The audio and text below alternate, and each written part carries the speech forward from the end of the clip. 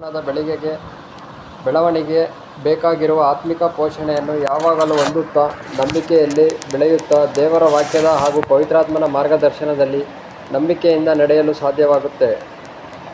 ನಂಬಿಕೆಯು ಜೀವನದ ವೈಯಕ್ತಿಕ ವಿಷಯವಾಗಿದೆ, ಹೃದಯ ಮತ್ತು ಮನಸ್ಸಿಗೆ ಸಂಬಂಧಿಸಿದ್ದು.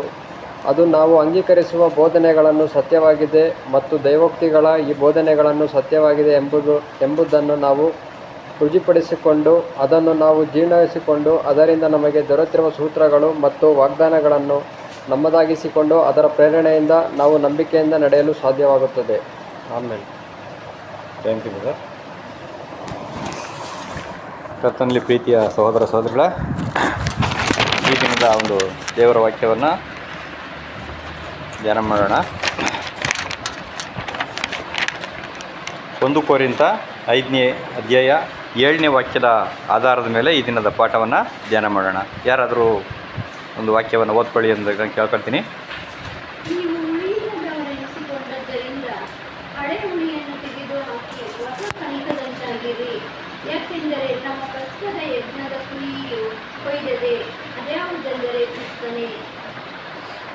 ಕರ್ತನಲ್ಲಿ ಪ್ರೀತಿಯ ಸಹೋದರ ಸಹೋದರಿಗಳೇ, ಈ ದಿನಗಳು ನಮಗೆಲ್ಲ ಗೊತ್ತಿರೋದ್ರಿಂದ ನಾವೆಲ್ಲರೂ ಬರುವಂಥ ಪುಸ್ತಕದಲ್ಲಿ ಭಾಗಿಗಳಾಗಬೇಕಾಗಿರೋದ್ರಿಂದ ಅದಕ್ಕೆ ಸಂಬಂಧ ಪಾಠಗಳನ್ನು ನಾವು ಕಳೆದ ವಾರಗಳಲ್ಲೆಲ್ಲ ನಾವು ನೋಡ್ಕೊಳ್ತಾ ಬಂದಿದ್ದೀವಿ, ಧ್ಯಾನ ಮಾಡ್ಕೊಳ್ತಾ. ಈ ದಿನವೂ ಅಂಥದ್ದೇ ಒಂದು ಪಾಠ ನಾವೇನು ಮಾಡೋಣ, ನೋಡೋಣ. ಏನಪ್ಪ ಅಂತ ಹೇಳ್ತಾರೆ ಅಂದರೆ, ನಾವು ಹುಳಿ ಇಲ್ಲದ ಪುಸ್ತಕವನ್ನು ಏನು ಮಾಡ್ಬೇಕಂತೆ, ಆಚರಣೆ ಮಾಡಬೇಕು. ಯಾಕೆ ಅಂತಂದರೆ, ನಮ್ಮ ಹುಳಿ ಇಲ್ಲದಂಥ ಒಂದು ಪಸ್ಕದ ಕುರಿ ಏನಾಗಿದಂತೆ, ಕೊಯ್ದಿದೆ. ಅದ್ಯಾವುದಂದರೆ ಕ್ರಿಸ್ತನೇ ಅಂತ ಅಂದ್ಬಿಟ್ರು. ಹಂಗಾರೆ ನಾವು ಈ ಒಂದು ಪಸ್ಕದ ಕುರಿ ಕೊಯ್ದೈತೆ ಅಂತ ಹೇಳ್ಬೇಕಾದ್ರೆ, ಈ ಒಂದು ಕುರಿ ಕೊಯ್ಯಲ್ಪಟ್ಟ ಮೇಲೆ ನಿಜವಾದಂಥ ಒಂದು ಕುರಿ ಬಲಿ ಏನಾಗ್ಬಿಡ್ತು, ಏನಾಯಿತು, ನಿಜವಾದ ಕುರಿ ಬಲಿ ಸ್ಟಾಪ್ ಆಯಿತು. ಇನ್ಮೇಲೆ ಆ ಕುರಿ ಏನಾಗಿಲ್ಲ, ಕೊಯ್ಯಲ್ಪಡೋಂಗಿಲ್ಲ. ಆ ಪಸ್ಕ ಏನು ಮಾಡಿದ್ರು, ಸ್ಟಾಪ್ ಮಾಡಿದ್ರು. ಆದರೂ ಸಹಿತ ಕೆಲವರು ಅದನ್ನು ತಿಳ್ಕೊಳ್ದಲೇ, ಸತ್ಯ ಗೊತ್ತಿಲ್ಲದಲೇ ಅನೇಕ ಸಭೆಗಳು ಏನು ಮಾಡ್ತಾರೆ, ಮಾಡ್ಕೊಳ್ತಾ ಬರ್ತಾ ಇದ್ದಾರೆ. ಆದರೆ ಯೇಸು ಕ್ರಿಸ್ತನಿಗೆ ಅನೇಕ ಬಿರುದುಗಳನ್ನು ಏನು ಮಾಡಿದ್ದಾರೆ, ಸತ್ಯವೇದದಲ್ಲಿ ಕೊಟ್ಟಿದ್ದಾರೆ. ಅದರಲ್ಲಿ ಇದು ಒಂದು, ಏನು, ಪಸ್ಕದ ಕುರಿ, ಯಜ್ಞದ ಕುರಿ. ಅನೇಕ ವಿಷಯಗಳು ನಮಗೆ ಗೊತ್ತಿದೆ, ಹೆಸರುಗಳೆಲ್ಲ ಇವತ್ತು ಬೇಡ. ಈಗ ಏನಪ್ಪ ಅಂತಂದರೆ, ಅಷ್ಟೊಂದು ಬಿರುಗಳನ್ನು ಕೊಟ್ಟ ಮೇಲೆ ಈ ಒಂದು ಕುರಿ ಅಂತ ಹೇಳಬೇಕಾದ್ರೆ, ಆ ಕುರಿಗೆ ಹೆಸರು ಕೊಟ್ಟ ಮೇಲೆ ಯೇಸು ಕ್ರಿಸ್ತರು ಏನಾಗಿರ್ಬೇಕು ಇವಾಗ ಅಂತಂದರೆ, ಆ ಕುರಿ ಥರನೇ ಇದ್ರ, ಕುರಿ ಥರ ಇರೋವಂಥ ಏನಾದರೂ ಗುಣ ಅವರಲ್ಲಿ ಇತ್ತಾ ಅಂತ ನಾವೇನು ಮಾಡಬೇಕು, ನೋಡಬೇಕು ವಾಕ್ಯದ ಆಧಾರದ ಮೇಲೆ. ಯಾಕೆಂದರೆ ಪಸ್ಕದ ಕುರಿ ಅಥವಾ ಯಜ್ಞದ ಕುರಿ ಅಂತ ಹೇಳಬೇಕಾದ್ರೆ ಅದಕ್ಕೆ ತಕ್ಕಂತೆ ಇದ್ರೇ ಅದು ಸೂಟ್ ಆಗ್ತದೆ. ಇಲ್ಲ ಅಂತಂದರೆ ಹೇಳೋಕ್ಕಾಗಲ್ಲ. ಯಾಕೆ ಅದು ಆ ಮಾತು ಹೇಳ್ತೀವಿ ಅಂತಂದರೆ, ನಾವು ಹೆಸ್ರುಗಳ್ನ ಇಟ್ಕೊತೀವಿ, ನಾವು ಅದಕ್ಕೆ ತಕ್ಕನಾಗಿ ಇದ್ದರೆ, ಇಲ್ಲ ಅಂತಂದರೆ ಏನಾಗ್ತೀವಿ, ಬೇರೆಯವ್ರಿಗೆ ನಮ್ಗೆ ಏನಾಗ್ತದೆ, ಏನು ಹೆಸ್ರಿಕ್ಕಂಡವನೇ ಹೆಸ್ರು ಥರ ಏನಾಗಿಲ್ಲ, ಇಲ್ಲ ಅದಕ್ಕೆ ಆಪೋಸಿಟ್ ಆಗವನಲ್ಲಪ್ಪ ಅಂತ ಅಂತಾರೆ. ಯಾಕೆ ಅಂತಂದರೆ, ಗ್ರೀಕ್ ಭಾಷೆಯಲ್ಲಿ, ಇಬ್ರಿಯ ಭಾಷೆಯಲ್ಲಿ, ಸತ್ಯವೇದದಲ್ಲಿ ಹಲವಾರು ಜನಗಳು ಆ ಹೆಸ್ರುಗಳನ್ನ ಇಟ್ಕೊಂಡವ್ರು. ಯಾಕೊಬ್ಬನ ಹೆಂಡತಿ ಹೆಸ್ರು ಏನಂತೆ, ರೇಚಲ್. ಹಂಗಂದ್ರೆ ಏನಪ್ಪ ಅಂತಂದರೆ ಕುರಿ ಅಂತಲೇ ಅದ್ರ ಹೆಸರು. ಆದರೆ ಕುರಿ ಥರ ಇದ್ಲ ಆಕೆ ಅಂತಂದರೆ ಇಲ್ಲ. ಅದಕ್ಕೆ ನಾವೇನು ಮಾಡಬೇಕು, ಆ ಹೆಸರಿಗೆ ಪ್ರಾಮುಖ್ಯತೆ ಕೊಡದೆ, ಇಲ್ಲಿ ನಮ್ಮ ರಕ್ಷಕನನ್ನು ವಿಶೇಷವಾಗಿ ಪಸ್ಕದ ಕುರಿ ಅಂತ ಹೇಳಿರ್ಬೇಕಾದ್ರೆ ಅವರಲ್ಲಿ ಆ ಗುಣ ಇತ್ತಾ, ಕುರಿಯ ಸ್ವಭಾವಗಳು ಹೇಗಿತ್ತು ಅನ್ನೋವಂಥದ್ದನ್ನು ನಾವು ಮೊದಲು ನೋಡಬೇಕಾದ್ರೆ, ಫಸ್ಟು ಲಿಟ್ರಲ್ಲಾಗಿ ನಾವು ಕುರಿಗಳು ಅಂದರೆ ಹೆಂಗಿರ್ತವೆ, ಕುರಿನಲ್ಲಿ ಏನು ಗುಣ ಇದ್ದಾವೆ, ಆಮೇಲೆ ಯೇಸು ಕ್ರಿಸ್ತನಲ್ಲಿ ಅದಿತ್ತ, ಆಮೇಲೆ ನಮ್ಮಲ್ಲಿ ಇರಬೇಕಾ ಬೇಡವಾ ಅನ್ನೋಂಥ ಪಾಠಗಳನ್ನು ಏನು ಮಾಡೋಣ, ನೋಡ್ಕೊಳ್ಳೋಣ ವಾಕ್ಯದ ಆಧಾರದ ಮೇಲೆ. ಮೊದಲನೇದಾಗಿ 2ನೇ ಸಮುವೇಲ 12ನೇ ಅಧ್ಯಾಯ 3ನೇ ವಾಕ್ಯ. 2 Samuel 12 chapter 3rd verse.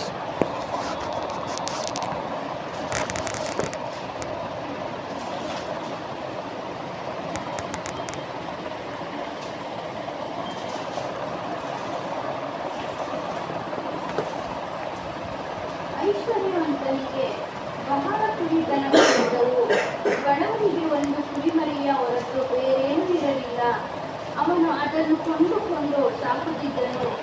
ಸಾಕು ನೋಡಿ ಏನು ಹೇಳ್ತಾರೆ, ಆ ಒಂದು ಬಡವನಿಗೆ ಒಂದು ಕುರಿಮರಿ ಹೊರತು ಬೇರೇನೂ ಇರಲಿಲ್ಲ. ಅವನು ಏನು ಮಾಡ್ತಿದ್ದಂತೆ, ಅದನ್ನು ಕೊಂಡುಕೊಂಡು ಸಾಕ್ತಾ ಇದ್ದರು. ನಮಗೆ ಬೇಕಾಗಿರೋದು ಏನಪ್ಪ ಅಂದರೆ, ಇಲ್ಲಿ ಮೇಯ್ನ್ ನಮಗೆ ಏನು ಪಾಠ ನೋಡ್ತಾ ಇದ್ದೀವಿ, ಏನು ವಿಷಯ ಇಲ್ಲಿ ಹೇಳ್ತಾರೆ ಅಂತಂದರೆ, ಒಂದು ಕುರಿಮರಿಯನ್ನು ಒಬ್ಬ ಸಾಕಬೇಕೇ ಹೊರತು ಅದು ಸ್ವಂತ ಏನು ಮಾಡೋಕ್ಕೆ ಸಾಧ್ಯ ಇಲ್ಲ. ಅದು ತನ್ನ ಇಷ್ಟದಂತೆ ರಕ್ಷಣೆ ಮಾಡ್ಕೊಳಕ್ಕೆ ಅದಕ್ಕೆ ಆಗಲ್ಲ. ಅಂದರೆ ಯಾರಾದರೂ ಒಬ್ಬರು ಅದನ್ನೇನು ಮಾಡಬೇಕು, ಸಾಕಬೇಕು, ರಕ್ಷಣೆ ಮಾಡಬೇಕು. ಅಂದರೆ ಏನು, ಒಂದು ನೀರಿಗೆ ಕರ್ಕೊಂಡು ಹೋಗ್ಬೇಕಾದ್ರೂ, ಒಂದು ಮೇವಿಗೆ ಕರ್ಕೊಂಡು ಹೋಗ್ಬೇಕಾದ್ರೂ ಯಾರಾದರೂ ಬೇಕು. ಒಂದು ಹಟ್ಟಿಗೆ ಸೇರಿಸ್ಬೇಕು, ಕೊಟ್ಟಿಗೆಗೆ ಅಂತ ಬಿಡಬೇಕು ಅಂದ್ರೂ ಒಬ್ಬ ಬೇಕು ಅದಕ್ಕೆ. ಇಲ್ಲಾಂದರೆ ಕುರಿ ಏನಾಗಲ್ಲ, ಎಲ್ಲಿಗೆ ಹೋಗ್ಬೇಕು, ಎಲ್ಲಿ ಮೇವು, ಎಲ್ಲಿ ನೀರು, ಏನೂ ಗೊತ್ತಿಲ್ಲ ಅದಕ್ಕೆ. ಅಂದರೆ ಅದು ಕುರಿ ಒಬ್ಬರು ಯಾರಾದರೂ ಅದನ್ನು ಸಾಕಲೇಬೇಕು, ಅದು ಒಬ್ಬರು ಆಧಾರ ಇರಬೇಕು ಅದಕ್ಕೆ ಅಂತ ನಾವು ನೋಡ್ತೀವಿ. ಇದು ಕುರಿಯ ಮೊದಲನೇ ಗುಣ. ಎರಡನೇ ಗುಣ ಏನಪ್ಪ ಅಂತಂದರೆ, ಯೆರೆಮೀಯ 11:19.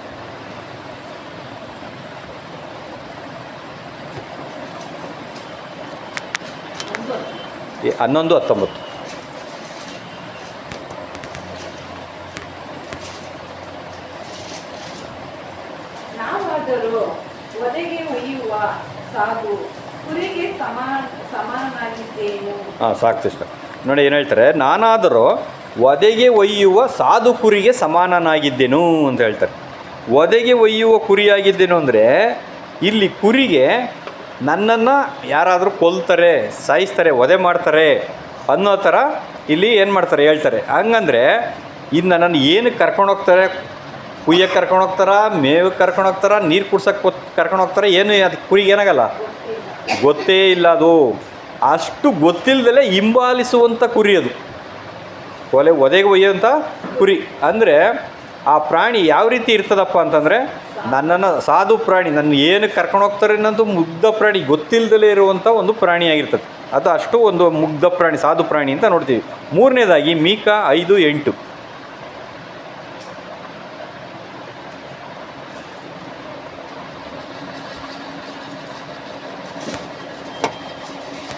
ಅಲ್ಲದೆ ಸಿಂಹವು ಕಾಡು ಮೃಗಗಳನ್ನು, ಪ್ರಾಯದ ಸಿಂಹವು ಕುರಿ ಹಿಂಡುಗಳನ್ನು ಹಾದು ಹೋಗುವಾಗೆಲ್ಲ ಅವುಗಳನ್ನು ಯಾರು ರಕ್ಷಿಸಲಾರದಂತೆ ತುಳಿದು ಸಿಮಿ ಹಾಕುವ ಹಾಗೆ ಯಾಕೋಬಿನ ಜನಶೇಷವು ದೇಶ ದೇಶಗಳೊಳಗೆ ಬಹು ಜನಾಂಗಗಳ ಮಧ್ಯದಲ್ಲಿ ನಾಶವಾಗಿರುವುದು.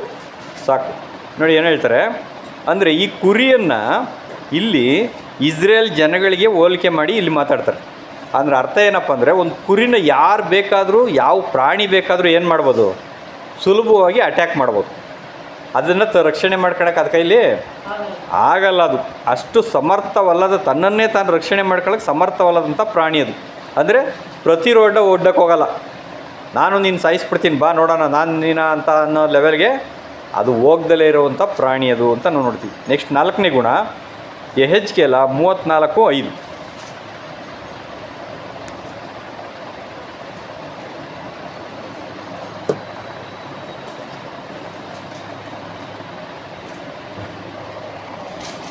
ಕುರುಗಳು ಇರಲಿಲ್ಲವಾದ್ದರಿಂದ ಅವು ಚದುರಿ ಹೋದವು, ದಿಕ್ಕಾಪಾಲಾಗಿ ಕಾಡಿನ ಸಕಲ ಮೃಗಗಳಿಗೆ ತುತ್ತಾದವು. ಸಾಕು. ಏನು ಹೇಳ್ತಾರೆ ಇಲ್ಲಿ, ಕುರುಬನಿಲ್ಲ ಅಂತ ಅಂದ್ಬಿಟ್ರೆ ಕುರಿ ಏನಾಗ್ಬಿಡ್ತದಂತೆ, ಎಲ್ಲಿಗೆ ಬೇಕಾದ್ರೂ ಹೋಗ್ಬಿಡ್ತದೆ, ಎತ್ತೋಗ್ತದೆ ಅನ್ನೋದೇ ಅದಕ್ಕೆ ಗೊತ್ತಿರಲ್ಲ. ಅದು ಎಲ್ಲೋಯ್ತು ಅಂತ ನಮಗೂ ಗೊತ್ತಾಗಲ್ಲ.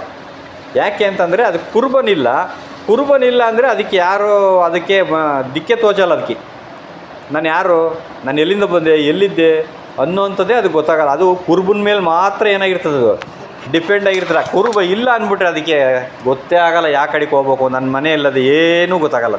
ಅಂಥ ಒಂದು ಪ್ರಾಣಿ ಈ ಒಂದು ಮುಗ್ಧ ಪ್ರಾಣಿ ಅಂತ. ಅಂದ್ರೆ ಅದು ಒಂದು ಪಾಲನೆಯಲ್ಲಿ ಒಬ್ಬ ಕುರುಬ ಅದಕ್ಕೆ ಒಬ್ಬ ರಕ್ಷಕ ಅಥವಾ ಇರಲೇಬೇಕು ಅನ್ನೋಂಥದ್ದು ನಾವು ನೋಡ್ತೀವಿ. 5ನೇ ಗುಣ 2 ಸಮುವೇಲ 24:17.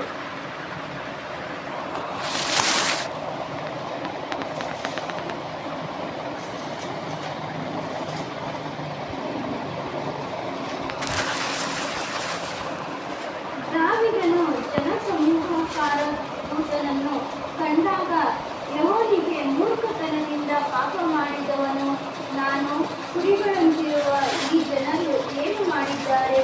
ನಿನ್ನ ಕೈಗೆ ನನಗೂ ನನ್ನ ಮನೆಯವರಿಗೂ ವಿರೋಧವಾಗಿರಲಿ ಎಂದು ಬೇಡಿಕೊಂಡನು. ಸಾಕು. ಇಲ್ಲಿ ನೋಡಿ, ಇಲ್ಲಿ ದಾವೀದ ಹೇಳ್ತಾರೆ, ಜನರು ಯಾವ ತಪ್ಪೂ ಮಾಡಿಲ್ಲ, ತಪ್ಪು ಮಾಡಿರೋದು ಯಾರಂತೆ, ನಾನು ತಪ್ಪು ಮಾಡಿದ್ದೀನಿ. ಆದರೆ ಕುರಿಗಳ ಥರ ಇರೋವಂಥ ಈ ಜನಗಳು ಏನೂ ತಪ್ಪು ಮಾಡಿಲ್ಲ, ನೀನು ಯಾಕೆ ಅವ್ರಿಗೆ ಶಿಕ್ಷೆ ಕೊಡ್ತೀಯಾ? ಏನಿದ್ರು ಶಿಕ್ಷೆ ಯಾರಿಗೆ ಕೊಡ್ಬೇಕು? ನೀನು ನನಗೆ ಕೊಡ್ಬೇಕು ಅಂತ ದೇವದೂತನ ಹತ್ರ ಏನು ಮಾಡ್ತಾರೆ? ಬೇಡ್ಕೊಂತ ಇದ್ದಾರೆ. ಅದಕ್ಕೆ ಇನ್ನೊಂದು ಕಾರಣ ಏನಪ್ಪ, ತುಂಬ ಕಡೆಗಳಲ್ಲಿ ಈ ಕುರಿ ಅಷ್ಟು ಮುಗ್ಧ ಪ್ರಾಣಿ, ಏನು ತಪ್ಪು ಮಾಡೋಕ್ಕೆ ಅದು ಸಾಧ್ಯನೇ ಇಲ್ಲ ಅನ್ನೋ ಥರ ಆಗ್ಬಿಡ್ತೀಗ. ತಪ್ಪು ಮಾಡಿರೋದು ಯಾರಂತೆ? ದಾವೀದ. ಅದಕ್ಕೆ ಈ ಕುರಿಗಳ ಗುಣ, ಇನ್ನೊಂದು ಗುಣ ಏನಪ್ಪ ಅಂದರೆ, ಈ ಕುರಿಗಳನ್ನು ಜಾಸ್ತಿ ಬಲಿ ಕೊಡೋಕ್ಕೆ ಉಪಯೋಗಿಸ್ತಾಯಿದ್ರು ಆಗಿನ ಕಾಲದಾಗೆ. ಯಾಕೆ? ಅಲ್ಲ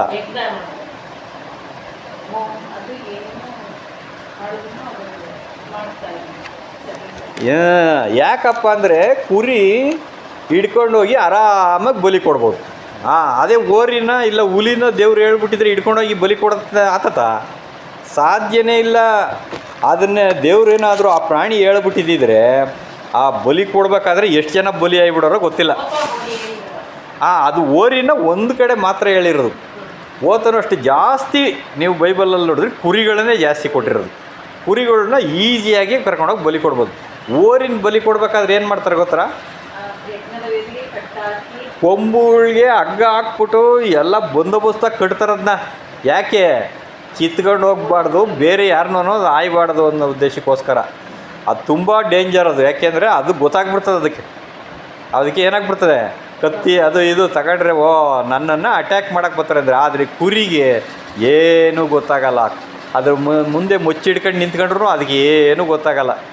ಆ ಥರ ಪ್ರಾಣಿ ಇದು. ಅದಕ್ಕೆ ಏನು ಮಾಡ್ತಾರೆ ದೇವರು, ಈ ಸಾಧು ಪ್ರಾಣಿನೇ ದೇವರು ಚೂಸ್ ಮಾಡಿ ಬಲಿಗಳನ್ನ ನೀವು ಕುರಿನೇ ಕೊಡಬೇಕು ಅಂತ ಹೇಳಿದ್ರು. ದೋಷ ಪರಿಹಾರ ಯಜ್ಞಕ್ಕೆ ಮಾತ್ರ ಏನು ಮಾಡ್ತಾರೆ, ಓರಿಯನ್ನು ಹೇಳಿರ್ತಾರೆ ದೇವರು. ಈ ಕುರಿ ನನ್ನನ್ನು ಕೊಲ್ತಾರೆ ಅಂತ ಗಮನಿಸದೆ ತಲೆ ತೆಗೆಸ್ಕೊಂಡು ಸುಮ್ಮನೆ ನಿಂತ್ಕೊಂಡ್ಬಿಡುತ್ತೆ. ಅದಕ್ಕೆ ಈ ಕುರಿಯ ಒಳ್ಳೆಯ ಸ್ವಭಾವವನ್ನು ನೋಡಿ ಪಸ್ಕದಲ್ಲಿಯೂ ನೀವು ಕುರಿನೇ ಬಲಿ ಕೊಡ್ರಿ ಅಂತ ಹೇಳ್ಬಿಡ್ತಾರೆ. ಅದಕ್ಕೆ ಪಸ್ಕದ ಟೈಮ್ನಲ್ಲಿ ಏನು ಮಾಡ್ತಾರೆ, ಕುರಿನೇ ಬಲಿ ಕೊಡಬೇಕು. ಯಾಕಪ್ಪ ಅಂದರೆ ಇಸ್ರಾಯೇಲ್ರ ಪ್ರತಿಯೊಂದು ಮನೆಗೂ ಒಂದೊಂದು ಕುರಿ ಬೇಕು. ಬೇರೆ ಪ್ರಾಣಿ ಕೊಟ್ಟುಬಿಟ್ರೆ ಆ ಕುರಿಯಷ್ಟು ಈಸಿಯಾಗಿ ಪ್ರಾಣಿನ ಪಸ್ಕದಲ್ಲಿ ಕುಯ್ಯೋಕ್ಕಾಗಲ್ಲ ಅಲ್ವಾರ. ಮನೆಗೆಲ್ಲ ತುಂಬ ತೊಂದರೆ ಮಾಡಿಬಿಡ್ತೈತೆ ಬೇರೆ ಪ್ರಾಣಿಗಳಾದರೆ. ಅದಕ್ಕೆ ಪ್ರತಿಯೊಂದು ಕುಟುಂಬಕ್ಕೂ ಒಂದೊಂದು ಕುರಿ ಬಲಿ ಕೊಡಬೇಕು ಪಸ್ಕದಲ್ಲಿ. ಅಂದರೆ ಕುರಿನೇ ದೇವ್ರೇನು ಮಾಡಿದ್ರು, ಚೂಸ್ ಮಾಡಿದ್ರು ಅಂತ ಒಂದು ದೇವ್ರಿಗೂ ಗೊತ್ತು. ಅದಕ್ಕೋಸ್ಕರನೇ ಅದನ್ನು ಹೇಳಿದ್ರು. ಯಾರು ಬೇಕಾದ್ರೆ ಈಸಿಯಾಗಿ ಕಟ್ ಮಾಡ್ಬೋದು. ಅದೇ ಬೇರೆ ಹುಲಿನೋ ಓರಿನೋ ಹೇಳ್ಬಿಟ್ಟಿದ್ರೆ ಅವರು ಮನೆ ಒಳಗೆ ಕುಯ್ಯೋಕ್ಕೆ ಆಗ್ತಾನೆ ಇರಲಿಲ್ಲ. ಆಮೇಲೆ ಇದ್ರ ಇನ್ನೊಂದು ಗುಣ ಏನಪ್ಪ ಅಂದರೆ, ಶುದ್ಧವಾದ ಪ್ರಾಣಿಗಳಲ್ಲಿ ಒಂದು. ಹಂಗಂದ್ರೆ ಏನು ಶುದ್ಧವಾದ ಪ್ರಾಣಿಗಳು ಅಂದರೆ ನಮ್ಗೆ 2 ಥರ ಪ್ರಾಣಿಗಳವೆ. ಏನು? ತಿನ್ನಬಾರದು, ತಿನ್ನಬಹುದಾದಂಥ ಪ್ರಾಣಿ. ಅದರಲ್ಲಿ ಈ ಕುರಿ ಶುದ್ಧವಾದ ಪ್ರಾಣಿ, ತಿನ್ನಬಹುದಾದ ಪ್ರಾಣಿಗಳ ಗುಂಪಿಗೆ ಸೇರಿಕೊಳ್ಳುತ್ತೆ. ಅದಕ್ಕೆ ಇದನ್ನು ಹೇಳಿದ್ರು. ಮತ್ತು ಈ ಕುರಿ ಪ್ರಪಂಚದಲ್ಲೇ ಮೊಟ್ಟ ಮೊದಲಿಗೆ ಬಲಿಯಾದಂಥ ಕುರಿ ಇದು. ಯಾವಾಗ? ಪ್ರಪಂಚದಲ್ಲೇ ಮೊಟ್ಟ ಮೊದಲಿಗೆ ಆದಾಮ ಅವಳಿಗೆ ಏನು ಕೊಟ್ಟರು? ಚರ್ಮದ ಅಂಗಿಗಳನ್ನು ತೊಡಿಸಿದ್ರು. ಆದರೆ ನಮ್ಗೆ 100% ಗ್ಯಾರಂಟಿ ಇಲ್ಲ. ಯಾಕೆ? ಬೈಬಲಲ್ಲಿ ಆಧಾರ ವಾಕ್ಯ ಇಲ್ಲ. ಹೆಂಗೆ ಹೇಳ್ಬೋದಪ್ಪ ಅಂದರೆ, ಯಾಕೆಂದರೆ ಆಬೇಲ ಕುರಿಯನ್ನೇ ಪ್ರತಿಯಾಗಿ ಕಾಣಿಕೆಯಾಗಿ ಸಮರ್ಪಣೆ ಮಾಡಿದ್ದು ಫಸ್ಟಿಗೆ ಕುರಿನ ಬಲಿ ಕೊಡ್ತಾನೆ ಅವನು. ಯಾಕೆ ಅಂದರೆ ಅವ್ರ ತಂದೆ ತಾಯಿ ಹೇಳಿರ್ಬೋದು, ನೋಡಪ್ಪ ದೇವರು ನಮ್ಗೇನು ಮಾಡಿದ್ರು, ನಾವು ನಿರ್ವಾಣವಾಗಿದ್ದೋ, ಅದಕ್ಕೆ ದೇವರು ಒಂದು ಕುರಿನ ಏನು ಮಾಡಿದ್ರು, ಕಟ್ ಮಾಡಿ ಆ ಚರ್ಮನ ನಮ್ಗೇನು ಮಾಡಿದ್ರು, ತೊಡಿಸಿದ್ರು. ನೀನು ದೇವರಿಗೆ ಕುರಿನ ಬಲಿ ಕೊಟ್ಟರೆ ದೇವ್ರಿಗೆ ಏನಾಗ್ಬೋದು, ದೇವರಿಗೆ ಇಷ್ಟ ಆಗಿ ಮತ್ತೆ ನಾವು ತೋಟಕ್ಕೆ ವಾಪಸ್ ಹೋಗ್ಬೋದೇನೋ ಅಂತ ಹೇಳ್ಕೊಟ್ಟಿರ್ತಾರೆ. ಅದಕ್ಕೆ ಅವನು ಕುರಿಗಳನ್ನೇ ಸಾಕೋದಕ್ಕೆ, ಕುರಿನೇ ಪ್ರೀತಿ ಮಾಡೋಕ್ಕೆ ಹೋಗ್ತಾನೆ. ಕುರಿ ಬಲಿಯನ್ನೇ ದೇವ್ರಿಗೆ ಏನು ಮಾಡ್ತಾನೆ, ಅರ್ಪಣೆ ಮಾಡ್ತಾನೆ. ದೇವ್ರು ಕೇಳಿರಲಿಲ್ಲ, ಆದರೆ ದೇವ್ರಿಗೂ ಬೇಕಾಗಿದ್ದೆ ಅದು. ಅದನ್ನೇ ಇವನು ಅರ್ಥ ಮಾಡಿಕೊಂಡು ಒಂದು ಏನೋ ದೇವ್ರ ಪ್ಲ್ಯಾನ್ ಪ್ರಕಾರನೇ ಅದು ಆಗ್ತದೆ. ಅದರಿಂದ ದೇವ್ರಿಗೆ ಇಷ್ಟ ಅಂತ ಏದೇನು ತೋಟಕ್ಕೆ ಅನುಮತಿ ಸಿಗ್ಬೋದೇನೋ ಅಂತ ಕುರಿಯನ್ನು ಏನು ಮಾಡ್ತಾರೆ, ಬಲಿನ ಕೊಡ್ತಾರೆ ಅಂತ ನಾವು ನೋಡ್ತೀವಿ. ಅದಕ್ಕೆ ಮೊದಲು ಬಲಿಯಾದ ಪ್ರಾಣಿನೂ ಈ ಕುರಿನೇ. ಆಮೇಲೆ ಈ ಬಲಿಯನ್ನು ಸ್ಟಾಪ್ ಮಾಡೋದಕ್ಕೆ ಇನ್ನೊಂದು ಪ್ರಾಣಿ ಬಲಿಯಾಗಿದ್ದೂ ಸಹಿತ ಏನಂತೆ, ಕುರಿನೇ ಅಂತ ನಾವು ನೋಡ್ತೀವಿ. ಅದು ಯೇಸು ಕ್ರಿಸ್ತರೇ, ನಿಜವಾದ ಕುರಿ ಅಲ್ಲ ಅದು ಅಲ್ವರಾ. ಕುರಿಯ ಸ್ವಭಾವವನ್ನು ಧರಿಸ್ಕೊಂಡು ಏನು ಮಾಡಿದ್ರು ಯೇಸು ಕ್ರಿಸ್ತರು ನೋಡಿದ್ರು ಅಂತ ನಾವು ನೋಡ್ತೀವಿ. ಈಗ ಆದ್ದರಿಂದ ಈ ಕುರಿಯಲ್ಲಿ ಇಷ್ಟೊಂದು ಬಲಹೀನತೆಗಳು ಎಲ್ಲ ಇದ್ದಾವೆ, ಹಂಗಾರೆ ಪ್ಲಸ್ ಪಾಯಿಂಟ್ ಏನಾದರೂ ಇಲ್ವಾ ಅಂತ ನಾವು ನೋಡೋದಾದರೆ ಇದನ್ನು ಯೇಸು ಕ್ರಿಸ್ತರು ಹೇಳ್ತಾರೆ. ಯೋಹಾನ 10:3-5.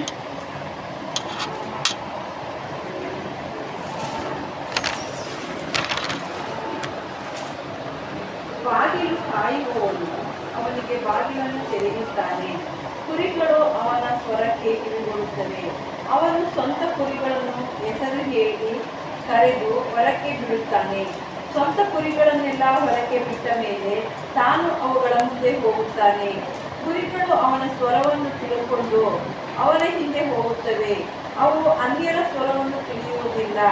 ಅನ್ಯನ ಹಿಂದೆ ಹೋಗದೆ ಅವನ ಬಳಿಯೇ ಓಡಿ ಹೋಗುತ್ತವೆ. ಇಂಪಾರ್ಟೆಂಟಾಗಿ ನಾವು ಗಮನಿಸ್ಬೇಕಾಗಿರೋಂಥ ಪಾಯಿಂಟ್ಗಳು ಏನಪ್ಪ ಅಂದರೆ, ಇಲ್ಲಿ ನೋಡಿ ಎಷ್ಟು ಯೇಸು ಕ್ರಿಸ್ತರು ಎಷ್ಟು ಚೆನ್ನಾಗಿ ಕುರಿಯ ಸ್ವಭಾವವನ್ನು ಅವರು ವಿವರಿಸ್ತಾರೆ ಅಂತಂದರೆ, ಕಾರಣ ದೇವರು ಅವರನ್ನು ಒಂದು ಕುರಿ ಥರ ಆರಿಸ್ಕೊಂಡ್ರು.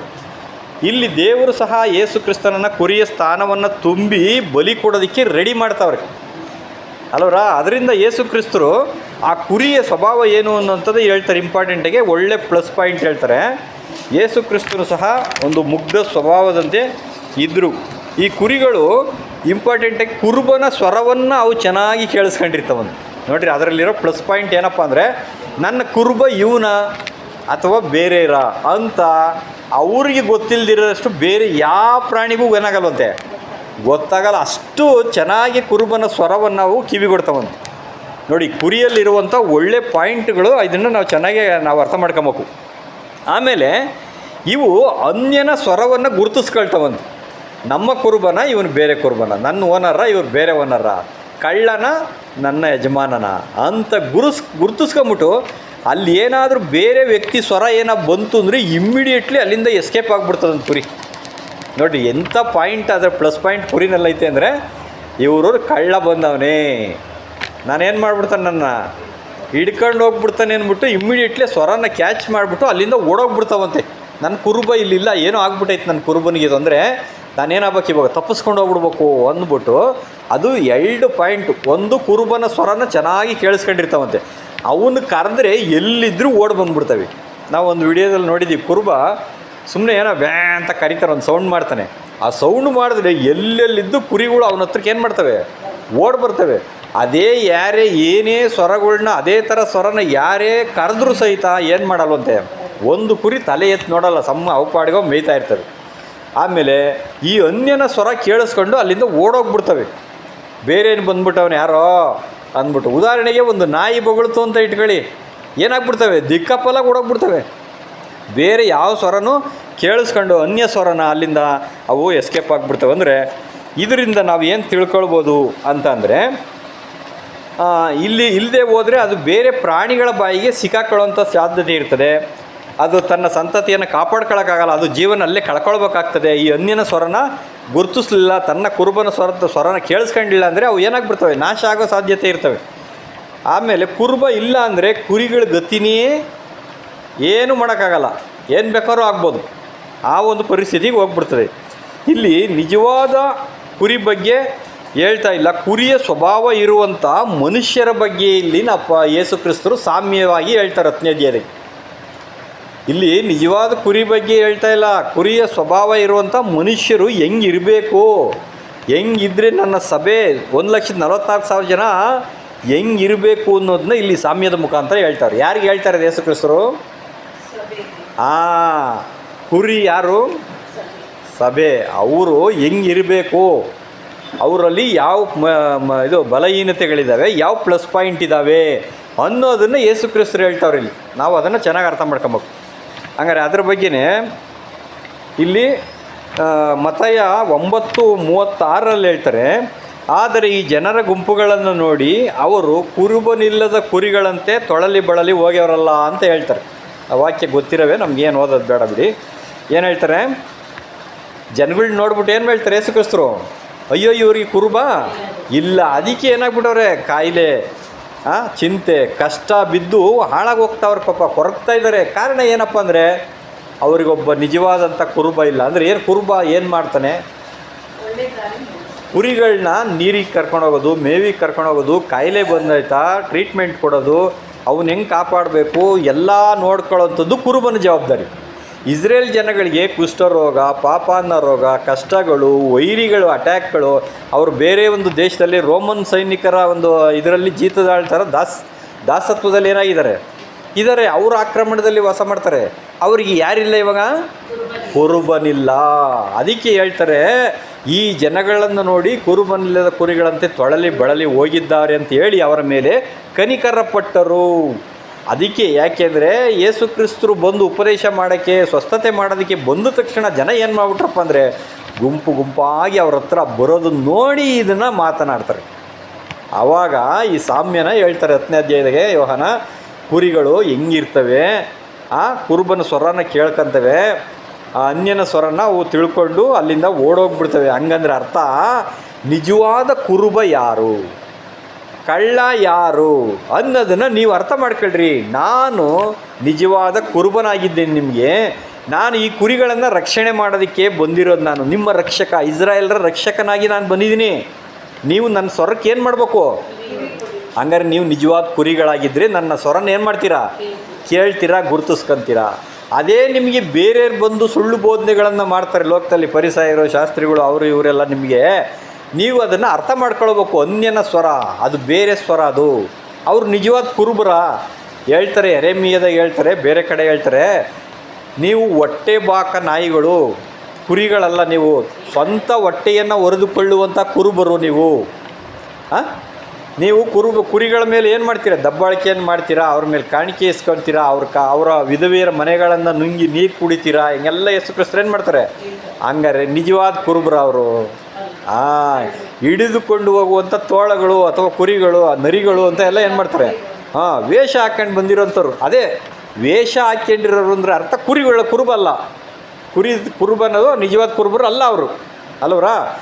ಅದಕ್ಕೆ ನೀವು ಅನ್ಯರ ಸ್ವರವನ್ನು ನೀವೇನು ಮಾಡಬೇಕು? ಕುರಿಗಳಾಗಿದ್ದರೆ ಗುರುತಿಸ್ಕೊಳ್ಬೇಕು. ನಿಜವಾದ ಕುರಿಗಳು ನಿಜವಾದ ಕುರುಬನ ಸ್ವರಕ್ಕೆ ಕಿವಿ ಕೊಡ್ತವೆ ಅಂತ ಅವ್ರೇನು ಮಾಡಿ ಸಾಮ್ಯ ರೂಪದಲ್ಲಿ ಇಲ್ಲಿ ಮಾತಾಡೋದನ್ನು ನಾವು ನೋಡ್ತೀವಿ. ನೆಕ್ಸ್ಟು ಇಲ್ಲಿ ಯೇಸು ಕ್ರಿಸ್ತರಿಗೆ ದೇವರಿಂಥ ಒಂದು ಬಲಹೀನವಾದಂಥ ಕುರಿಯ ಸ್ಥಾನವನ್ನು ತುಂಬ್ರಿ ಅಂತ ಏನು ಮಾಡ್ತಾರೆ? ಹೇಳಿರ್ತಾರೆ. ಯೇಸು ಕ್ರಿಸ್ತರಿಗೆ ಬೈಯುವಾಗ, ಹೊಡೆಯುವಾಗ, ಒಗೆಯುವಾಗ ಅವರು ಯಾವ ಥರ ಇದ್ರಪ್ಪ ಅಂದರೆ ಕುರಿ ಥರನೇ ಇದ್ರು ಅವರು. ಯಾವುದೇ ಕಾರಣಕ್ಕೂ ನಾನು ಯಾಕೆ ಹೊಡಿತೀಯ ಅಂತ ಕೇಳಲಿಲ್ಲ, ನಾನು ಏನು ತಪ್ಪು ಮಾಡಿದೆ ನಿನಗೆ ಅಂತ ಕೇಳಲಿಲ್ಲ. ಬದಲಾಗಿ ಸರ್ವಶಕ್ತನ ದೇವರ ಏಕಕುಮಾರನಾಗಿದ್ದು ಸಮಸ್ತ ಸೃಷ್ಟಿಯನ್ನು ಸೃಷ್ಟಿ ಮಾಡಿದಂಥ ಸೃಷ್ಟಿಕರ್ತರು.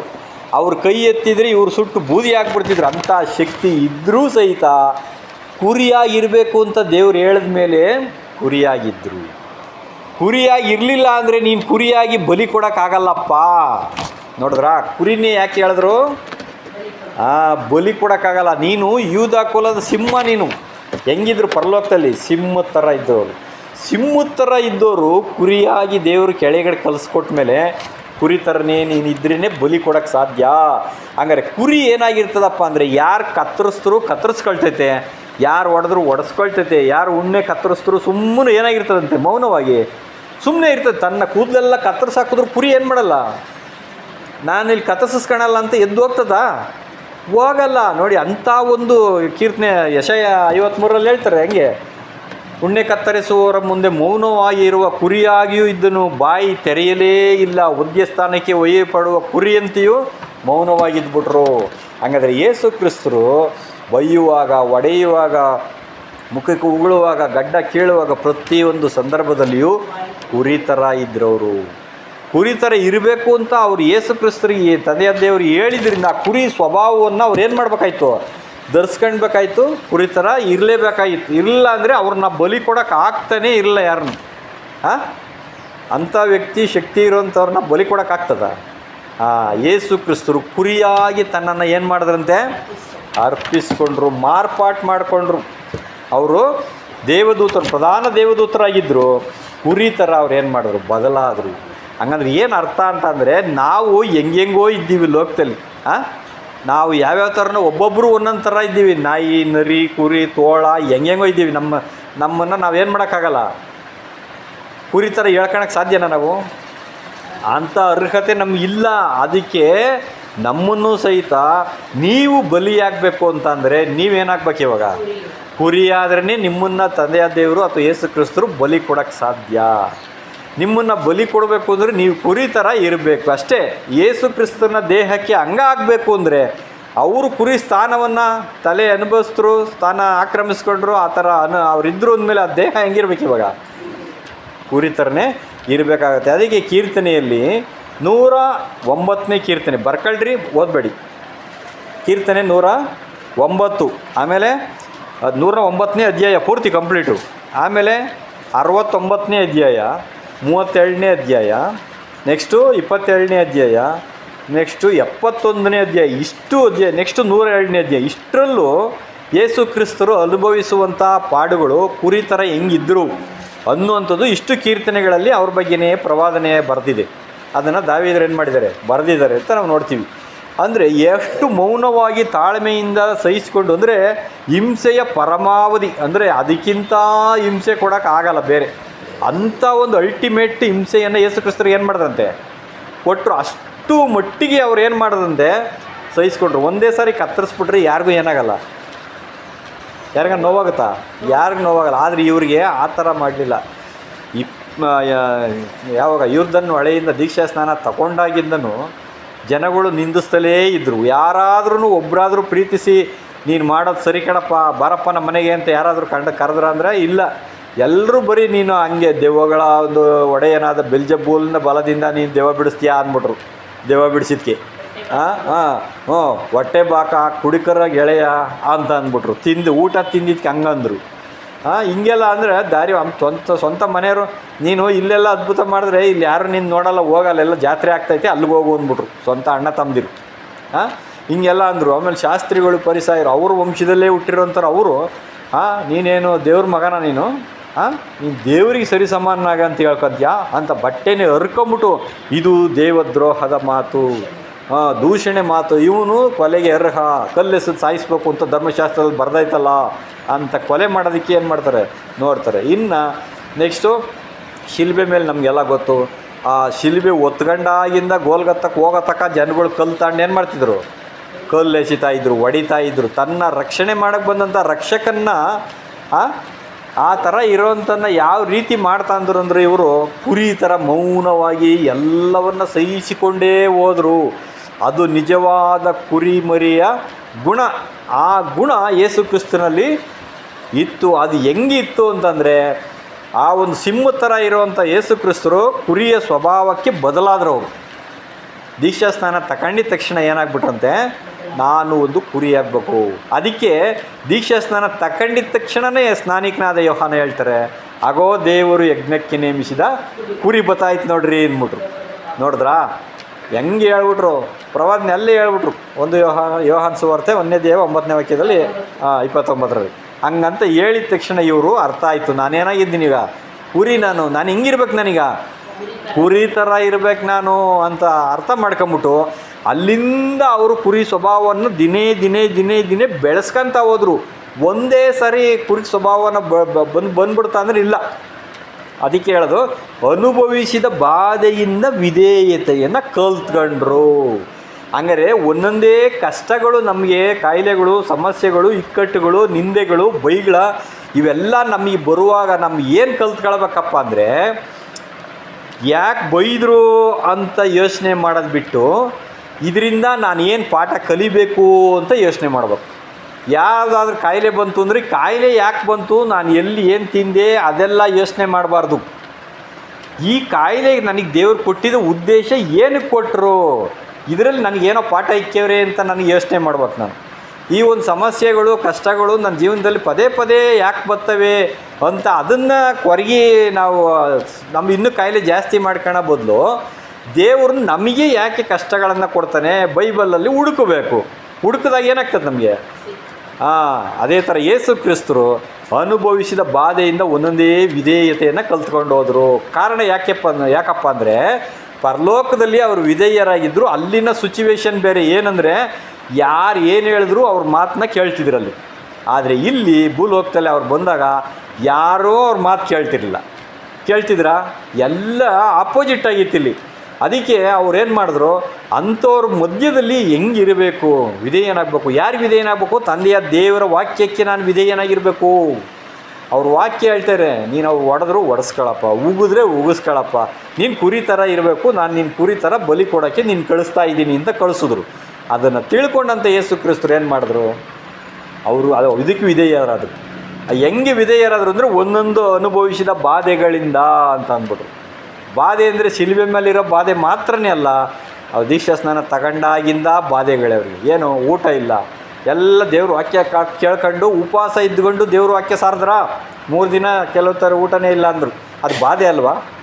ಆಮೇಲೆ ಕಾಲು ನಡಿಗೆನಲ್ಲೇ ನಡ್ಕೊಂಡು ಹೋಗಿ ಊರೂರು ತಿರುಗಿ ಎಲ್ಲ ಕಡೆ ಸುವಾರ್ತೆ ಸಾರಿ, ರಾತ್ರಿ ಹೋಗಿ ಬೆಟ್ಟದಲ್ಲಿ ಅವ್ರಿಗೋಸ್ಕರ ಪ್ರೇಯರ್ ಮಾಡೋದು. ಎಲ್ಲಿ ತಪ್ಪಿ ಹೋಗ್ತಾರೋ, ನಾಳೆ ಏನು ಮಾಡಬೇಕು ದೇವರೇ, ನನಗೇನು ಕೆಲಸ, 24 ಅವರು ಅವ್ರ ಯೋಚನೆಗಳು ಅವ್ರ ಎಲ್ಲ ಬರೀ ಅದೇ ಇತ್ತು. ಹಂಗಾರೆ ಇದೆಲ್ಲ ಬಾಧೆಗಳಲ್ವಾ? ಯೋಚನೆ ಮಾಡಬೇಕು. ಅವು ಎಲ್ಲ ಅನುಭವಿಸುವಾಗ ವಿಧೇಯತೆ ಬಂತವ್ರಿಗೆ, ಯೇಸು ಕ್ರಿಸ್ತರಿಗೆ ವಿಧೇಯನಾಗ್ಬಿಟ್ರು. ಬತ್ತಾ ಯಾವ ಮಟ್ಟಿಗೆ ವಿಧೇಯನಾದರು ಅಂತ ಅಲ್ಲಿ ಹೇಳ್ತಾರೆ ಅಂದರೆ, ಶಿಲುಬೆಯ ಮರಣವನ್ನು ಸಹಿಸುವಷ್ಟು ಮಟ್ಟಿಗೆ ವಿಧೇಯನಾಗ್ಬಿಟ್ರು. ಹಂಗಾರೆ ನಾವು ಇವತ್ತು ಯಾರಾದರೂ ನಮ್ಮನ್ನು ಹೊಡೆದ್ರೆ ನಮಗೆ ಇನ್ನೂ ವಿಧೇಯತೆ ಏನಾಗಿಲ್ಲ. ಯಾಕೆ ಅಂದರೆ ನಾವು ತಿರುಗಿಸಿ ಬೈತಾ ಇದ್ದೀವಿ, ತಿರುಗಿಸಿ ಹೊಡಿತಾ ಇದ್ದೀವಿ, ನಾವು ವಿಧೇಯತೆ ಕಲ್ತ್ಕೊಂಡಿಲ್ಲ. ಆ ಕಲ್ತ್ಕೊಂಡ್ಲಿ ಅನ್ನೋಕ್ಕೋಸ್ಕರನೇ ನಮಗೆ ಈ ಕಷ್ಟಗಳು. ಈಗ ಅರ್ಥ ಮಾಡ್ಕೊಂಡ್ರಾ? ನಮ್ಗೆ ಯಾಕೆ ಸಮಸ್ಯೆಗಳು, ಕಷ್ಟ, ಚಿಂತೆ, ಕಾಯಿಲೆ ಏನೇನೋ ಬರ್ತವೆ ಅಂದರೆ, ನೀನು ವಿಧೇಯತೆಯಲ್ಲಿ ಪರಿಪೂರ್ಣರಾಗಬೇಕು. ಪರಿಪೂರ್ಣ ಮಟ್ಟ ನೀನೇನಾಗಬೇಕು, ತಲುಪಬೇಕು ಅನ್ನೋದಕ್ಕೋಸ್ಕರ ಈ ಕುರಿ ಸ್ವಭಾವನ ನೀನು ಧರಿಸ್ಕೋ. ಆ ಕುರಿ ಸ್ವಭಾವ ಧರಿಸ್ಕೊಳ್ಳೋದು ಯಾವಾಗ?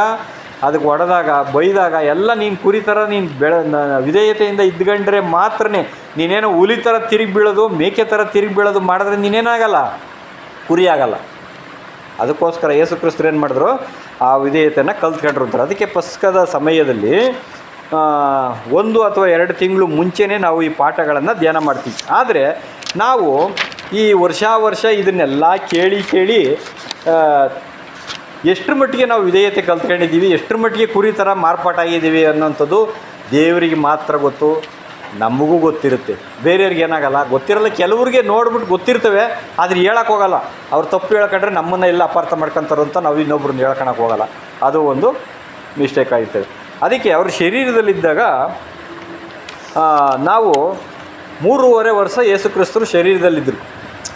ಆ 3.5 ವರ್ಷದಲ್ಲಿ ಜನಗಳು ಎಷ್ಟೆಲ್ಲ ಅವರಿಗೆ ನೋವು ಹಿಂಸೆಗಳನ್ನು ಕೊಟ್ಟರು ಅನ್ನೋದಕ್ಕಿಂತ 2000 ವರ್ಷಗಳಿಂದ ಅವ್ರಿಗೆ ಹಿಂಸೆ ನೋವು ಕೊಡ್ತಾವ್ರಲ್ಲ, ಅದು ಭಾಳ ದೊಡ್ಡದು. ಹೌದ್ರಲ್ವ? ಯೋಚನೆ ಮಾಡ್ಬೇಕು. ಈ ಒಂದಿನ ಯಾರನ್ನ ಬೈದ್ಬಿಟ್ರೆ ಸಹಿಸ್ಕೊಂಬಿಡ್ಬೋದು, ಜೀವನ ಪರ್ಯಂತ ಬೈತಲೇ ಇದ್ದರೆ ಸಹಿಸ್ಕೊಳಕ್ಕಾಗ್ತದ? ಆಗಲ್ಲ. ಹೆಂಗೆ ಅಂತಂದರೆ, ಯೇಸು ಕ್ರಿಸ್ತರಿಗೆ ಎಲ್ಲ ಬೈದರು, ಅದೆಲ್ಲ ಇವತ್ತು ಹೊಡಿತೀರಾ, ಇವತ್ತು ಬೈತೀರಾ, ಇವತ್ತು ಗಡ್ಡ ಕೇಳ್ತೀರಾ, ಕಿರೀಟ ಇಕ್ತೀರಾ, ಇವತ್ತು ಏನನ್ನ ಮಾಡ್ಕೊಂಬಿಡ್ಲಿ, ನಾನು ಸಹಿಸ್ಕೊಂಬಿಡ್ತೀನಿ. ಯಾಕೆಂದರೆ ಬೆಳಗಿಗೆ ನನಗೇನಾಗಿರಲ್ಲ, ಜೀವ ಹೋಗ್ಬಿಡ್ತದೆ, ಮತ್ತು ನನಗೆ ಆ ನೋವೆಲ್ಲ ಹೊರಟೋಗ್ಬಿಡ್ತಾರೆ. ಅವತ್ತೇ ಲಾಸ್ಟು. ಇನ್ನು ಮತ್ತೆ ನಾಳೆಯಿಂದ ಕೊಡೋಕ್ಕಾಗ್ತದೆ ಯಾರನ್ನ? ಯಾರು ಹಿಂಸೆ ಕೊಡೋಕ್ಕಾಗಲ್ಲ, ನೋವು ಕೊಡೋಕ್ಕಾಗಲ್ಲ ಯೇಸು ಕ್ರಿಸ್ತರಿಗೆ ಅಂತ ತಾಳ್ಕೊಂಬಿಟ್ರು ಅವರು. ಆದರೆ ಇವತ್ತು ಅವತ್ತಿನಿಂದ ಹಿಂಸೆ ಕೊಡ್ತಾವ್ರಲ್ಲ, ಕೊಡ್ತಾ ಇದ್ದೀವಲ್ಲ, ಅದು ತಾಳ್ಕೊಳಕ್ಕಾಗ್ತದೆ ಅವ್ರಿಗೆ. ಅದನ್ನು ನಾವು ಯೋಚನೆ ಮಾಡಬೇಕು. ಹಂಗಂದ್ರೆ ಅರ್ಥ ಏನಪ್ಪ ಅಂದರೆ, ನಾವು ಪ್ರತಿನಿತ್ಯ ಮಾಡೋ ಮಿಸ್ಟೇಕುಗಳು ಅವರಿಗೆ ಶಿಲುಬೆ ಮೇಲೆ ಚುಚ್ಚಿದಂಗೆ, ಈಟಿ ತಿವಿದಂಗೆ, ಮುಳ್ಳಿನ ಕಿರೀಟ ಇಕ್ಕದಂಗೆ, ಉಗ್ದಂಗೆ ಆಗ್ತಾಯಿದೆ ಯೇಸು ಕ್ರಿಸ್ತರಿಗೆ. ಹಂಗಂದ್ಬಿಟ್ಟು ಇಂತೆಲ್ಲ ಮಾಡಿಬಿಟ್ಟು ಮತ್ತೆ ಮೇಜಿನ ಬಳಿಗೆ ಬಂದು, ತಪ್ಪಾಯಿತು ಸ್ವಾಮಿ, ಇವತ್ತು ಈ ವರ್ಷ ಎಲ್ಲ ತಪ್ಪು ಮಾಡಿಬಿಟ್ಟೆ ಅಂದರೆ, ಒಂದು ಸರಿ ಮಾಡಿದ್ರೆ ಒಳ್ಳೆಯದೇ, ಕ್ಷಮಾಪಣೆ. ಎಂಥವ್ರು ತಪ್ಪು ಮಾಡ್ತೀವಿ, ಆದರೆ ಪ್ರತಿ ವರ್ಷ ಅದೇ ಮಾಡೋದು, ಪ್ರತಿ ವರ್ಷ ಕ್ಷಮೆ ಕೇಳೋದು ಮಾಡಿದ್ರೆ ದೇವರು ಕ್ಷಮಿಸ್ತಾರ ಅಂತ ನಾವು ಯೋಚನೆ ಮಾಡಿ, ಅದು ನಮಗೆ ನಾವು ಏನು ಮಾಡಬೇಕು, ಪ್ರಶ್ನೆ ಹಾಕ್ಕೊಂಡು ಪರೀಕ್ಷೆ ಮಾಡ್ಕೊಳ್ಬೇಕು ಒಂದನ್ನು ಅರ್ಥ ಮಾಡ್ಕೊಬೇಕು. ಆಮೇಲೆ ನೆಕ್ಸ್ಟು ಯಾಕೆ ಅಂತಂದರೆ, ಇವಾಗ ಈ ಪೌಲ್ರು 1 ಕೊರಿಂಥ 11:26 ವಾಕ್ಯ ನಮಗೆಲ್ಲ ಗೊತ್ತಿರೋಂಥ ವಾಕ್ಯನೇ, ಏನು ಓದೋದು ಬೇಡ. ಏನಂತಂದರೆ ಅಲ್ಲಿ ಏನಪ್ಪ ಹೇಳ್ಯಾರೆ ಅಂತಂದರೆ, ನೀವು ಈ ಕರ್ತನ ಪಾತ್ರೆಯಲ್ಲಿ ಕುಡಿದು ಈ ರೊಟ್ಟಿಯಲ್ಲಿ ತಿಂದು ಇದನ್ನು ಎಷ್ಟು ಸಾರಿ ಈ ಒಂದು ಮಾಡ್ತೀರಾ, ಇದನ್ನು ಅಷ್ಟು ಸಾರಿ ಕರ್ತನ ದೇಹ ಮತ್ತು ಮರಣವನ್ನು ಏನು ಮಾಡ್ದಂಗೆ, ನೆನಪಿಸ್ಕೊಂಡಂಗೆ ಅಥವಾ ಪ್ರಸಿದ್ಧಿ ಪಡಿಸ್ದಂಗೆ ಅಂತ ಹೇಳ್ತಾರೆ ಅಲ್ವರಾ? ಅದು ಏನು ಅರ್ಥ? ಹಂಗಾರೆ ನಾವು ಎಷ್ಟು ದಿನ ಮಾಡ್ಬೇಕು?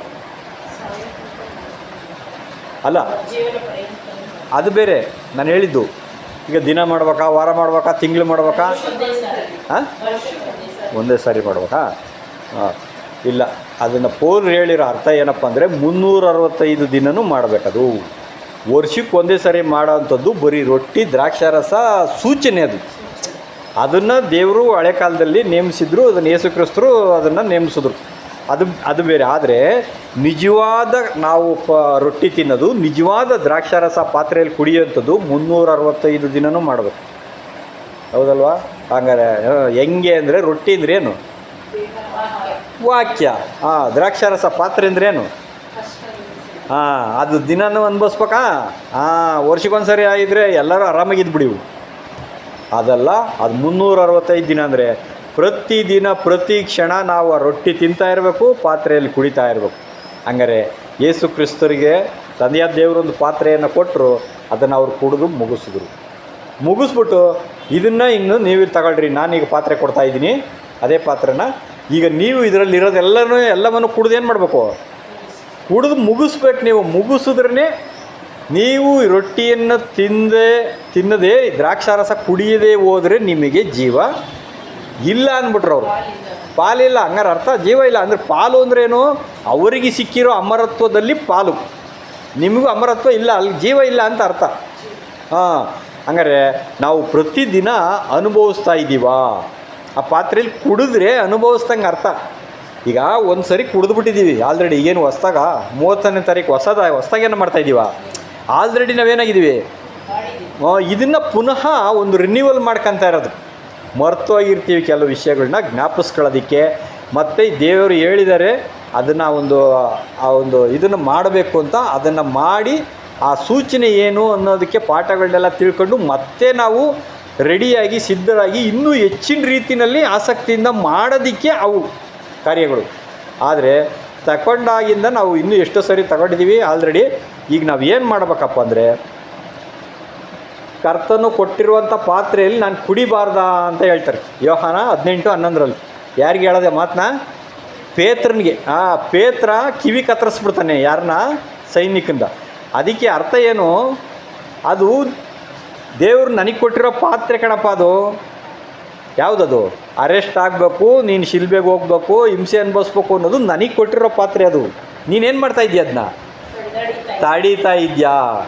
ನಾನು ಕುಡಿಬಾರ್ದ ಅಂತಾರೆ. ಹಂಗಾರೆ ಕಷ್ಟ ಸಂಕಟಗಳನ್ನ ಯೇಸು ಕ್ರಿಸ್ತರು ಅನುಭವಿಸೋಕೆ ಹೋಗ್ತಾ ಇದ್ದಾರೆ. ಅದು ಪಾತ್ರೆ. ಅದಕ್ಕೆ ಯೇಸು ಕ್ರಿಸ್ತರು ಹೇಳಿದ್ರು ಆ ಪಾತ್ರೆ ನಾನು ಕುಡಿಬಾರ್ದ, ಅದು ದೇವ್ರು ನನಗೆ ಕೊಟ್ಟಿರೋ ಪಾತ್ರೆ ಕಣಪ್ಪ ಅದು ಅಂತ ಹೇಳ್ತಾರೆ. ಹಂಗಾರೆ ಈಗ ನಮಗೆ ಕೊಟ್ಟಿರೋಂಥ ಪಾತ್ರೆಯಲ್ಲಿ ನಾವು ಕುಡಿಬಾರ್ದ? ಕಷ್ಟ ಬಂದರೆ ನಾವೇನು ಮಾಡ್ತೀವಿ? ದೇವರೇ ಈ ಕಷ್ಟನ ಏನು ಮಾಡೋದು? ತೆಗ್ದಾಕು. ಹಂಗಾರೆ ಏನು ಮಾಡ್ದಂಗೆ ನಾವು? ಬೇಡ ಅಂದಂಗೆ. ಸಿಂಪಲ್ ಅಷ್ಟೇ. ನಮಗೆ ಅರ್ಥ ಆಗ್ಬಿಡ್ತದೆ. ನಾವು ಬೇಡ ಅಂತ ಏನಾದರೂ ಕಾಯಿಲೆ ಬಂದಾಗ ಪ್ರೇಯರ್ ಮಾಡ್ದೋ, ನೀನು ಕೊಟ್ಟಿರೋ ಪಾತ್ರೆನೇ ಬೇಡ ಅಂತ ಅಂದಂಗೆ ಅದು. ಹಂಗಾರೆ ನಮ್ಮ ಜೀವ ಕೊಡು ಅಂತ ಕೇಳಿದ್ರೆ ಎಲ್ಲಿಂದ ಕೊಡ್ತಾರೆ ಜೀವ? ನಾನು ಕೊಟ್ಟಿರೋ ಪಾತ್ರೆಯಲ್ಲಿ ನೀನು ಕುಡ್ದಿಲ್ಲ ಅಂದರೆ ನೀನು ಅದ್ರ ಪಾಲು ಹೆಂಗೆ ತಂತೀಯ? ಅಲ್ಲವ್ರಾ? ಹಂಗಾರೆ ನೀನು ನಾನು ಕೊಟ್ಟಿರೋ ಪಾತ್ರೆಯಲ್ಲಿ ಕುಡ್ದಿಲ್ಲ, ಜೀವ ಕೇಳ್ತಾ ಇದೆಯಾ ಅಂದರೆ ಲೋಕದವ್ರಿಗೂ ನಾನು ಜೀವ ಕೊಡ್ಬೇಕಲ್ಲ, ಎಲ್ಲರಿಗೂ ಕೊಡ್ಬೇಕಲ್ಲ, ನಿನಗೂ ಎಲ್ರಿಗೂ ಸಮಾನಾಗಿ ನೋಡ್ಬೇಕಾಗ್ತದವಾಗ. ನಿನಗೂ ಅವ್ರಿಗೆ ಡಿಫ್ರೆನ್ಸೇ ಇಲ್ವಲ್ಲ ಅಂತ ಕೇಳ್ಬಿಡ್ತಾರೆ. ಕಷ್ಟಗಳನ್ನು ಅನುಭವಿಸಿದವರಿಗೆ ಕೊಡೋ ಪಾತ್ರೆನೇ ಬೇರೆ, ಅನುಭವಿಸ್ತಲೇ ಇರೋವಂಥವ್ರಿಗೆ ಕೊಡೋ ಪಾತ್ರೆನೇ ಬೇರೆ. ಹಂಗಾರೆ ಡಿಫ್ರೆನ್ಸನ್ನ ಅರ್ಥ ಮಾಡಿಕೊಂಡು ದೇವರು ಈ ಪಾತ್ರೆಯಲ್ಲಿ ಕೊಟ್ಟಿರೋದನ್ನು ನಾವು ಕುಡಿಲಿಲ್ಲ ಅಂತಂದರೆ ಪರಲೋಕದ ಅಮರತ್ವದ ಪದವಿಯಲ್ಲಿ ಆ ಒಂದು ಇದರಲ್ಲಿ ಮಹಿಮೆಯಲ್ಲಿ ನಮಗೆ ಪಾಲು ಸಿಗಲ್ಲ. ನಾನು ಕುಡಿಯಲ್ಲ, ನೀನು ಕೊಡೋ ಪಾತ್ರೆಯಲ್ಲಿ ಅಂತ ಸುಮ್ಮನೆ ಇದ್ದರೆ ಲೋಕದ ಜನಗಳಿಗೆ ಸಿಗೋವಂಥ ಆಶೀರ್ವಾದ ನಮಗೆ ಕೊಡ್ತಾರೆ. ಅವಾಗ ಅದನ್ನ ತಾಂಡು ಏನು ಮಾಡ್ಕೊಂತೀರ? ಹಂಗಾರೆ ಇಷ್ಟು ದಿನ ನೀವು ಎಲ್ಲ ತ್ಯಾಗ ಮಾಡಿಕ್ಕೆ ಏನು ಪ್ರಯೋಜನ ಬಂತು? ಇಷ್ಟು ದಿನ ಕಷ್ಟಪಟ್ಟು ದೇವ್ರ ವಾಕ್ಯ ಓದಿ ಲೋಕದಲ್ಲಿ ಎಲ್ಲ ತ್ಯಾಗ ಮಾಡಿ ಎಲ್ಲವನ್ನು ಬಿಟ್ಟು ಏನಕ್ಕೆ ಮಾಡಬೇಕಾಯ್ತು? ಹಂಗಾರೆ ಇದು ಮಾಡಿದ್ದಕ್ಕೆ ಪ್ರತಿಫಲ ಬೇಕಾ ಬೇಡವಾ? ಕಷ್ಟಪಟ್ಟು ಒಂದು ವರ್ಷ ಎಲ್ಲ ಓದ್ಬಿಟ್ಟು ಪರೀಕ್ಷೆ ದಿನ ನಾನು ಬರೆಯಲ್ಲ ಅಂದರೆ ವೇಸ್ಟ್ ಅಲ್ಲೂರ? ಹಂಗಾರೆ ಏನಕ್ಕೆ ಹೋಗ್ಬೇಕಾಯ್ತು ಸ್ಕೂಲ್ಗೆ? ಫೀಸ್ ಏನಕ್ಕೆ ಕಟ್ಬೇಕಾಯ್ತು? ದುಡ್ಡೆಲ್ಲ ಲಾಸ್ ಮಾಡ್ಕೊಂಡು ಅಲ್ಲೂರ? ಇದು ದೇವರು ಇದನ್ನು ಅರ್ಥ ಮಾಡ್ಕೊಳ್ಬೇಕು. ಆಮೇಲೆ ನಮಗೋಸ್ಕರ, ನಮ್ಮನ್ನು ರಕ್ಷಣೆ ಮಾಡೋಕ್ಕೋಸ್ಕರ ಏನು ಪ್ರಥಮ ಫಲ ಆಗೋದಕ್ಕೆ ನಮ್ಮನ್ನು ಕರೆದಿದ್ದಾರೆ. ಯಾರಿಗೂ ಸಿಗದಂಥ ಸೌಭಾಗ್ಯನ ನಮಗೆ ಕೊಟ್ಟು ಪರಲೋಕದ ಉನ್ನತವಾದಂಥ ಆಶೀರ್ವಾದ, ದೇವರು ಯೇಸು ಕ್ರಿಸ್ತನ ಬಲಗಡೆಯಲ್ಲಿ ಕುತ್ಕೊಳ್ಳುವಂಥ ಆಶೀರ್ವಾದನ ಯಾರಿಗಾನ ಕೊಟ್ಟವ್ರ? ಅಂಥ ಆಶೀರ್ವಾದ ನನಗೆ ಕೊಡ್ತೀನಿ ಅಂತ ಹೇಳಿ ತನ್ನ ಜೀವ ಕೊಟ್ಟು ಇಷ್ಟೆಲ್ಲ ಪಾಠ ಕೊಡ್ತಾ ಇರೋಂಥ ದೇವರಿಗೆ, ಕ್ರಿಸ್ತನಿಗೆ ಆಮೇಲೆ ಅಲ್ಲಿ ಇನ್ನೊಂದು ಪಾಯಿಂಟ್ ಹೇಳ್ತಾರೆ ಪೌಲರು, ಯಾವನಾದರೂ ಕರ್ತನ ದೇಹವೆಂದು ವಿವೇಚಿಸದೆ ತಿಂದು ಕುಡಿದರೆ ಆ ದೇಹಕ್ಕೂ ರಕ್ತಕ್ಕೂ ಅವನು ದ್ರೋಹ ಮಾಡಿದವನು ಅಂದ್ಬಿಟ್ರು. ಹಂಗಾರೆ ಇವಾಗ ಯೋಚನೆ ಮಾಡಿ, ತೆಗೆದುಕೊಳ್ದಲೇ ಇರೋರಿಗೂ ತಗೊಂಡಿರೋರಿಗೂ ಇದು ಪಾಠ. ಇದು ತಗೊಂಡ್ಲಿಲ್ಲ ಅಂದರೆ ಪರಲೋಕಕ್ಕೆ ಹೋಗಲ್ಲ. ಹಂಗಾರೆ ಈಗ ಏನು ಮಾಡ್ಬೇಕು, ಅವರು ತಗೊಳೋದಕ್ಕೆ ಸಿದ್ಧತೆ ಮಾಡ್ಕೊಬೇಕು. ಈಗ ಯಾರೋ ತಗೊಂಡವ್ರೆ ನಮ್ಗೇನಾಗಬೇಕಾಯ್ತು ಬಿಡು ಅಂದರೆ ಅವ್ರು ಹೋದ್ರು ಅಂದರೆ ನಾಳೆ ದಿವಸ ನೋವು ಯಾರಿಗಾಗ್ತತೆ? ಅಯ್ಯೋ ನಾನು ತಗೊಂಬೇಕಾಯ್ತಲ್ಲ, ಪಶ್ಚಾತ್ತಾಪ ಪಟ್ಟಂಗಾಯ್ತಲ್ಲ. ಈಗ 10 ಜನ ಕನ್ಯೆಯರಲ್ಲಿ 5 ಜನ ಒಳಗೆ ಹೋಗ್ಬಿಟ್ರು. ಇನ್ನು 5 ಜನಗಳಿಗೆ ಏನಾಯಿತು? ಬಾಗಿಲು ಕ್ಲೋಸ್ ಆಗಿಬಿಟ್ಟಿದ್ದು. ಏನಂದರು, ಸ್ವಾಮಿ ಸ್ವಾಮಿ ತೆಗೀರಿ ಅಂತ ಎಷ್ಟು ಬಡಿದ್ರು ಗೋಳಾಡಿದ್ರು, ಏನು ಮಾಡಲಿಲ್ಲ. ನೀವು ಯಾರೋ ಗೊತ್ತಿಲ್ಲ ಅಂದ್ಬಿಟ್ರು. ಅದೇ ಸ್ಟೇಜು ನಮ್ಮೆಲ್ರಿಗೂ ಆಗ್ತವೆ. ನೀವು ಜೊತೆಯಲ್ಲಿದ್ದವರೇ 10 ಜನ ಕನ್ಯೆಯರು. 10 ಜನದಲ್ಲಿ ಬುದ್ಧಿ ಉಳ್ಳವರು ಯಾರು ಅಂತಂದರೆ ಒಡಂಬಡಿಕೆ ಮಾಡಿಕೊಂಡು ಆ ಪಾತ್ರೆಯಲ್ಲಿ ಆ ರೊಟ್ಟಿಲಿ ತಿಂದಿರೋರು 5 ಜನ. ಇವು ತಿಂದಲೇ ಇರೋರು 5 ಜನ. ಆ ಪವಿತ್ರಾತ್ಮ ಇರಲಿಲ್ಲ ಅವರಲ್ಲಿ. ಸಣ್ಣ ಪುಟ್ಟ ನೋಡಿ. ಹಂಗಾರೆ ನಮ್ಮ ಜೊತೆಲೇ ಪ್ರೇಯರ್ ಮಾಡಿ ನಮ್ಮ ಜೊತೆಲೇ ಇದ್ಕೊಂಡು ಈ ಒಂದು ಪಾತ್ರೆಯಲ್ಲಿ ಕುಡಿದು ಈ ರೊಟ್ಟಿ ಆಹಾರ ತಿನ್ನಲಿಲ್ಲ ಅಂದರೆ ಅದೇನು ಮಾಡಿರ್ತಾರೆ ದೇವರು? ರಿಜೆಕ್ಟ್ ಅಂದರೆ ಡೋರ್ ಕ್ಲೋಸ್ ಮಾಡ್ತಾರೆ. ಹಂಗಾರೆ ಇದನ್ನು ವಿವೇಚಿಸಿ ನಾವು ಅರ್ಥ ಮಾಡ್ಕೊಂಡು ಕುಡಿಲಿಲ್ಲ ತಿನ್ನಲಿಲ್ಲ ಅಂತಂದರೆ ನಮಗೆ ಪಾಲಿಲ್ಲ. ಆ ದೇಹಕ್ಕೆ ರಕ್ತಕ್ಕೆ ದ್ರೋಹ ಮಾಡ್ದಂಗೆ ಆಗ್ಬಿಡ್ತದೆ. ಹಂಗಾರೆ ಹಿಂಸೆ ಕೊಟ್ಟಂಗೆ ಆಯಿತು ನಮಗೆ ಇವಾಗ. ಆಮೇಲೆ ತಗೊಂಡಿರೋರು ತಗೊಂಡಿರೋರು ಇಬ್ಬರೂ ಸೇರಿ ಯೇಸು ಕ್ರಿಸ್ತನಿಗೆ ಹಿಂಸೆ ಕೊಡ್ತಾವ್ರೆ. ಅದಕ್ಕೆ ಇದಕ್ಕೆ ಉದಾಹರಣೆ ಹೆಂಗೆ ಅಂತ ನೀವೇನೋ ಕೇಳಿದ್ರೆ, ಉದಾಹರಣೆ ಯೇಸು ಕ್ರಿಸ್ತರೇ ಹೇಳ್ಬಿಡ್ತಾರೆ. ಪೌಲ ಆಗಿದ್ದಾಗ, ಪೌಲ ಆಗೋದಕ್ಕೆ ಮುಂಚೆ ಯೇಸು ಕ್ರಿಸ್ತರ ಶಿಷ್ಯರಿಗೆ ಹೊಡಿತಾ ಇದ್ದರೆ ಏಟು ಯಾರಿಗೆ ಬೀಳ್ತಾಯಿತ್ತು? ಸೌಲನೇ ನನ್ನನ್ನು ಯಾಕೆ ಹಿಂಸೆ ಪಡಿಸ್ತೀಯಾ ಅಂತ ಕೇಳಿದ್ರು.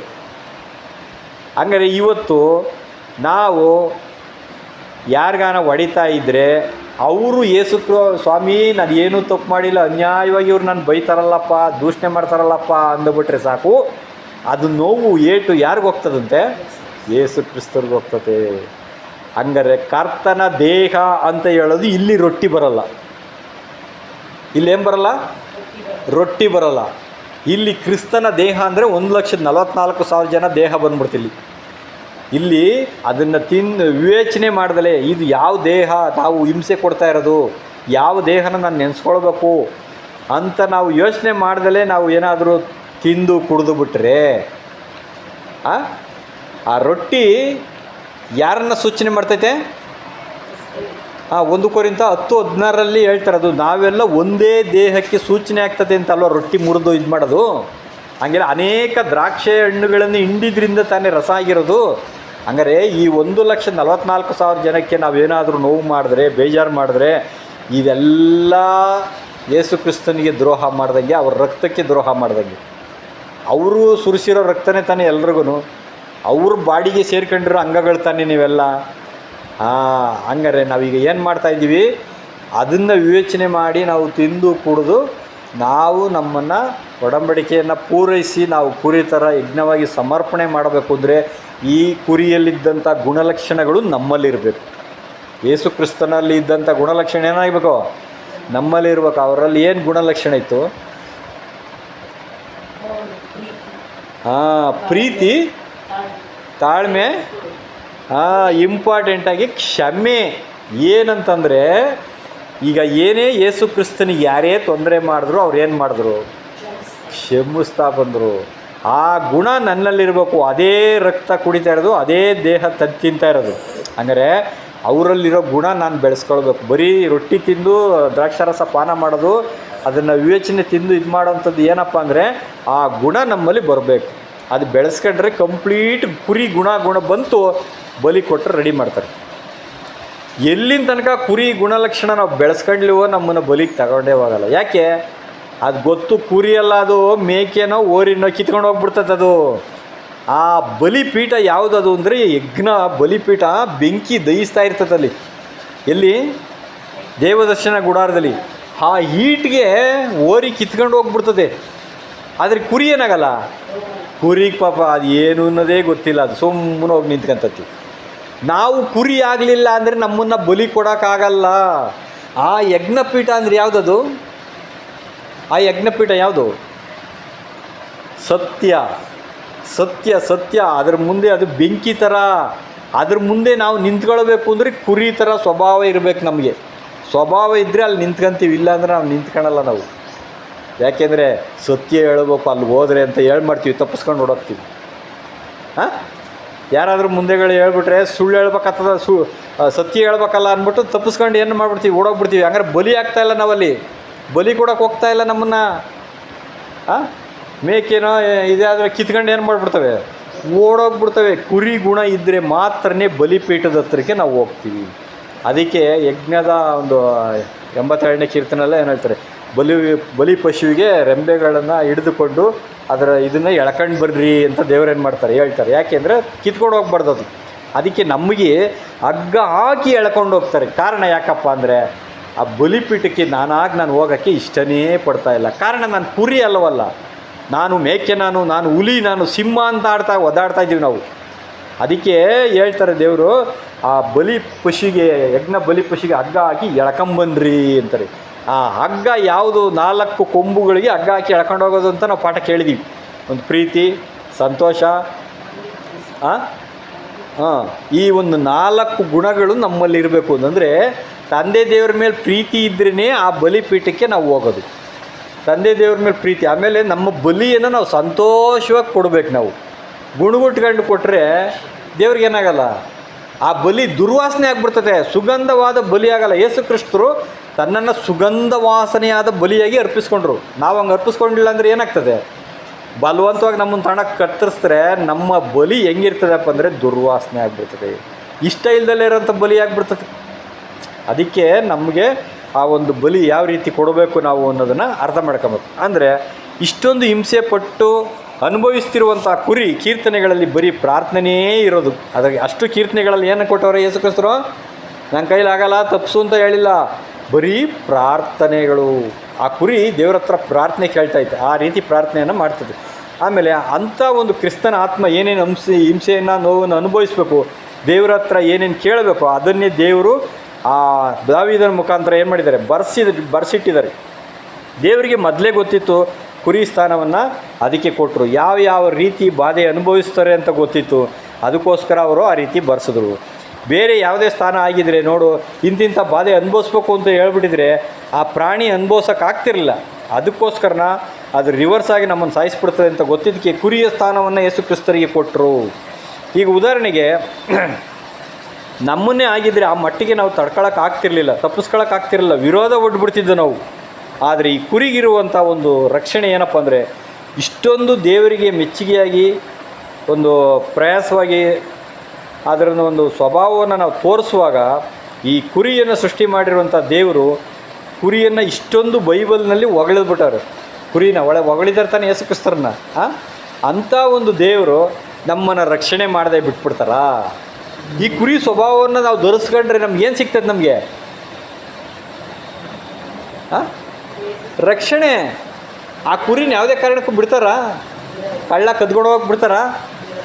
ಸೈತಾನ ನಾಶನ ಮಾಡೋಕ್ಕೆ ಬಿಡ್ತಾರಾ? ದೇವದೂತರು, ಬಿದೋಗಿರೋ ದೇವದೂತರು ನಮ್ಮನ್ನು ಇದು ಮಾಡೋಕ್ಕೆ ಬಿಡ್ತಾರಾ? ಏನು ಮಾಡೋಕ್ಕೂ ನಮ್ಮನ್ನು ಬಿಡೋದಿಲ್ಲ. ದೇವ್ರೇನು ಮಾಡ್ತಾರೆ, ದೂತರ ದಂಡನ್ನು ಕಾವಲಿಸಿ ಏನು ಮಾಡ್ತಾರಂತೆ, ಯಾಕೆಂದರೆ ಇದು ನನ್ನ ಕುರಿ, ಇದು ನನ್ನ ಕುರಿ, ಇದು ನೀನು ಹೋಗಿ ಆ ಕುರಿನ ಕಾಪಾಡು ಅಂತ ದೂತರನ್ನ ಕಳಿಸ್ಬಿಡ್ತಾರೆ.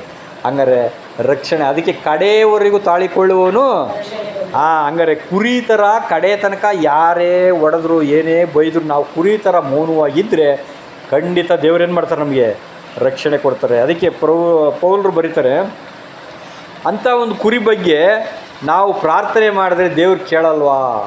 ಹಂಗಾರೆ ಇಲ್ಲಿ ಪ್ರಾರ್ಥನೆಗಳ ಬಗ್ಗೆನೂ ಕೇಳ್ತಾರೆ. ಎಷ್ಟೋ ಕಡೆ ದೇವರು ಪಾಪಿಗಳ ಪ್ರಾರ್ಥನೆಯನ್ನು ಏನು ಮಾಡಲ್ಲ, ಕೇಳಲ್ಲ ಅಂತಾರೆ. ನೀತಿವಂತರ ಪ್ರಾರ್ಥನೆಯನ್ನು ದೇವ್ರೇನು ಮಾಡ್ತಾರೆ, ಯಾವಾಗಲೂ ಕೇಳ್ತಾರೆ. ನೀತಿವಂತರು ಅಂದರೆ ಸಭೆಗೆ ಸೇರಲ್ಪಟ್ಟಂಥ ಜನಗಳು. ಈ ಕುರಿ ಥರ ಗುಣನ ಯಾರು ಅನುಭವಿಸ್ತಾರೋ ಅವ್ರು ಎಲ್ಲಿದ್ದರೂ ಅವ್ರ ಪ್ರಾರ್ಥನೆ ಏನು ಮಾಡ್ತಾರೆ, ತಕ್ಷಣ ದೇವರು ವಿತಿನ್ ಸೆಕೆಂಡಿಗೆ ದೇವರು ಪ್ರೇಯರ್ ಕೇಳ್ಬಿಟ್ಟು ದೂತರನ್ನ ಕಳಿಸ್ಬಿಡ್ತಾರೆ. ಇದಕ್ಕೆ ಉದಾಹರಣೆ ಯಾರಪ್ಪ ಅಂದರೆ ದಾನಿಯೇಲ ಪ್ರಾರ್ಥನೆ ಕೇಳ್ಬಿಟ್ಟು, ಅಯ್ಯೋ ಇಸ್ರೇಲ್ ಜನಗಳಿಗೆ ತಿರ್ಗಾ 70 ವರ್ಷ ಸೆರೆಗೆ ಹೋಗ್ಬೇಕಾ, ನನ್ನ ಕೈಲಾಗಲ್ಲ ದೇವ್ರು ಏನ್ಬಿಟ್ಟು ತಲೆ ಮೇಲೆ ಕೈ ಎತ್ಕೊಂಡು ಕೂತ್ಕೊಂಡ್ಬಿಟ್ಟಾಗ ಅವ್ರ ಪ್ರಾರ್ಥನೆ ಕೇಳಿ ವಿತಿನ್ ಸೆಕೆಂಡ್ಗೆ ಯಾರು ಬರ್ತಾರೆ, ಗಬ್ರಿಯಲ್ ದೇವದೂತ ಪ್ರತ್ಯಕ್ಷ ಆಗ್ಬಿಟ್ಟು ನೀನು ಮಿಸ್ಅಂಡರ್ಸ್ಟ್ಯಾಂಡಿಂಗ್ ಮಾಡ್ಕೊಂಡಿದ್ಯಾ, ಇದು ನಿಂಗಲ್ಲ ಅಂತ ಹೇಳ್ಬಿಟ್ಟು ಸರಿ ಮಾಡ್ತಾರೆ. 3 ದಿನ ಜ್ವರ ಬಂದು ಮನಿಕೊಂಬಿಡ್ತಾರೆ ಹೆದರ್ಕೊಂಡದನ್ನ. ಎದ್ರಕಂಡು ಆ ಒಂದು ಇದು ಆ ಭಯಂಕರ ದರ್ಶನಗಳನ್ನೆಲ್ಲ ನೋಡ್ಬಿಟ್ಟು ಅವಾಗ ಗಬ್ರಿಯಲ್ ದೇವದೂತ ಬಂದು ಅವ್ರಿಗೆಲ್ಲ ಕ್ಲಿಯರ್ ಮಾಡ್ತಾರೆ. ಅಂದರೆ ನಮ್ಮ ಪ್ರಾರ್ಥನೆ ಎಷ್ಟು ಬೇಗ ಕೇಳ್ತಾರೆ ಅಂದರೆ ದೇವರು ಅಷ್ಟು ಬೇಗ ಸದುತ್ತರ ಕೊಡ್ತಾರೆ ಅಂತ ನಮ್ಮನ್ನು ಪ್ರಾರ್ಥನೆಯನ್ನು ಕೇಳ್ತಾರೆ. ಅದಕ್ಕೆ ಪೌಲರು ಬರೀತಾರೆ ಇಬ್ರಿ 12:24 ಓದ್ರಿ. ಇಬ್ರಿ 12:24.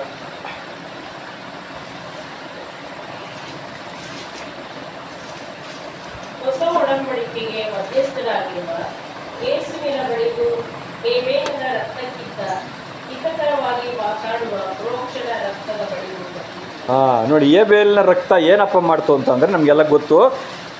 ಕಾಯಿನ ನಾನು ಕೊಲೆ ಮಾಡಿಬಿಟ್ಟ, ನೀನೇನು ಮಾಡೋದಕ್ಕೆ ಮುಯಿ ತೀರಿಸು ಸ್ವಾಮಿ, ನೀನು ಸುಮ್ಕೆ ಇದೆಯಲ್ಲ, ನಾನು ಕೊಲೆ ಮಾಡಿಬಿಟ್ಟು ಅನ್ಯಾಯವಾಗಿ ನನ್ನೇನು ತಪ್ಪು ಮಾಡಿದೆ ನಾನು, ನನ್ನನ್ನು ಸುಮ್ಕೆ ಅವ್ನು ಕೊಲೆ ಮಾಡಿದ್ನಲ್ಲ, ಹೋಗಿ ನೀನು ಅವ್ನು ಏನು ಮಾಡೋ, ಅವನು ಸಾಯಬೇಕು ಅಂತ ರಕ್ತ ಏನು ಮಾಡ್ತದೋ ಕೂಗ್ತು. ಆದರೆ ಯೇಸು ಕ್ರಿಸ್ತನ ರಕ್ತ ಏನು ಕೂಗ್ತು, ಸ್ವಾಮಿ ಇವ್ರು ಏನು ಮಾಡಿದ್ರೋ ಗೊತ್ತಿಲ್ಲ ಪಾಪ ಅವರು, ಅವ್ರನ್ನೇನು ಮಾಡೋ ಕ್ಷಮಿಸ್ಬಿಡು ಅಂತ ಕೇಳ್ತು. ನೋಡಿದ್ರ ಎಂಥ ರಕ್ತ, ಎರಡಕ್ಕೂ ಡಿಫ್ರೆನ್ಸ್ ನೋಡ್ಬೇಕು.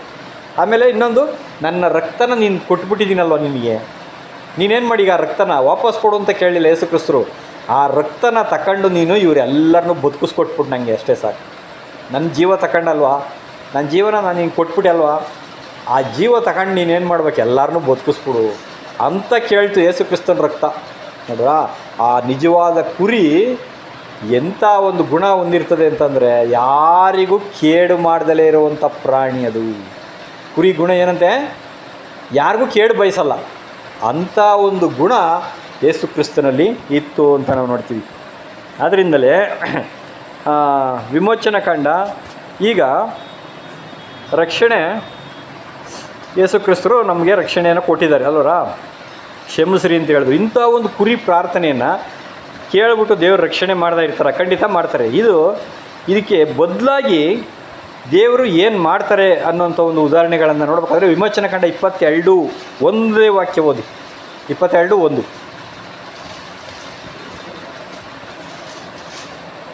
ಒಬ್ಬನು ಎತ್ತನ್ನಾಗಲಿ ಕುರಿಯನ್ನಾಗಲಿ ಕದ್ದುಕೊಂಡು ಕೊಯ್ದರೆ ಇಲ್ಲವೇ ಮಾರಿದರೆ ಅವನ ಹೆಚ್ಚಿಗೆ ಪ್ರತಿಯಾಗಿ 5 ಹೆಚ್ಚುಗಳನ್ನು, ಕುರಿಗೆ ಪ್ರತಿಯಾಗಿ 4 ಕುರಿಗಳನ್ನು ಕೊಡಬೇಕು. ಸಾಕು. ನೋಡಿ, ಇಲ್ಲಿ ಏನು ಹೇಳ್ತಾರೆ, ಧರ್ಮಶಾಸ್ತ್ರದಲ್ಲಿ ತಂದೆಯಾದ ದೇವರು ಒಂದು ಆಜ್ಞೆ ಕೊಟ್ಬಿಟ್ರು. ಏನು, ಯಾರಾದರೂ ಎತ್ತನ್ನು ಕದ್ಕೊಂಡು ಹೋದರೆ 5 ಎತ್ತು ಕೊಡಬೇಕು. ಕದ್ಕೊಂಡ್ರೆ, ಕುಯ್ದರೆ, ಕೊಲೆ ಮಾಡಿದ್ರೆ, ಏನೋ ಒಂದು ಮಾಡಿದ್ರೆ. ಆದರೆ ಕುರಿನ ಅದೇ ಥರ ಮಾಡಿದ್ರೆ ಅವನು ಆ ಕುರಿಗೆ 4 ಕುರಿ ಕೊಡಬೇಕು ಅಂದರು. ನೋಡಿ, ಎತ್ತಾದರೆ 5, ಕುರಿ ಆದರೆ 4. ಒಂದಕ್ಕೆ 4 ಕೊಡ್ಬೇಕು. ಕುರಿನ 4 ಕೇಳ್ತಾರೆ. ಯಾಕೆ 5 ಕೇಳಲಿಲ್ಲ, ಯಾಕೆ 6 ಕೇಳಲಿಲ್ಲ? ಅದಕ್ಕೆ ಏನಾದರೂ ದೇವ್ರ ಪ್ಲ್ಯಾನ್ ಏನು ಮಾಡಿರ್ತಾರೆ, ಇಟ್ಟಿರ್ತಾರೆ. ಸುಮ್ಮನೆ ಏನು ಮಾಡೋದ, ಆಜ್ಞೆಗಳನ್ನ ಸುಮ್ಮನೆ ಕೊಟ್ಟಿಲ್ಲ. ನಾವು 617 ಆಜ್ಞೆಗಳನ್ನು ದೇವ್ರು ಏನು ಮಾಡಿದ್ರು, ಕೊಡ್ತಾರೆ ಸಿನಾಯಿ ಬೆಟ್ಟದ ಪರ್ವತದಲ್ಲಿ ಮೋಶೆಗೆ. ಆ ಆಜ್ಞೆಗಳಿಗೆಲ್ಲ ಒಂದೊಂದು ಅರ್ಥಗಳು, ಒಂದೊಂದು ಯೋಜನೆಗಳು ದೇವ್ರು ಹಾಕ್ಕೊಂಡೇ ಮಾಡಿರೋದು, ಸುಮ್ಮನೆ ಬರೆದಿಲ್ಲ. ನೋಡಿ, ಇಲ್ಲಿ ಒಂದು ಆಜ್ಞೆಯನ್ನು ಕೊಟ್ಟಿದ್ದಾರೆ. ಆ ಆಜ್ಞೆ ಮೋಶೆಗೆ ಹೇಳ್ತಾ ಇರೋಂಥ ಆಜ್ಞೆನೇ ಇದು ಏನಕ್ಕಪ್ಪ ಹೇಳಿದ್ರಪ್ಪ ಅಂತಂದರೆ, ಈಗ ಯೇಸು ಕ್ರಿಸ್ತನು ಅನ್ನುವಂಥ ಕುರಿನ ಏನು ಮಾಡಿದ್ರು, ಕುಯ್ದುಬಿಟ್ಟವ್ರೆ. ಕುಯ್ದಿರೋದಕ್ಕೆ ಇವಾಗ ಏನು ಮಾಡ್ಬೇಕು, ಇವಾಗ 4 ಕುರಿನ ಏನು ಮಾಡಬೇಕು, ವಾಪಸ್ ಕೊಡ್ಬೇಕು ಯೇಸು ಕ್ರಿಸ್ತರಿಗೆ. ಸುಮ್ಮನೆ ಬಿಡಲ್ಲ ಅವರು. ಈ ಧರ್ಮಶಾಸ್ತ್ರ ಆಜ್ಞೆ ಕೇಳ್ತಾ ಇತ್ತಲ್ಲಿ, ನೀನು ಕುರಿನ ಎತ್ಕೊಂಡೋಗಿ ಕುಯ್ದುಬಿಟ್ಟಿರ್ತೀಯ. ಈಗ ಕುರಿ ಬದಲಾಗಿ ಏನು ಮಾಡ್ಬೇಕು, ಇವಾಗ 4 ಕುರಿ ವಾಪಸ್ ಕೊಡ್ಬೇಕು. ಏನು ಹಂಗಾರೆ 4 ಕುರಿ ಯಾವುದು ಗುಣ?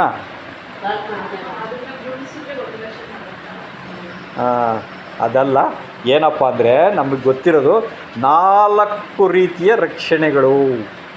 ನೋಡಿದ್ರ, ಒಂದು ಕುರಿ ಕೊಟ್ಟಿದ್ದಕ್ಕೆ ಇಡೀ ಭೂಮಂಡಲದಲ್ಲಿರುವಂಥ ಎಲ್ಲ ಜನಗಳು, ಆ ಎಲ್ಲ ಜನಗಳು ಬಂದ್ಬಿಟ್ರು 4 ರಕ್ಷಣೆ ಒಳಗೆ. 2 ಪರಲೋಕದ ರಕ್ಷಣೆನಾ, ಮಹಾಸಮೂಹ ಚಿಕ್ಕ ಹಿಂಡು, ಅಲ್ಲಿಗೆ ಎಷ್ಟೋ ಕೋಟಿ ಜನ ಹೊರಟೋಗ್ಬಿಟ್ರು. ಮಹಾಸಮೂಹಕ್ಕೆ ಲೆಕ್ಕ ಆಯ್ತಾ? ಇಲ್ಲ. ಇನ್ನು ಉಳಿದಿರೋರು ಯಾರು?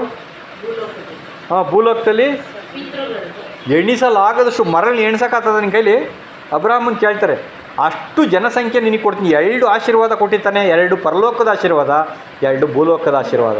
ಒಂದು ಇಸ್ರೇಲ್ ಜನ ಪಿತೃಗಳದ್ದು, ಒಂದು ಸಾಮಾನ್ಯ ಜನ, ಇವ್ರ ಜನ ರಕ್ಷಣೆ. ಹಂಗಾರೆ ಇಡೀ ಮಾನವ ಕೋಲ್ನೇ ಬಂದ್ಬಿಡ್ತಲ್ಲ ಅದರೊಳಗೆ. ಯಾರನ್ನಾದರೂ ಮಿಸ್ ಮಾಡೋರು ಯೇಸು ಕ್ರಿಸ್ತರು?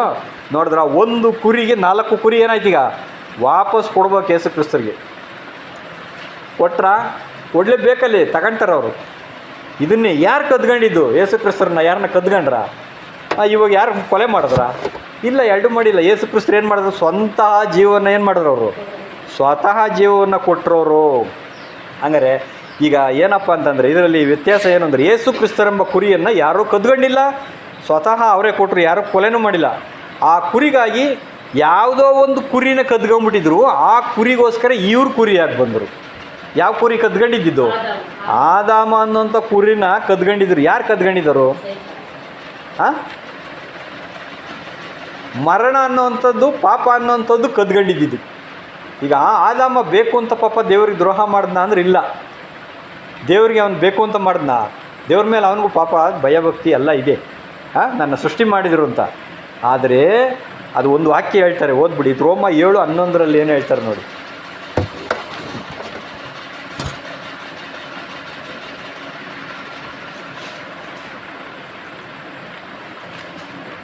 ಏಕೆಂದರೆ ಪಾಪವು ಆಜ್ಞೆಯಿಂದ ಅನುಕೂಲ ಹೊಂದಿ ನನ್ನನ್ನು ವಂಚಿಸಿ ಆ ಆಜ್ಞೆಯ ಮೂಲಕವೇ ನನ್ನನ್ನು ಕೊಂದುಬಿಡ್ತು.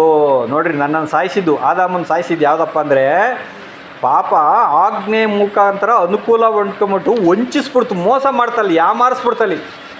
ಮಧ್ಯದಲ್ಲಿ ಈ ಪಾಪ ಯಾಮಾರಿಸ್ಬಿಟ್ಟು ಏನು ಮಾಡ್ತು? ಕೊಂದುಬಿಡ್ತು. ಅದು ಮರಣ ಕದ್ಕೊಂಬಿಡ್ತೀಗ.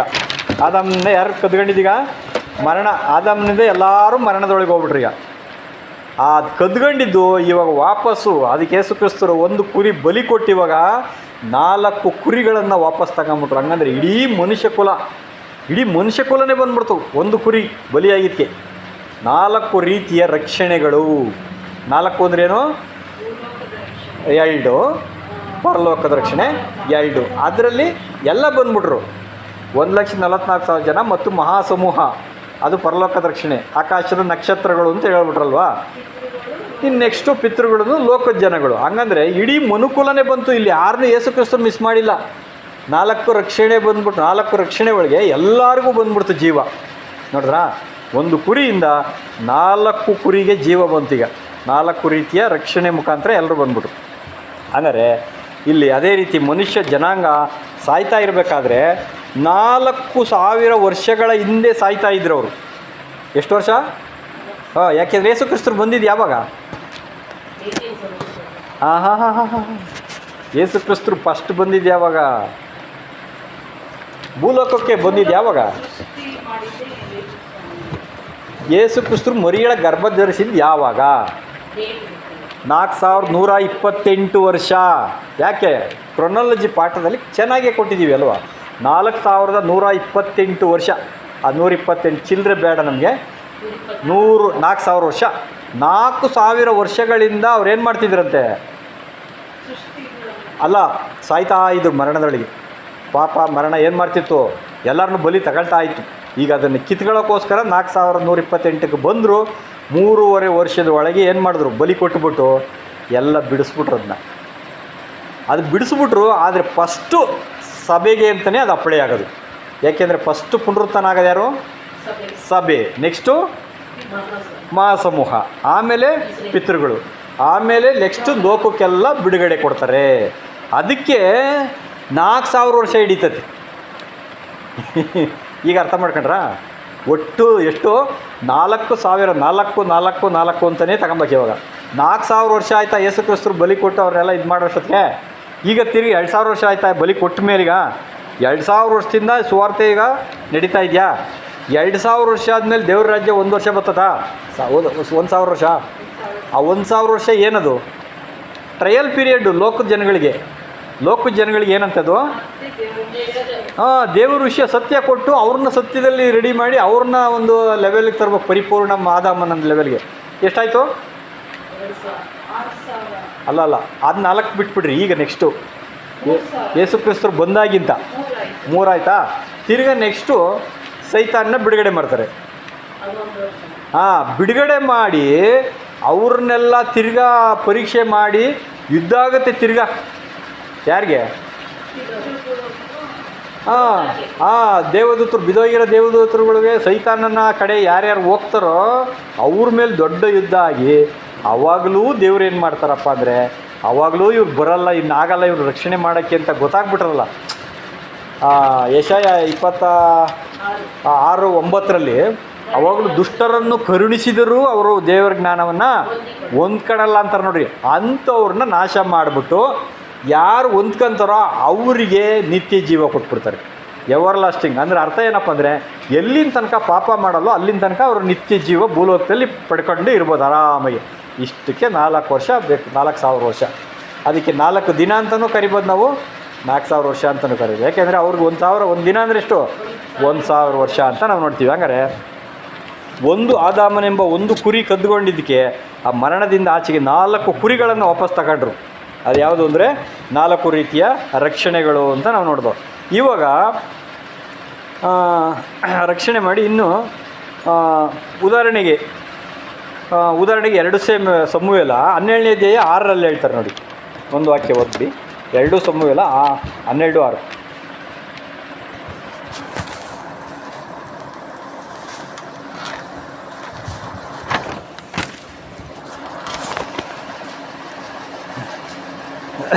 ಕರುಣೆ ಇಲ್ಲದೆ ಹೀಗೆ ಮಾಡಿದ್ದರಿಂದ ಆ ಕುರಿಮರಿಗಾಗಿ 4ರಷ್ಟು ಹಿಂದಕ್ಕೆ ಕೊಡಬೇಕು ಅಂತ.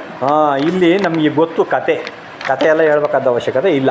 ಏನಪ್ಪ ಅಂದರೆ ದಾವೀದ ಏನು ಮಾಡ್ತಾರೆ, ಪಾಪ ಮಾಡ್ತಾರೆ. ಪಾಪ ಮಾಡಿದ್ದಕ್ಕೆ, ತಪ್ಪು ಮಾಡಿದ್ದಕ್ಕೆ ನತಾನಿಯಲ್ ಅಂತಕ್ಕಂಥ ಒಬ್ಬರನ್ನ ಏನು ಮಾಡ್ತಾರೆ ದೇವರು, ಪ್ರವಾದಿನ ಕಳಿಸ್ಬಿಟ್ಟು ಒಂದು ಕತೆ ರೂಪದಾಗ ಹೇಳ್ಬಿಟ್ಟು, ನೋಡು ಹಿಂಗೆ ತಪ್ಪು ಮಾಡಿಬಿಟ್ಟು ಆ ವ್ಯಕ್ತಿ ಅವನು ಇವಾಗ ಏನು ಶಿಕ್ಷೆ ಕೊಡಬೇಕು ಅಂತ ಕೇಳಿಕ್ಕೆ ಅವ್ರ ಬಾಯಿಂದನೇ ಧರ್ಮಶಾಸ್ತ್ರದ ಆಜ್ಞೆ ಈಚೆಗೆ ಬರಲಿ ಅಂತ ಹೇಳ್ಸಿಸ್ತಾರೆ. ದಾವೀದಂಗೆ ಧರ್ಮಶಾಸ್ತ್ರ ಕರಗತ ಆಗಿಬಿಟ್ಟಿತ್ತು. ಅದಕ್ಕೆ ಅವನು ಸಾಯಲೇಬೇಕು, ಆ ಕುರಿಗೆ ಬದಲಾಗಿ 4ರಷ್ಟು ವಾಪಸ್ ಕೊಡ್ಬೇಕು ಅವನು ಅಂತ ದಾವೀದನೇ ತೀರ್ಪು ಕೊಟ್ಬಿಟ್ಟ.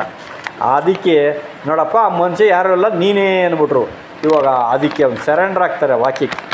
ಅದು ಸರೆಂಡ್ರ್ ಆಗ್ತಾನೆ, ಇಲ್ಲ ಬೇಡ ನನ್ನ ಕೈಲಿ ಆಗಲ್ಲ, ತಪ್ಪಾಯ್ತು ನಂದು ಹೇಳಿದ್ದು ಅಂತ ಏನಂದ್ರೆ ನೋಡಿದ್ರ ದಾವೀದರಿಗೆ ಎಂಥ ಗುಣ ಇತ್ತಪ್ಪ ಅಂದರೆ ತಪ್ಪನ್ನು ಒಪ್ಪಿಕೊಂಡು ಶರಣಾಗುವಂಥದ್ದು, ಮತ್ತೆ ಆ ತಪ್ಪನ್ನು ನಾನು ಮಾಡಲ್ಲ ಅಂತ ಕೇಳ್ಕೊಳೋಂಥ ಗುಣ ಅವರಲ್ಲಿತ್ತು. ಮತ್ತೆ ಆ ತಪ್ಪು ಮಾಡಿದ್ರು ಅವರು ಜೀವಮಾನ ಪರ್ಯಂತ ಮಾಡಲಿಲ್ಲ. ಅದು ಏನಕ್ಕಪ್ಪ ಸೂಚನೆ ಅಂದರೆ ಪ್ರತಿಯೊಬ್ಬರೂ ತಪ್ಪು ಮಾಡ್ತೀವಿ, ಆದರೆ ಪದೇ ಪದೇ ತಪ್ಪು ಮಾಡಬಾರ್ದು ಅನ್ನೋದಕ್ಕೆ ಉದಾಹರಣೆ. ಈಗ 4 ವಾಪಸ್ ಕೊಡಬೇಕು ಅಂದರೆ ದಾವೀದ 4 ಕುರಿಗಳನ್ನ ಹೆಂಗೆ ಕೊಡ್ತಾ? 4 ಕುರಿ ಏನು, 4 ಕುರಿನ ಹೆಂಗೆ ವಾಪಸ್ ಕೊಟ್ಟ? 4ರಷ್ಟು ಸರಿ. 4 ಜನ ಮಕ್ಕಳು ಸತ್ತೋಗ್ತಾರೆ. 4 ಜನ ಮಕ್ಕಳು. ಒಂದು ಬೆತ್ಸೆಬೇಳ ಹೊಟ್ಟೆನಲ್ಲಿ ಹುಟ್ಟಿದ ಮಗು ತಕ್ಷಣ ಸತ್ತೋಗ್ಬಿಡ್ತದೆ. ನೆಕ್ಸ್ಟು ಅಮ್ನೋನು ಸಾಯ್ತಾನೆ. ಏನು ಸತ್ತೋಗ್ತಾನೆ ಅವನ್ನ ಅಕ್ಷ್ಮಾಲೋಬನ ಅಂತವ್ನು ಏನಾಗ್ತಾನೆ, ಮರದಾಗ ನೇತಾಡ್ಬೇಕಾದ್ರೆ ಹೋಗಿ ಈಟಿ ತಾಂಡು ಏನು ಮಾಡ್ತಾನೆ, ತಿವುದು ಸಾಯಿಸ್ತಾನೆ. Next ಅಕ್ಷ್ಮಾಲೋಬನ್ನ Joab ಸಾಯಿಸ್ಬಿಡ್ತಾನೆ. ಯೋವಾಬನ್ನ ಸ್ವಂತ ಮಗ ಸೋಲೊಮೋನ್ ಏನು ಮಾಡ್ತಾನೆ ನೋಡು, ಅವ್ರ ಮಕ್ಕಳನ್ನ ಅವ್ರವರೇ ಸಾಯಿಸ್ತಾರೆ. ನೋಡು 4 ಕುರಿಗಳು ಏನಾಯ್ತು ಇವಾಗ ಕೊಟ್ಟಂಗಾಯ್ತು. ದಾವೀದ ಏನು ಮಾಡ್ದಂಗೆ ವಾಪಸ್ ಕೊಟ್ಟಂಗಾಯ್ತು. ಅದಕ್ಕೆ ಬದಲಾಗಿ ಆ ಒಂದು ಕುರಿ ತಪ್ಪಿಗೆ ದಾವೀದ ಮಾಡಿದ ಒಂದು ಕುರಿ ತಪ್ಪಿಗೆ 4 ಕುರಿ ವಾಪಸ್ ಕೊಟ್ಟರು. ನೋಡಿದ್ರಾ? ಹಂಗಾರೆ ಲೆಕ್ಕ ಹಾಕಬೇಕು. ನಾವೇನಾದರೂ ತಪ್ಪು ಮಾಡಿದ್ರೆ ನಮ್ಮಿಂದ ದೇವ್ರು ಏನು ದಂಡನೆ ತಗೊಂತಾರೆ? ಸುಮ್ಕೆ ಇರ್ತಾರೆ ಅವರು? ನ್ಯಾಯ ನೀತಿ ಸ್ವರೂಪನಾದ ದೇವರು. ಹಂಗಾರೆ ನಾವು ಮಾಡಿರೋ ಮಿಸ್ಟೇಕ್ಗಳಿಗೆ ಶಿಕ್ಷೆ ಕೊಡ್ತಾರೆ, ಅದೇ ಕ್ಷಮದಲ್ಲಿ ಕ್ಷಮೆಯನ್ನು ಕೊಡ್ತಾರೆ. ನಮಗೆ ಶಿಕ್ಷೆ ಕೊಟ್ಬಿಟ್ಟು ನಮ್ಮನ್ನು ಸಾಯಿಸಲ್ಲ. ಅದು ಶಿಕ್ಷೆ ಕೊಡೋದು ಏನಕ್ಕಪ್ಪ ಅಂದರೆ ನಾವು ಮಾಡಿದ್ದಕ್ಕೆ ತಪ್ಪಿಗೆ ಅದು ಪರಿಹಾರ. ಅದಕ್ಕೆ ಎಲ್ಲರಿಗೂ ಶಿಕ್ಷೆ ಕೊಡಲೇಬೇಕು ಅಲ್ವಾ? ತಪ್ಪು ಮಾಡಿದವ್ರಿಗೆ ನೋಡಿ ದೇವ್ರ ಮಕ್ಕಳನ್ನ ಬಿಟ್ಬಿಟ್ರು, ನಮಗಾದರೆ ದೇವರು ಶಿಕ್ಷೆ ಕೊಟ್ಬಿಟ್ರು ಅಂತ ಇನ್ನೊಬ್ಬರಿಗೆ ದೇವರು ಅಪರಾಧಿ ಅಂತ ಗೊತ್ತಾಗಬಾರ್ದು.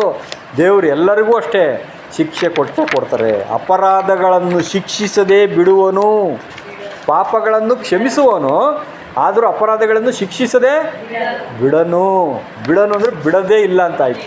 ಹಂಗಾರೆ ಒಂದು ಕಷ್ಟಗಳು ಸಮಸ್ಯೆಗಳು ನಮಗೆ ನಾವು ಮಾಡಿದ ತಪ್ಪಿಗೂ ಬರ್ತವೆ.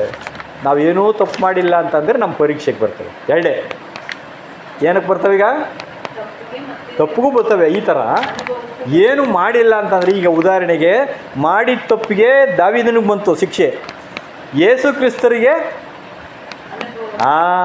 ಅಲ್ಲಿ ಬಂದಿದ್ದು ಅವರಿಗೆ ಪಾಠಕ್ಕೋಸ್ಕರ, ವಿಧೇಯತೆ ಅನ್ನೋ ಪಾಠ ಕಲಿಸ್ಬೇಕೋಸ್ಕರ ಯೇಸು ಕ್ರಿಸ್ತರು ಅವರಿಗೆ ಶಿಕ್ಷೆ ಕೊಟ್ಟರು.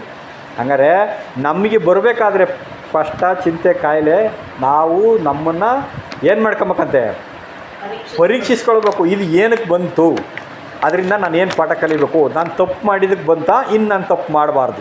ಒಂದು ಏನೂ ತಪ್ಪು ಮಾಡಿಲ್ವಾ, ನಮಗೆ ಗೊತ್ತಾಗ್ಬಿಡುತ್ತೆ. ಪವಿತ್ರಾತ್ಮ ನಮ್ಗೆ ಏನು ಮಾಡ್ತದೆ, ತೋರಿಸ್ಕೊಡ್ತದೆ. ಏನೂ ತಪ್ಪು ಮಾಡಿಲ್ಲ ಹಂಗಾದ್ರೆ ನನಗೇನೋ ಪಾಠ ಐತೆ, ಆ ಪಾಠ ನಾನು ಕಲಿಬೇಕು ಅಷ್ಟೇ, ಸಿಂಪಲ್. ಅದು ಕಲ್ತ್ಕೊಂಬಿಟ್ರೆ ಕುರಿ ಸ್ವಭಾವವನ್ನು ನಾವು ಧರಿಸ್ಕೊಂಡಂಗೆ ಆಗ್ಬಿಡ್ತದೆ. ನೆಕ್ಸ್ಟು, ಇವಾಗ ಯೇಸು ಕ್ರಿಸ್ತರು ಮೊದಲನೇದಾಗಿ ಸಭೆಯನ್ನು ರಕ್ಷಣೆ ಮಾಡ್ತಾರೆ ಪುನರುತ್ಥಾನದಲ್ಲಿ. ಯೇಸು ಕ್ರಿಸ್ತರು ಯಾವ ರೀತಿ ನೆರವೇರಿಸ್ತಾರೆ ಅಂತ ನೋಡ್ಬೇಕಾದ್ರೆ 3.5 ವರ್ಷ ಭೂಮಿಯಲ್ಲಿದ್ದು ಸುವಾರ್ತೆ ಸಾರಿದ್ರು. ಆ ಒಂದು ಜೀವನವನ್ನು ಮಾದರಿಯಾಗಿ ಉದಾಹರಣೆಯಾಗಿಟ್ಟರು ಕುರಿನ. ಅಂದರೆ ರಕ್ಷಣೆ ಮಾಡ್ಕೊಳ್ಳಲಿಕ್ಕೆ ಕುರಿ ಕೈಯಲ್ಲಿ ಸಾಧ್ಯ ಇರಲಿಲ್ಲ ಅಲ್ವರಾ. ಒಂದು ಮಾಡ್ಬೋದು, ಏನು ಮಾಡ್ಬೋದು ರಕ್ಷಣೆ ಅಂದರೆ, ಕುರುಬನ ಸ್ವರನ ಏನು ಮಾಡ್ಬೋದು, ಕೇಳ್ಬೋದು. ಆ ಅನ್ಯನ ಸ್ವರ ಕೇಳಿ ಅವನಿಂದೆ ಹೋಗದೆ ಅಲ್ಲಿಂದ ಏನು ಮಾಡಬೇಕು, ಓಡೋಗ್ಬಿಡ್ಬೇಕು. ಈ 2 ಗುಣ ಮಾಡ್ಬೋದು ಅಷ್ಟೇ ನಾವು ಕುರಿಗಳು. ಏನು ಬೇರೆ ಏನು ಮಾಡೋಕ್ಕೆ ಹೋಗ್ಬಾರ್ದು. ಪ್ರತಿರೋಧ ಒಡ್ಡಬಾರ್ದು, ನಮ್ಮನ್ನು ರಕ್ಷಣೆ ಮಾಡ್ಕೊಳಕ್ಕೆ ಹೋಗ್ಬಾರ್ದು. ನಾವು ಕುರುಬನ ಸ್ವರನ ಕೇಳ್ಕೊಂಡು ಅವ್ರ ರಕ್ಷಣೆ ಒಳಗೆ ನಾವು ಇರಬೇಕು. ಅನ್ಯ ಕುರುಬನ ಏನಾದರೂ ಬಂದ ಅಂದರೆ ಅಲ್ಲಿಂದ ತಪ್ಪಿಸ್ಕೊಂಡು ಓಡೋಗ್ಬೇಕು. ಸರ್ಪದಂತೆ ಅದನ್ನೂ ಹೇಳ್ತಾರೆ. ಏನು ಮಾಡ್ಬೇಕಪ್ಪ ಅಂತಂದರೆ, ನಾವು ಹೆಂಗಿರಬೇಕು ಅಂತ ಹೇಳ್ತಾರೆ ನೋಡಿ. ಉದಾಹರಣೆಗೆ ಹಿಡ್ಕೊಡುವಂಥ ಇಂದಿನ ರಾತ್ರಿಯಲ್ಲಿ ಈ ಒಂದು ಆಚರಣೆ ಅಲ್ಲ, ಅದು ಒಂದು ಸಂಪ್ರದಾಯನೂ ಅಲ್ಲ, ಆಚರಣೆನೇ. ಏನದು, ಕಾಲು ತೊಳೆಯುವಂಥ ಒಂದು ಇದನ್ನು ಮಾಡ್ತಾರೆ. ಯಾಕೆಂದರೆ ಯೇಸು ಕ್ರಿಸ್ತರು 3.5 ವರ್ಷ ಅವ್ರನ್ನೆಲ್ಲ ತೊಳೆದುಬಿಟ್ರು. ಯಾರನ್ನ, ಶಿಷ್ಯರನ್ನ, 12 ಜನ ಶಿಷ್ಯರನ್ನ ತಲೆಯಿಂದ ಪೂರ್ತಿ ಎಲ್ಲ ತೊಳೆದ್ರು. ಅವ್ರ ಹೃದಯ ಮನಸ್ಸು ಎಲ್ಲ ತೊಳೆದ್ರು. ಆದರೆ ಕಾಲನ್ನು ತೊಳೆದಿರಲಿಲ್ಲ ಅವರು. ಯಾರು? ಆ ಕಾಲನ್ನು ತೊಳೆದಿರಲಿಲ್ಲ ಅಂದರೆ ಅರ್ಥ ಏನು? ಕಾಲಲ್ಲಿ ಧೂಳಿತ್ತು. ಆ ಧೂಳು ಅಂದರೆ ಆತ್ಮಿಕ ಅರ್ಥ ಏನಪ್ಪ ಅಂದರೆ, ನಾನು ಅನ್ನುವಂಥ ಅಹಂಕಾರ ಅಲ್ಲಿತ್ತು. ನಾನು ಯೇಸುವಿನ ಪಕ್ಕ ಕೂತ್ಕೊಬೇಕು, ನಾನು ನಿಂಗಿನ ಮೊದಲು ಬಂದಿರೋನು, ನಾನು ನಿಂಗಿನ ದೊಡ್ಡವನು ಕಣೋ, ನಾನು ಕೂತ್ಕೊಬೇಕು ಅಂತ ಕಿತ್ತಾಡಿದ್ಬಿಟ್ರು. ಈ ಕಿತ್ತಾಡಿದ್ದನ್ನು ನೋಡಿ ಯೇಸು ಕ್ರಿಸ್ತರು ಇವ್ರ ಕಾಲಲ್ಲಿ ಏನಿದೆ, ಧೂಳಿದೆ. ಅಂದರೆ ಕಾಲು ಅಂದರೆ ಏನಪ್ಪ ಅಂದರೆ ನಡತೆಗಳು. ಇವ್ರ ನಡತೆ ಏನಾಗಿಲ್ಲ, ಸರಿ ಇಲ್ಲ. ನಾನು ಅಂತ ಅಹಂಕಾರ ಮಾಡ್ತಾರಲ್ಲ. ಈಗ ನಾನು ಹೆಂಗೆ ಮಾಡೋದು, ಈಗ ಇಷ್ಟು ವರ್ಷ ಬೋಧನೆ ಮಾಡ್ಕೊಂಡೇ ಬಂದೆ, ನಾನು ಇವಾಗ ಬೋಧನೆ ಮಾಡಲ್ಲ. ಈಗೇನು ಮಾಡಬೇಕು, ಕ್ರಿಯೆನಲ್ಲಿ ಮಾಡಿ ತೋರಿಸ್ಬಿಡ್ತೀನಿ ಅಂದ್ಬಿಟ್ರು. ಅವ್ರ ಕಾಲುಗಳನ್ನು ಹೋಗಿ ಹಿಡ್ಕೊಂಡು ತನ್ನ ಸೊಂಟದ ಒಂದು ಬಟ್ಟೆ ತಗೊಂಡ್ರು. ಯಾವುದೋ ಮೂಲೆಯಲ್ಲಿ ಬಿದ್ದಿರೋ ಬಟ್ಟೆ ತಗೊಂಡು ಒರೆಸಿದ್ರ? ಯೇಸು ಕ್ರಿಸ್ತರು ಗುರುಗಳು, ಈ ಸರ್ವ ಸೃಷ್ಟಿಗೆ ಒಡೆಯ ಯಜಮಾನ ಅಂಥವರು ತನ್ನ ಸೊಂಟದಲ್ಲಿರುವಂಥ ಟವಲ್ ತಗೊಂಡು ಅವ್ರ ಕಾಲನ್ನ ಪ್ರೀತಿಯಿಂದ ಒರೆಸ್ಬೇಕಾದ್ರೆ ಅವ್ರ ಮನಸ್ಸಿಗೆ ಎಷ್ಟಾಗಿರ್ತದೆ ನೋವು, ಹೆಂಗಾಗ್ಬಿಡ್ತದೆ? ಹೆಂಗಾಯ್ತು ಹೇಳ್ರಿ? ಪಶ್ಚಾತ್ತಾಪ ಅಲ್ಲ, ನನ್ನ ಕಾಲು ಮುಟ್ಟಬೇಡ ಸ್ವಾಮಿ ಅಂದ್ಬಿಟ್ರು. ಪೇತ್ರ ಬಂದು, ಅಯ್ಯೋ ನೀನು ನನ್ನ ಕಾಲು ಮುಟ್ಟದ, ದೂರ ಹೋಗಿ, ನೀವೆಲ್ಲಿ ನಾನೆಲ್ಲಿ ಸ್ವಾಮಿ ಅಂದ್ಬಿಟ್ರು. ನೋಡು, ತಕ್ಷಣ ಅವ್ರಿಗೆ ರಿಲೈಸ್ ಆಗ್ಬಿಡ್ತು, ನಾವು ಮಾಡಿದ್ದೇನಾಯ್ತು ತಪ್ಪು ಅಂತ ಗೊತ್ತಾಗ್ಬಿಡ್ತು. ನಾನು ಅಂತ ಅಹಂಕಾರ ಪಟ್ಬಿಟ್ಟ. ಆದರೆ ಇವರು ಗುರುಗಳು ಬಂದು ನಮ್ಮ ಕಾಲನ್ನೇ ಹಿಡ್ಕೊಂಬಿಟ್ರಲ್ಲ, ಈಗ ನಾನು ಯಾರೀಗ ಏನೂ ಅಲ್ಲ ಅಂದ್ಬಿಟ್ರು. ಅರ್ಥ ಆಗ್ಬಿಡ್ತು ಅವ್ರಿಗೆ. ಆ ಗುಣನ ತೊಳೆದು ಕಂಪ್ಲೀಟ್ ಅವ್ರನ್ನ ತೊಳೆದ್ಬಿಟ್ರು. ಅದಕ್ಕೆ ನನ್ನ ತಲೆನೂ ತೊಳೆದ್ಬಿಡು ಸ್ವಾಮಿ ಅಂತ ಪೇತ್ರ ಹೇಳ್ಬೇಕಾದ್ರೆ, ಸ್ನಾನ ಮಾಡಿದ್ಯಲ್ವ, ದೀಕ್ಷಾ ಸ್ನಾನ ತಗೊಂಡಿದ್ಯಲ್ಲ, ತಲೆ ತೊಳೆಯೋ ಅವಶ್ಯಕತೆ ಇಲ್ಲಪ್ಪ, ಕಾಲು ಮಾತ್ರ ಧೂಳಾಗಿತ್ತು, ಅದನ್ನು ತೊಳೆದಿದ್ದೀನಿ. ಇವಾಗ ಇದನ್ನು ನಾನು ನಿಮ್ಮ ಮಾದರಿಯಾಗಿ ತೋರಿಸಿದ್ದೀನಿ, ನೀವು ಹಂಗೆ ಮಾಡ್ಕೊಂಡು ಹೋಗ್ಬಿಟ್ರಿ. ಹಂಗಂದರೆ ಲಿಟ್ರಲ್ಲಾಗಿ ಮಾಡಿರಿ ಅಂತ ಹೇಳಲಿಲ್ಲ. ಅದನ್ನು ಕೆಲವರು ಲಿಟ್ರಲ್ಲಾಗಿ ಮಾಡ್ತಾರೆ. ಈ ಇದ್ರಾಗೆ ಯಾವುದ್ರಿಗೆ, ರೋಮನ್ ಕ್ಯಾಥೋಲಿಕ್ಸ್ನಲ್ಲಿ ಅವರು ಪೋಪು ಅವರೆಲ್ಲ ಫಾಲೋ ಮಾಡ್ತಾರೆ. ಆದರೆ ನಮಗೆ ಅದರ ಆತ್ಮಿಕ ಅರ್ಥನ ತಿಳಿಸಿದ್ದಾರೆ. 1,46,000 ಜನಕ್ಕೆ ಬೈಬಲ್ ಸ್ಟೂಡೆಂಟಿಗೆ ಮಾತ್ರನೇ ಗೊತ್ತಿದ್ದು ಕಂಪ್ಲೀಟು. ಇದು ಏನು ಅರ್ಥ ಅಂದರೆ, ನಮ್ಮ ನಡತೆಗಳು, ನಾವು ಇನ್ನೊಬ್ಬರ ಕಾಲಗಳನ್ನು ತೊಳೆಯೋದು ಅಂದರೆ, ಇನ್ನೊಬ್ಬರಲ್ಲಿ ಏನಾದರೂ ಧೂಳಿದ್ರೆ ನೀನು ಅವ್ರ ಕಾಲನ್ನ ತೊಳಿ ಅಂದರೆ ಅರ್ಥ ಏನಪ್ಪ ಅಂದರೆ, ಅವ್ರ ಕಾಲಲ್ಲಿ ಅಂದರೆ ಅವ್ರ ನಡತೆಗಳನ್ನು ಸರಿಪಡಿಸು, ನಿನ್ನ ಜವಾಬ್ದಾರಿ ನಿಂದು. ನೀನು ಯಾರು? ನೀನು ಆ ದೇಹಕ್ಕೆ ಸೇರ್ಕೊಳ್ಳಿರೋಂಥ ಅಂಗ, ಅವರೂ ಅಂಗನೇ ಅಲ್ವಾ. ನೀವಿಬ್ಬರು ಸೇರಿ ಯೇಸು ಕ್ರಿಸ್ತನಿಗೆ ಬಾಡಿ ಅಲ್ವಾ. ನೀವಿಬ್ಬರು ಈ ಒಂದು ಕೈಗೆ ನೋವಾಗಿಬಿಟ್ರೆ ಈ ಕೈ ಏನು ಮಾಡ್ತದೆ? ಸುಮ್ಮನಿರ್ತದ? ಈ ಕಾಲಿಗೆ ಮುಳ್ಚಿಚ್ಬಿಡ್ತು ಅಂದರೆ ಈ ಕೈ ಏನು ಮಾಡ್ತದೆ? ಓಡೋಕ್ಕೆ ತೆಗಿ ಅಂತ ಹೇಳ್ತದೆ. ಹಂಗಾರೆ ನೀವೆಲ್ಲ ಮುಳ್ಚಿಚ್ಕೊಂಡಿದ್ದೀರಿ, ನಾನು ನೋಡ್ಕೊಂಡು ಸುಮ್ಕಿದ್ರೆ ಏನದು ಅರ್ಥ? ನಿಂಗೂ ನಂಗೆ ಸಂಬಂಧ ಇಲ್ಲ ಅಂತಂಗೆ ಹೇಳ್ತೀವಿ ಅಲ್ವರಾ? ಚೆನ್ನಾಗಿ ಅರ್ಥ ಮಾಡ್ಕೊಬೇಕಲ್ವಾ? ಒಂದು ಅಂಗಕ್ಕೆ ನೋವಾದರೆ ಇನ್ನೊಂದು ಅಂಗಕ್ಕೆ ನೋವಾಗಲ್ವಾ? ಅದೇ ಪೌಲರು ಬರೀತಾರೆ ಕೊರಿಂಥ ಪತ್ರಿಕೆಯಲ್ಲಿ. ಹಂಗಾರೆ ಒಂದು ಅಂಗಕ್ಕೆ ಮಹಿಮೆ ಬಂದ್ಬಿಡ್ತು ಅಂದರೆ ಇನ್ನೊಂದು ಅಂಗ ಏನಾಗಬೇಕು? ಹೆಮ್ಮೆ ಪಡ್ಬೇಕು, ಸಂತೋಷ ಪಡ್ಬೇಕಂತೆ. ಈ ತಲೆಗೆ ಕಿರೀಟ ಇಟ್ಬಿಟ್ರೆ ಇಡೀ ದೇಹನೇ ಏನಾಗ್ಬಿಡ್ತದೆ? ಸಂತೋಷ ಪಡ್ತದೆ. ಹಂಗಂದ್ರೆ ಅರ್ಥ ಏನಪ್ಪ ಅಂದರೆ, ಒಬ್ಬರು ಸತ್ಯದಲ್ಲಿ ಬೆಳೀತಾವ್ರೆ, ಒಬ್ಬರು ಜ್ಞಾನದಲ್ಲಿ ಪವಿತ್ರಾತ್ಮದಲ್ಲಿ ತುಂಬ್ತಾವ್ರೆ, ಒಬ್ಬರು ಚೆನ್ನಾಗಿ ಸೇವೆ ಮಾಡ್ತಾರೆ ಅಂದರೆ ಎಲ್ಲರೂ ಏನು ಮಾಡ್ಬೇಕಂತೆ? ಸಪೋರ್ಟ್ ಮಾಡಿಬಿಟ್ಟು ಸಂತೋಷ ಪಡಬೇಕು, ಅವ್ರಿಗೋಸ್ಕರ ಪ್ರಾರ್ಥನೆ ಮಾಡಬೇಕು. ಅದು ಬಿಟ್ಬಿಟ್ಟು ಅಯ್ಯೋ ಅವ್ನು ಮೆರಿತಾವನೆ, ಅವ್ನು ಏನು ಮಾಡಿ ತುಳಿಬೇಕು ಅಂದರೆ ನಾನು ಆ ದೇಹಕ್ಕೆ ಸೇರಿದವನಲ್ಲ, ನನಗೂ ಅವ್ರಿಗೂ ಸಂಬಂಧ ಇಲ್ಲ ಅಂದಂಗೆ ಆಯಿತು. ಅದನ್ನೇನು ಮಾಡಿಬಿಡ್ತಾರೆ ದೇವರು, ಈ ರೋಗ ಈಗ ಹಂಗೆ ಏನು ಮಾಡಿಬಿಡ್ತಾರೆ, ಸರಿ ಇಲ್ಲ, ಇದು ಕುಷ್ಠರೋಗನ ಏನೋ ಬಂದೈತೆ, ಪ್ಯಾರಾಲಿಸ್ ಆಗ್ಬಿಟ್ಟದೆ, ಇದಕ್ಕೆ ಗ್ಯಾಂಗ್ರೀನ್ ಆಗ್ಬಿಟ್ಟದೆ ಅಂದ್ಬಿಟ್ಟು ಕಟ್ ಮಾಡಿ ಬಿಸಾಕಿಬಿಡ್ತಾರೆ. ಯಾರನ್ನ ನಮ್ಮನ್ನು ಯಾರು ಇನ್ನೊಬ್ಬರು ನೋಡಿ, ಇನ್ನೊಂದು ಕುರಿ ನೋಡಿ ಹೊಟ್ಟೆ ಕಿಚ್ಚಿಬಿಟ್ರೆ ನಮ್ಮನ್ನೇ ಸುಟ್ಟಾಕ್ಬಿಡ್ತದೆ. ಹಂಗಾರೆ ನಾವು ಇನ್ನೊಬ್ಬರ ಬಗ್ಗೆ ದ್ವೇಷ ಮಾಡಿದ್ರೆ, ಇನ್ನೊಬ್ಬರ ಬಗ್ಗೆ ಬೆಳ್ಳು ತೋರಿಸಿದ್ರೆ ದೇವರು ನನ್ನನ್ನು ಕಟ್ ಮಾಡ್ತಾರೆ, ನನಗೆ ಶಿಕ್ಷೆ ಕೊಡ್ತಾರೆ, ನನ್ನನ್ನು ತೆಗೆದಾಕ್ತಾರೆ. ನೀನು ಚಿಕ್ಕ ಹಿಂಡಿಗೆ ಯೋಗ್ಯತೆನಲ್ಲ, ನಿನಗೆ ಕೊಟ್ಟಿದ್ದೆ ಒಂದು ಕಿರೀಟ, ಈಗ ತೆಗೆದುಬಿಟ್ಟು ನಾನು ಇನ್ನೊಬ್ಬ ಯಾರೋ ನಿನಗಿನ್ನ ಚೆನ್ನಾಗಿ ಬರ್ತಾವ್ರು ನಾನು ಅವನಿಗೆ ಕೊಡ್ತೀನಿ ಅಂತಾರೆ. ನಾನು ದಿನ ಪ್ರಾರ್ಥನೆ ಮಾಡ್ತೀನಿ, ದಿನ ಬರ್ತಾ ಇರ್ತೀನಿ, ಆದರೆ ನನಗೆ ಇರೋವಂಥ ಕಿರೀಟ ಯಾರಿಗೂ ಹೊರಟೋಗ್ಬಿಡ್ತು, ಬೇರೆಯವ್ರಿಗೆ ಹೋಗ್ಬಿಡ್ತು. ನನಗಿನ್ನ ಒಳ್ಳೆ ಭಯ ಭಕ್ತಿಯಲ್ಲಿರೋವಂಥವ್ರಿಗೆ ಯಾರಿಗೋ ಕೊಟ್ಟು ಬಿಡ್ತಾರೆ. ಆವಾಗ ನಾನು ಇದ್ದರೂ ಸತ್ತಂಗೆ ದೇವ್ರ ದೃಷ್ಟಿನಲ್ಲಿ. ಆವಾಗ ನಾನು ರಕ್ಷಣೆನ ಹೊಂದ್ಕೊಳ್ಲಿಕ್ಕೆ ಚಾನ್ಸೇ ಇಲ್ಲ. ಯಾಕೆಂದರೆ ನನಗೆ ಕೊಟ್ಟಿರೋಂಥ ಕಿರೀಟ ಬೇರೆಯವ್ರಿಗೆ ಹೋಗ್ಬಿಟ್ಟಿರ್ತದಲ್ಲ, ಅಲ್ಲಿ ಇದ್ದಿದ್ದೇ ಒಂದೇ ಎರಡ ಇರ್ತಾವಿನ್ನ. ಆ ಒಂದೇ ಎರಡಕ್ಕೆ ಎಷ್ಟು ಸಾವಿರಾರು ಜನ ಕ್ಯೂ ನಿಂತವ್ರಿಗೆ. ಆ ಸಾವಿರಾರು ಜನದಲ್ಲಿ ಯಾರು ಕರೆಕ್ಟಾಗಿ ಓಟ ಓಡ್ತಾರೋ, ಯಾರು ಕುರಿತಾರ ಗುಣ ಬೆಳೆಸ್ಕೊಂತಾರೋ ಅವ್ರಿಗೆ ಕೊಡ್ತಾರೆ. ಈಗ ಸ್ಕೂಲ್ನಲ್ಲಿ 100 ಜನನ ರನ್ನಿಂಗ್ ರೇಸ್ ಬಿಡ್ತಾರೆ, ಅಲ್ಲಿ ಎಷ್ಟಕ್ಕೆ ಇರ್ತಾರೆ ಬಹುಮಾನ? ಒಂದೇ, ಫಸ್ಟು ಸೆಕೆಂಡ್ ಇರಲಿ, ಒಂದೇ ತಾನೇ ಫಸ್ಟ್ ಪ್ರೈಜು. ಅಷ್ಟು ಜನ ಓಡಿ ಪಾಪ ಬಿದ್ದು ಎದ್ದು ಓಡಿದ್ರೆ ಯಾರಿಗೆ ಕೊಡ್ತಾರೆ? ಯಾರೋ ಕರೆಕ್ಟಾಗಿ ಹೋಗಿ ಆ ಗೆರೆನ ಯಾರು ಮುಟ್ಟಿರ್ತಾರೋ ಅವನಿಗೆ ಕೊಡೋದು. ಹಂಗಾರೆ ಅದೇ ಥರ ನಮಗೆ ನೀವು ಬರೀ ಗಾಳಿನ ಗುದ್ದಾಡೋ ಥರ ಸುಮ್ಮನೆ ಕೂತ್ಕೊಂಡ್ಬಿಟ್ರೆ ಆಗಲ್ಲಪ್ಪ. ಯುದ್ಧ ಮಾಡಬೇಕು, ನಿಮಗೆ ವಿರುದ್ಧವಾಗಿ ಎದ್ದೇಳುವಂಥ ಈ ದುಷ್ಟ ಆಲೋಚನೆಗಳ ವಿರುದ್ಧ ನೀವು ಯುದ್ಧ ಮಾಡಿರಿ.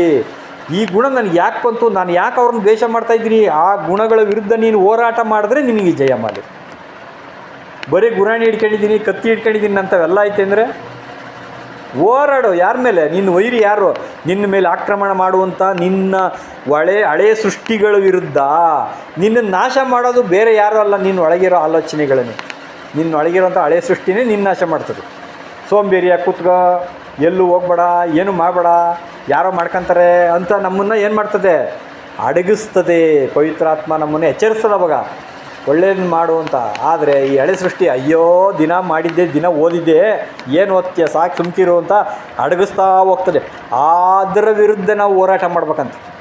ಇಲ್ಲ, ನನ್ನ ಕೈಲಿ ಆಗದಿಲ್ಲ ಚಿಂತಿಲ್ಲ, ನಾನು ಓದಬೇಕು, ಪ್ರೇಯರ್ ಮಾಡಬೇಕು, ನಾನು ಪ್ರೇಯರ್ಗೆ ಹೋಗ್ಬೇಕು ಅಂತ ಎದ್ದರೆ ಹೋರಾಟ ಮಾಡಿ ಅದನ್ನು ಜಯಿಸ್ದಂಗೆ. ಅದೇನಾಯ್ತು ಇವಾಗ? ಹಳೆ ಸೃಷ್ಟಿ ಅಡಗೋಯ್ತದು. ಅದನ್ನು ಸೋಲಿಸಿ ಕೊನೆಗೆ ಸಾಯಿಸ್ಬಿಡ್ಬೇಕು ನಾವು. ಆ ಸಾಯಿಸಿಬಿಟ್ರೆ ಹಳೆ ಸೃಷ್ಟಿ ಕಂಪ್ಲೀಟಾಗಿ ಪವಿತ್ರಾತ್ಮದಿಂದ ಭರಿತರಾಗ್ತೀವಿ. ಕುರಿಯ ಕಂಪ್ಲೀಟ್ ಗುಣ ಬೆಳೆಸ್ಕೊಂಡಿರ್ತೀವಿ, ಯಾರನ್ನೂ ಹೊಟ್ಟೆ ಕಿಚ್ಚಿಬಿಡಲ್ಲ, ಏನೂ ಮಾಡಲ್ಲ. ಆವಾಗ ನಮ್ಮನ್ನು ಬಲಿ ಕೊಡ್ತಾರೆ. ನೋಡಿದ್ರ ಹೆಂಗಾಯ್ತು ನಮ್ಮ ಬಲಿ? ನೋಡಿದ್ರ ಆವಾಗ ದೇವರಿಗೆ ಸುಗಂಧ ವಾಸನೆಯಾದ ಬಲಿ ಆಗಿಬಿಡ್ತದೆ. ಆಮೇಲೆ ಈ ಕಾಲು ತೊಳೆಯೋ ಮುಖಾಂತರ ಏನು ಮಾಡಿದ್ರು, ಅವ್ರನ್ನ ಉಳಿದಿರುವಂಥ ಒಂದು ಕಂಪ್ಲೀಟು ಅವ್ರ ಕೊಳೆನೆಲ್ಲ ತೊಳೆದು ಕೆಲಸನ ಮುಗಿಸ್ಬಿಟ್ರು. ಈ ಗುಣನ ಅವ್ರು ಬೆಳೆಸ್ಕೊಳ್ಳಿ, ಒಳ್ಳೆ ಗುಣಗಳನ್ನು ಅಂತಲೇ ಅವರು ಇದು ಮಾಡ್ತಾರೆ. ಅದಕ್ಕೆ ಪುನರುತ್ಥಾನದಲ್ಲಿ ಎದ್ದು ಬರಬೇಕು ಅಂತ ಇಷ್ಟ ಇದ್ದರೆ ಅಂಥವ್ರನ್ನ ರಕ್ಷಿಸುವುದಕ್ಕೆ ಸಂಪೂರ್ಣ ಅವ್ರು ಏನು ಮಾಡಿದ್ದಾರೆ? ಈಗ ಶಕ್ತರಾಗಿದ್ದಾರೆ ಯೇಸು ಕ್ರಿಸ್ತರು. ಯಾರನ್ನಾದ್ರೂ ದ್ವೇಷ ಮಾಡಿದ್ರೆ ಹೊಡೆದವ್ರನ್ನ, ಯಾರನ್ನು ಆ ಕುರಿಯ ಸ್ವಭಾವನೇ ಹೆಂಗೆ, ಯಾರನ್ನೂ ಏನು ಮಾಡಲಿಲ್ಲ, ವಿರೋಧ ಮಾಡಲಿಲ್ಲ, ಸಾಯಿಸೋರು ಬಂದವ್ರನ್ನ ಕ್ಷಮಿಸ್ಬಿಟ್ರು. ಆ ಗುಣ ಇದ್ದಿದ್ದಕ್ಕೇ ಅವ್ರಿಗೆ ಇಡೋ ಭೂಲೋಕದಲ್ಲಿಯೂ ಪರಲೋಕದಲ್ಲಿ ಎಲ್ಲ ಅಧಿಕಾರ ನಿನಗೇನು ಮಾಡ್ಬಿಟ್ರಿ, ಕೊಟ್ಬಿಡ್ತೀನಿ ಹೋಗಿ ಅಂದ್ಬಿಟ್ರು. ತಂದೆ ದೇವರು ಏನು ಮಾಡಿದ್ರಂತೆ? ಎಲ್ಲ ಅಧಿಕಾರ ಕೊಟ್ಬಿಟ್ರು. ಹಂಗೆ ತಂದೆ ದೇವ್ರಿಗೆ ಇವಾಗ ಏನಿಲ್ಲ, ಈ ಮನುಷ್ಯರ ಮೇಲೆ ಅಧಿಕಾರ ಏನಿಲ್ಲ, ಎಲ್ಲ ನಿನಗೆ ಕೊಟ್ಬಿಟ್ಟಿದ್ದೀನಿ, ಏನು ಬೇಕಾದ್ರೂ ಮಾಡ್ಕೊಂಡ್ರು. ಅದಕ್ಕೆ ನೀನು ಕೇಳ್ಕೊಂಡ್ರೆ ಎಲ್ಲ ಜನಾಂಗಗಳನ್ನು ನೀನು ಅಧೀನ ಮಾಡ್ತೀನಿ ಅಂತ 2ನೇ ಕೀರ್ತನೆಯಲ್ಲಿ ಏನು ಮಾಡ್ತಾರೆ? ಹೇಳ್ತಾರೆ. ಕಬ್ಬಿಣದ ಗದೆ ಥರ ನೀನು ಎಲ್ಲರನ್ನೂ ಮಣ್ಣಿನ ಮಡಿಕೆ ಥರ ಒಡೆದು ಪುಡಿ ಮಾಡಾಕ್ಬಿಡು. ಯಾರನ್ನಪ್ಪ ಅಂದರೆ ನಿನಗೆ ವಿರೋಧಿಗಳಾಗಿರುವಂಥವ್ರನ್ನ, ದೇವದೂತರು, ಬಿದ್ದೋಗಿರೋ ದೇವದೂತರನ್ನ, ಸೈತಾನನ್ನು, ಆಮೇಲೆ ಸುಳ್ಳು ಬೋಧಕರುಗಳನ್ನು, ಈ ಎಲ್ಲರನ್ನೂ ಏನು ಮಾಡಿ ನೀನು ಒಡೆದು ಪುಡಿ ಮಾಡು.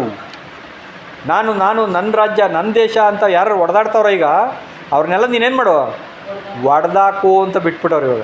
ಅದಕ್ಕೆ ಈಗ 3ನೇ ಮಹಾಯುದ್ಧಕ್ಕೆ ಏನಾಗ್ತಾಯಿದೆ, ಎಲ್ಲ ಒಡೆದು ಪುಡಿ ಮಾಡ್ತಾವ್ರು ಇವಾಗ ದೇವರು. ಅದಕ್ಕೆ ಯಾವ ಟೈಮಲ್ಲಿ ಮಹಾಸಂಕಟ ಕಾಲ ಬರ್ತದೋ ಗೊತ್ತಿಲ್ಲ. ಇದೆಲ್ಲ ಮಹಾಸಂಕಟ ಕಾಲ ಸೂಚನೆಗಳು. ಈ ಗ್ಯಾಸ್ ಇಲ್ಲ ಅನ್ನೋದೇನದು ಅರ್ಥ? ಇನ್ನು ಅಲ್ಟಿಮೇಟ್ ಏನೋ ಹೋಗ್ಬಿಡ್ತು 4 ತಿಂಗಳು 3 ತಿಂಗಳು ಅಂದರೆ ಗ್ಯಾಸ್ ಯಾರಿಗೂ ಇಲ್ಲ ಅಂದರೆ ಊಟಕ್ಕೆ ಎಷ್ಟು ತೊಂದರೆ ಆಗ್ತವೆ. ಹೋಟ್ಲ್ ನಂಬ್ಕೊಂಡಿರೋರು, ಪಿ ಜಿಗಳು ನಂಬ್ಕೊಂಡಿರೋರು ಗತಿ ಏನಾಗಬೇಕು? ಇದು ಮಹಾ ಸಂಕಟ ಕಾಲ ಆಗುತ್ತೆ. ಸೂಚನೆ ಇದು ಒಂದೇ ಒಂದು ಸೂಚನೆ ಅಷ್ಟೇ. ಇನ್ನು ಊಟ ಆಹಾರಕ್ಕೆ ಎಣ್ಣೆಗಳು, ಪೆಟ್ರೋಲ್ಗಳು ಎಲ್ಲ ರೇಟ್ ಗಗನಕ್ಕೆ ಹೋಗ್ತವೆ. ಆಹಾರಗಳು ಸಾಮಗ್ರಿಗಳು ಸಿಗಲ್ಲ. ಯಾಕೆಂದರೆ ನೀರಿಲ್ದಲೇ ಸಾಯ್ತಾವ್ರವರು. ನಾವು ಪೆಟ್ರೋಲ್ ಇಲ್ದಲೇ ಸತ್ತರೆ ಅವ್ರಿಗೇನಿಲ್ವಂತೆ, ನೀರಿಲ್ಲ. ಪೆಟ್ರೋಲ್ ಕೊಟ್ಬಿಟ್ಟು ನೀರು ತಗೊತಿದ್ರು ಅವರು. ಈಗ ಲೆಕ್ಕ ಹಾಕಿ ಒಬ್ಬೊಬ್ಬರು ಒಂದೊಂದರ ಆಹಾರದ ಮೇಲೆ ಡಿಪೆಂಡ್ ಆಗಿದ್ದರು. ಈ ಅಭಾವಗಳು ಎಲ್ಲಿಗೆ ಹೋಗ್ತದೆ ಅಂದರೆ ಮನುಷ್ಯರಿಗೆ ಅಭಾವ ಏನು ಸಿಗಲ್ಲ. ಇದೇ ಅಲ್ಟಿಮೇಟ್ ಮಹಾ ಸಂಕಟ ಕಾಲವಾಗಿ ಪರಿಣಮಿಸ್ತದೆ ಕೊನೆಗೆ. ಆವಾಗ ಆ ಮಹಾ ಸಂಕಟ ಕಾಲ ಯಾವಾಗಂದರೆ ಈಗ ರೆಡಿ ಆಗ್ತಾ 38 ದೇಶಗಳು ಇಸ್ರೇಲ್ ಅಮೇರಿಕಾನ ಹೊಡಿಬೇಕು ಅಂದ್ಬಿಟ್ಟು ಇರಾನ್ ಕಡೆಗೆ ಬರ್ತಾವಂತೀಗ. ಅಷ್ಟು ಜಕರಿ 14ನೇದೇದಾಗ ಹೇಳ್ತಾರೆ, ಎಲ್ಲ ದೇಶಗಳು ನಿನ್ನನ್ನು ಒಡ್ಡು ಹಾಕಿ ನಿನ್ನ ಮೇಲೆ ಏನು ಮಾಡ್ತಾರೆ, ಅಟ್ಯಾಕ್ ಮಾಡ್ತಾರೆ. ಪ್ರವಾದನೆ ಕರೆಕ್ಟಾಗಿ ನೆರವೇರ್ತೈತೆ ನೋಡಿ.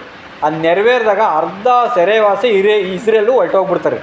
ಇರಾನ್ ಏನು ಮಾಡ್ತಾರೆ, ಎಲ್ಲರೂ ಸಾಯಿಸ್ಬಿಡ್ತಾರೆ. ಸೆರೆಗೆ ಹೋಗ್ತಾರೆ ಅಂದರೆ ಅದು ಮರಣದ ಸೆರೆ ಆಗ್ಬೋದು, ಬದುಕಿರೋರನ್ನ ಸೆರೆ ಹಿಡ್ಕೊಂಡು ಹೋಗ್ಬೋದು, ಹೇಳ್ಬೇಕಾದ್ರೂ ಆಗ್ಬೋದು. ದೇವ್ರ ವಾಕ್ಯ ಹೆಂಗೆ ಬೇಕಾದ್ರೂ ಆಗುತ್ತೆ. ಅರ್ಧ ಜನ ಹೋದಾಗ ಉಳಿದಿರೋ ಅರ್ಧ ಜನಕ್ಕೆ ಏನಾಗ್ತದಂತೆ, ಕಣ್ಣು ತೆರೆಯಲ್ಪಡ್ತತೆ. ಆವಾಗಲೇ ಇದ್ದೊಬ್ಬ ಮಗನನ್ನು ಕಳೆದುಕೊಂಡು ಅನ್ನಂತೆ ಗೋಳಾಡ್ತಾರಂತೆ. ಅಂದರೆ ದೇವರು ನಮ್ಮನ್ನು ಕೈ ಬಿಟ್ಬಿಟ್ರಲ್ಲ. ಹಂಗಾರೆ ನಾವು ಏನೋ ತಪ್ಪು ಮಾಡಿದ್ದೀವಿ, ಅಯ್ಯೋ ನಮ್ಮ ರಕ್ಷಕನ ಯೇಸು ಕ್ರಿಸ್ತರು ಅವ್ರನ್ನೇ ಕೊಲೆ ಮಾಡಿಬಿಟ್ಟು ಅಂತ ಗೋಳಾಡಿದಾಗ ಅವರ ಮೊರೆ ಕೇಳಿ ದೇವರು ಪಿತೃಗಳನ್ನು ಎಬ್ಬರಿಸ್ತಾರೆ. ಅವರು ಎದ್ದು ಬಂದು ಆವಾಗ ಇಡೀ ಎಲ್ಲ ದೇಶಗಳನ್ನು ಧ್ವಂಸ ಮಾಡ್ತಾರೆ. ಆವಾಗ ಇಸ್ರೇಲ್ಗೆ ನೋಡಿ, ಇಸ್ರೇಲ್ಗೆ ಪುಟ್ಟ ದೇಶ ಇರೋದೇ 1 ಕೋಟಿ ಜನ, ಅದ್ರಾಗೆ ಅರ್ಧ ಜನ ಹೋಗ್ಬಿಟ್ರು ಅಂದರೆ 50 ಲಕ್ಷ ಜನ. 50 ಲಕ್ಷ ಜನದಲ್ಲಿ ಆವಾಗ ಎದ್ದಾಗ ಇಡೀ ಪ್ರಪಂಚನೇ ಧ್ವಂಸ ಮಾಡ್ತಾರೆ. ಇದು ಹೆಂಗೆ ಅಂತ ಲೋಕದ ಜನಗಳಿಗೆ ಅರ್ಥ ಆಗಬೇಕಾದ್ರೆ, ಓ ದೇವರು ಪಿತೃಗಳನ್ನು ಎಬ್ಬರಿಸ್ತಾರಂತೆ, ಪುನರುತ್ಥಾನ ಆಯ್ತಂತೆ, ದೇವರು ಅವ್ರಿಗೆ ಪ್ರತ್ಯಕ್ಷ ಆಗ್ಬಿಟ್ರಂತೆ. ಅಂದರೆ ಎಲ್ಲ ಜನಗಳು ಪ್ರವಾಹದಂತೆ ಆ ಕಡೆಗೆ ಹೋಗ್ತಾರಂತೆ. ಎಲ್ಲಿಗೆ? ಎಲ್ಲ ಆಗಬೇಕು. ಅಂದರೆ ಇದೆಲ್ಲ ಈಗಲೇ ಅಂತ ನಮಗೆ ಗೊತ್ತಿಲ್ಲ. ಈಗಲೇ ಸ್ಟಾರ್ಟಿಂಗ್, ಅದು ಅಲ್ಟಿಮೇಟ್ ಯಾವಾಗ ಆಗ್ತದೋ ಗೊತ್ತಿಲ್ಲ. ಸ್ವಲ್ಪ ದಿನ ರೆಸ್ಟ್ ಕೊಟ್ಟು ತಿರ್ಗಾ ಮತ್ತೆ ಯುದ್ಧ ಸ್ಟಾರ್ಟ್ ಆಗ್ಬೋದು. ಒಟ್ಟಿಗೆ ದೇವರು ಹಾಕಿ 100% 3ನೇ ಮಹಾಯುದ್ಧ ಆಗಲೇಬೇಕು ಅಂತ ಬರ್ದೈತೆ. ಆ ಬೈಬಲಾಗಿ ಬರ್ದಿರೋದೇ ಲೋಕದಲ್ಲಿ ನೆರವೇರ್ತದೆ. ಅದು ಜನಗಳಿಗೇನೋ ಇಲ್ಲ, ಗೊತ್ತಿಲ್ಲ ಅಷ್ಟೇ. ಅದರಿಂದ ಆತನ ಮಾದರಿಯಂತೆ ಕುರಿಯ ಸ್ವಭಾವವನ್ನು ನಾವು ಕಲ್ತ್ಕೊಂಡಿದ್ದೀವ. ಯೇಸು ಕ್ರಿಸ್ತರಂತೆ ಕುರಿಯ ಸ್ವಭಾವ ಹೊಂದಿದ್ರೆ ಮಾತ್ರ ರಕ್ಷಣೆ, ಇಲ್ಲ ಅಂದರೆ ರಕ್ಷಣೆ ಇಲ್ಲ. ಅದಕ್ಕೆ ಹಂಗಿಲ್ಲ ಅಂತ ಅನ್ನೋದಕ್ಕೆ ಉದಾಹರಣೆಗೆ ಸ್ನಾನಿಕನಾದ ಯೋಹಾನರು ಹೇಳ್ತಾರೆ, ಆಗೋ ದೇವರು ಯಜ್ಞಕ್ಕೆ ನೇಮಿಸಿದ ಕುರಿ ಅಂತಾರೆ. ಅಂದರೆ ಬೇರೆ ಪ್ರಾಣಿ ನೇಮಿಸಿದ್ರೆ ಆಗ್ತಿರ್ಲಿಲ್ವ ಅಂತ ಅಂದರೆ ಇಲ್ಲ, ಅದು ಪ್ರತಿರೋಧವನ್ನು ಒಡ್ಡುಬಿಡ್ತಿತ್ತು. ಅದಕ್ಕೋಸ್ಕರನೇ ಕುರಿಯಾಗಿ ದೇವರು ಯೇಸು ಕ್ರಿಸ್ತನನ್ನು ಕುರಿನಂತೆ ನೇಮಿಸೋದು. ಈಗ ಯೇಸು ಕ್ರಿಸ್ತನ ಮುಂದೆ ಕುರಿ ಅಂತ ನಾವು ಒಪ್ಕೊಂಡಿದ್ದೀವಿ ಅಲ್ವರಾ? ಒಪ್ಕೊಂಡಿದ್ದೀರಿ? ಯಾರು ಒಪ್ಕೊಂಡಿದ್ದೀರಾ? ಅಲ್ಲಲ್ಲ, ನಾವೆಲ್ಲ ಕುರಿಗಳು ಅಂತ ಯಾರ್ಯಾರು ಒಪ್ಕೊಂಡಿದ್ದೀರಿ? ಈಗ ಹಂಗಾರೆ ಒಪ್ಕೊಂಡಿದ್ದೀರಾ? ಹಂಗಾರೆ ಇವಾಗ ಯಾರನ್ನ ಆಚೆ ಕಡೆ ಹೋದ ತಕ್ಷಣ ಬಕ್ರಾ ಅಂದರೆ ನೀವು ಏನು ಮಾಡ್ತೀರಿ? ಈಗ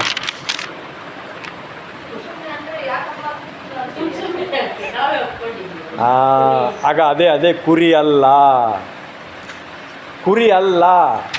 ಯಾಕಂತ್ಯ ಅಂತ ಕೇಳಲಿಲ್ಲ ಯೇಸು ಕ್ರಿಸ್ತರು. ಅದಕ್ಕೆ ಕುರಿ ಸ್ವಭಾವನ ಇನ್ನೂ ಏನಾಗಿಲ್ಲ, ಬೆಳೆಸ್ಕೊಂಡಿಲ್ಲ ಅಂದ್ಬಿಟ್ಟು ನಮ್ಗೆ ಇನ್ನೂ ಟೈಮ್ ಕೊಡ್ತಾರೆ. ಎಲ್ಲಿನ ತನಕ ಅಂದರೆ ಎಲ್ಲಿನ ತನಕ 3ನೇ ಮಹಾಯುದ್ಧ ಆಗಲ್ವೋ ಅಲ್ಲಿನ ತನಕ. ಅದಕ್ಕೆ ಆ ದಿನಗಳನ್ನು ಏನು ಮಾಡಿದ್ದಾರೆ, ನಿಮಗೋಸ್ಕರ ಕಡಿಮೆ ಮಾಡಿದ್ದೀನಿ ನಾನು ಅಂತಾರೆ. ಅವೇನಾದರೂ ಜಾಸ್ತಿ ಮಾಡಿಬಿಟ್ಟಿದ್ರೆ ಇಷ್ಟೊತ್ತಿಗೆ ಏನಾಗ್ಬಿಡ್ತಿದ್ದು, ನೀವು ಸಿಗಾಕೊಂಬಿಡ್ತಿದ್ದೀರಾ. ತಾನು ಆದುಕೊಂಡವರಿಗೋಸ್ಕರ ಆ ದಿನವನ್ನು ಕಡಿಮೆ ಮಾಡವ್ರೆ. ಅಂದರೆ ಇವ್ರು ಬರಲಿಲ್ವಲ್ಲಪ್ಪ.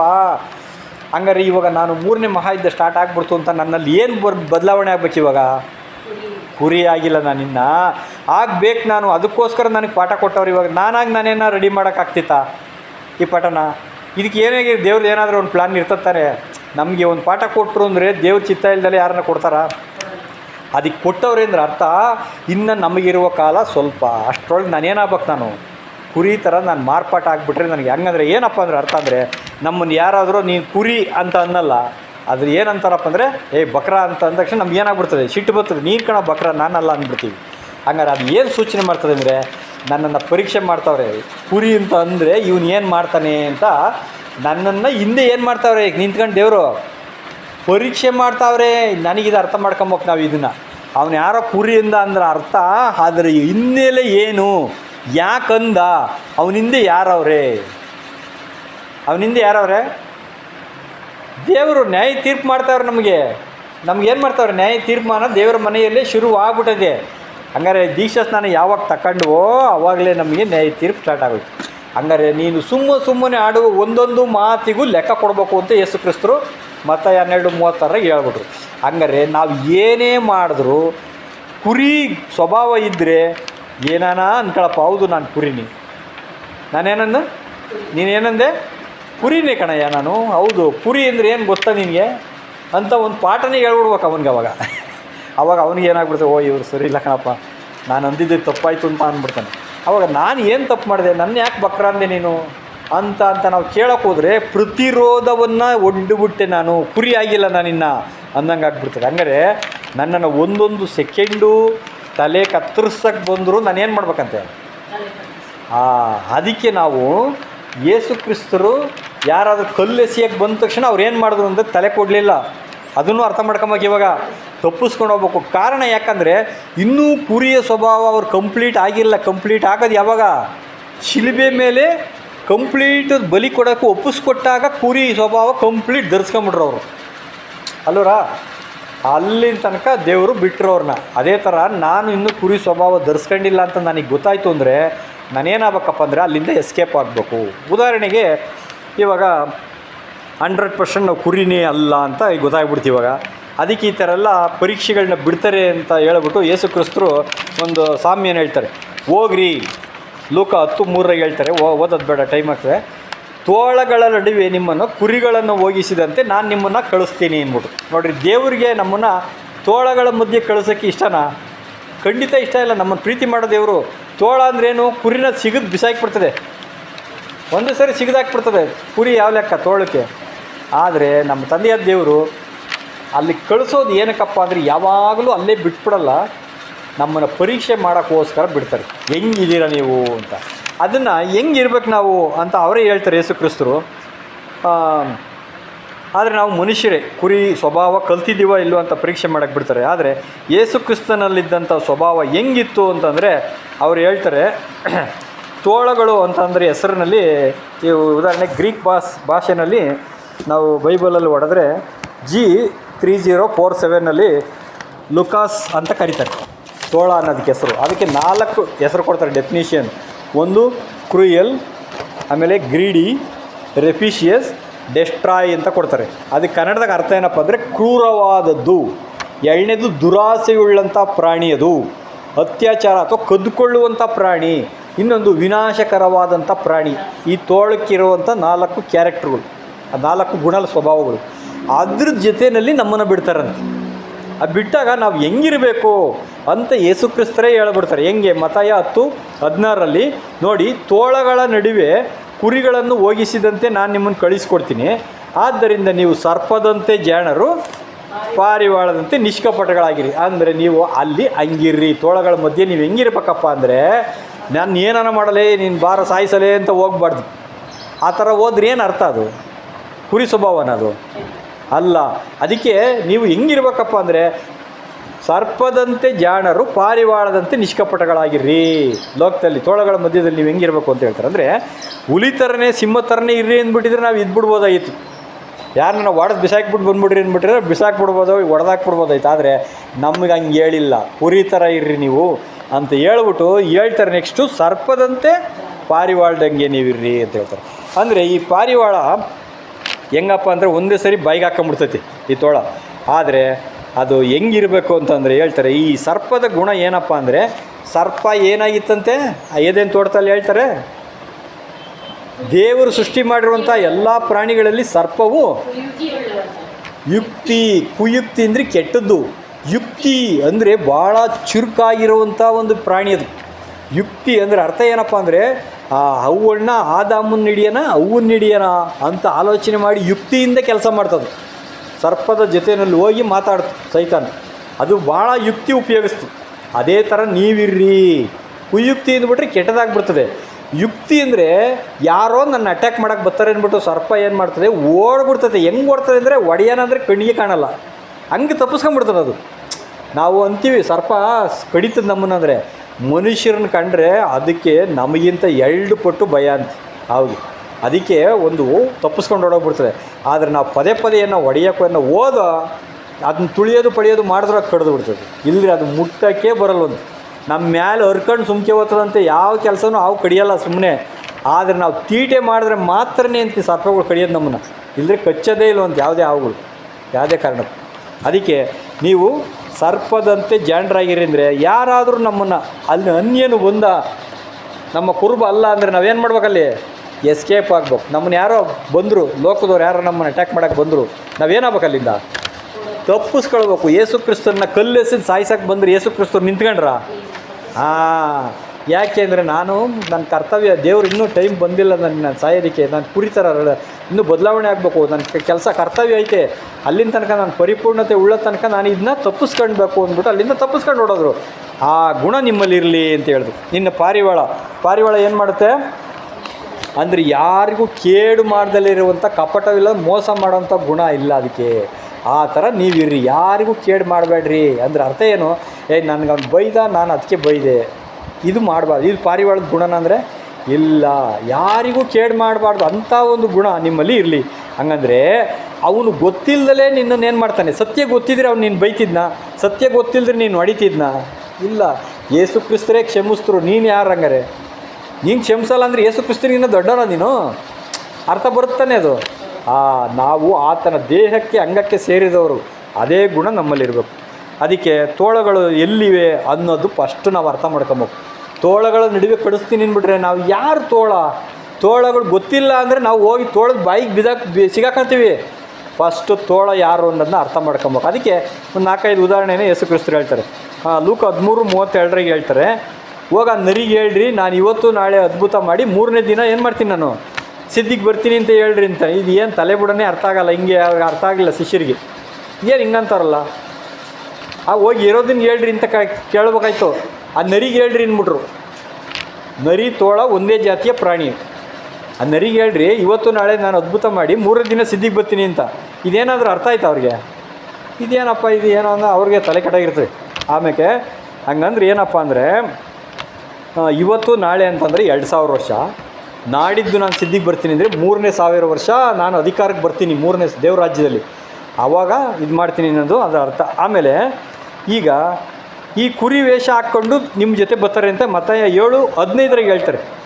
ಸುಳ್ಳು ಪ್ರವಾದಿಗಳು ಕುರಿ ಥರ ವೇಷ ಹಾಕ್ಕೊಂಡು ಬರ್ತಾರೆ, ಇವರು ಹಿಡ್ಕೊಂಡು ಹೋಗುವ ತೋಳಗಳೇ ಎಚ್ಚರಿಕೆಯಾಗಿರಿ ಅಂದ್ಬಿಟ್ರು. ಹಂಗಾರೆ ನಮ್ಮ ಮಧ್ಯದಲ್ಲಿ ಇದ್ದಾರೆ ಇವರು. ಒಂದು ನರಿ ಅಂತ ಅಂದರೆ ತೋಳ ಅಂದರೆ ಒಂದೇ. ಆ ನರಿಗೆ ಹೋಗಿ ಹೇಳ್ರಿ ಅಂತ ಹೇಳಿದ್ದು ಅಲ್ಲಿ ಹೆರೋದನಿಗೆ ಹೇಳಿದ್ದು, ಆ ನರಿಗೆ ಹೋಗಿ ಹೇಳ್ರಿ ಅಂತ. ಅವನು ತೋಳನೆ. ಅಂದರೆ ಅದು ಏನು ಸೂಚನೆ ಮಾಡ್ತಾರೆ ಅಂದರೆ ಲೋಕಕ್ಕೆ ಸೂಚನೆ. ಹೆರೋದ ಯಾರು? ರಾಜ. ಲೋಕದಲ್ಲಿರುವಂಥ ತೋಳಗಳು. ಹೆರೋದಾಗ್ಬೋದು, ಅವನ ಮಿನಿಸ್ಟ್ರಿ ಅಧಿಕಾರಿಗಳು, ಯಾರು ಬೇಕಾದ್ರೂ ಆಗ್ಬೋದು. ಇವರೆಲ್ಲ ಯಾರಂತೆ? ತೋಳಗಳು. ಇನ್ನೊಂದು ತೋಳ ಹೇಳ್ತಾರೆ ಇಲ್ಲಿ ಮತ್ತೆ 7:15 ನಿಮ್ಮೊಳಗೆ ಕುರಿ ವೇಷ ಹಾಕ್ಕೊಂಡು ಕುಂತ್ಕೊಂಡವ್ರೆ, ಈ ತೋಳಗಳ ಬಗ್ಗೆ ಎಚ್ಚರಿಕೆ ಆಗಿರಿ ಅಂದ್ಬಿಟ್ರು. ಹಿಂಗೆ ನೋಡಿ, ನಮ್ಮ ಒಳಗಡೆ ಇರೋ ತೋಳಗಳನ್ನ ಹೆಂಗೆ ಕಂಡಿದ್ದೀವಿ? ಹಂಗಂದರೆ ಇವ್ರು ಯಾರು ಅನ್ನೋದು ಫಸ್ಟ್ ಅರ್ಥ ಮಾಡ್ಕೊಳ್ರಿ, ನೀವು ದೂರ ಇರ್ರಿ ಅವರಿಂದ ಅಂತ ಹೇಳ್ತಾರೆ.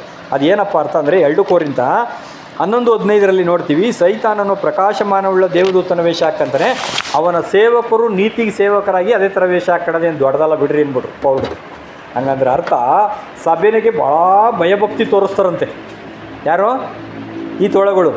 ಆದರೆ ಇವರು ಕುರಿ ಥರ ವೇಷ ಹಾಕೊಂಡಿರ್ತಾರೆ. ಇವ್ರ ಹಿಂದೆಗಡೆ ಹೆಂಗಿರ್ತದಂತೆ ಅಂದರೆ ಇನ್ನೊಂದು ಮುಖ ತೋಳ. ಅದು ಈಗ ಒಂದು 10 ಕುರಿ ಮಧ್ಯದಲ್ಲಿ ಒಂದು ತೋಳ ತಗೊಂಡೋಗ್ಬಿಟ್ರೆ ಕಂಡುಹಿಡಿಯೋಕ್ಕಾಗಲ್ಲ. ಯಾಕೆ? ಕುರಿ ಥರನೇ ಇರ್ತದೆ ತೋಳಕ್ಕೂ ಮುಖ. ಹೆಂಗೆ ಕಂಡುಹಿಡಿತೀರಾ? ಅದನ್ನು ಕುರುಬ ಮಾತ್ರ ಏನು ಮಾಡ್ತಾನೆ? ಕಂಡುಹಿಡಿಕಂತ. ನಿಜವಾದ ಕುರಿಗಳಿಗೆ ಮಾತ್ರ ಗೊತ್ತಾಗ್ತದೆ ಇದು ಕುರಿನ ತೋಳನ ಅಂತ, ಬೇರೆ ಗೊತ್ತಾಗಲ್ಲ ಪ್ರಾಣಿಗಳಿಗೆ. ಅದಕ್ಕೆ ಅಪೊಸ್ತಲರ ಕೃತ್ಯ 20:29 ಹೇಳ್ತಾರೆ, ನಾನು ಹೋದ್ಮೇಲೆ ಕ್ರೂರವಾದ ತೋಳಗಳು ಬರ್ತವೆ ನಿಮ್ಮಲ್ಲಿ ಅಂತ ಪೌಲರು ಅಲ್ಲೇ ಹೇಳ್ತಾರೆ. ಹಂಗಾರೆ ನೆಕ್ಸ್ಟ್ ಬರೋವಂಥ ಸುಳ್ಳು ಬೋಧಕರುಗಳ ಬಗ್ಗೆ ಇಲ್ಲಿ ಮಾತಾಡ್ತಾರೆ. ಅದಕ್ಕೆ ನೆಕ್ಸ್ಟು ಒಂದು ಸಭೆ ಮೇಲೆ ಕಣ್ಣಿಡ್ತಾನೆ ಯಾರು? ಸೈತಾನ. ಯಾರು ನುಂಗ್ಲಿ ಅಂತ ಅವನೊಂದು ತೋಳ. ನೆಕ್ಸ್ಟು ಅವನ ದೂತರುಗಳು 24/7 ಕಾಯ್ತಾ ಇರ್ತಾನಂತ, ಯಾರನ್ನು ಬೀಳಿಸ್ಲಿ ನಾನು ಅಂತ. ಈ ತೋಳಗಳು ಬೇರೆ. ಆಮೇಲೆ ಸಭೆ ಒಳಗಿರೋಂಥ ತೋಳಗಳು ವೇಷ ಹಾಕೊಂಡು ಬಂದಿರ್ತಾರೆ. ಆಮೇಲೆ ಈ ಹೆರೋದನ ಉಳಿವಿಟ್ಟಿನ ವಿಷಯದಲ್ಲಿ ನೀವು ಎಚ್ಚರಿಕೆಯಾಗಿರಿ ಅಂದರೆ ಸುಳ್ಳು ಬೋಧನೆಗಳು ಮಾಡೋಂಥವ್ರು. ಅಂದರೆ ಏನು? ಭಕ್ತಿ ವೇಷ ಹಾಕ್ಕೊಂಡಿರ್ತಾರೆ, ಆದರೆ ಭಕ್ತಿ ಇರಲ್ಲ ಅವ್ರ ಹತ್ರ. ಏನು?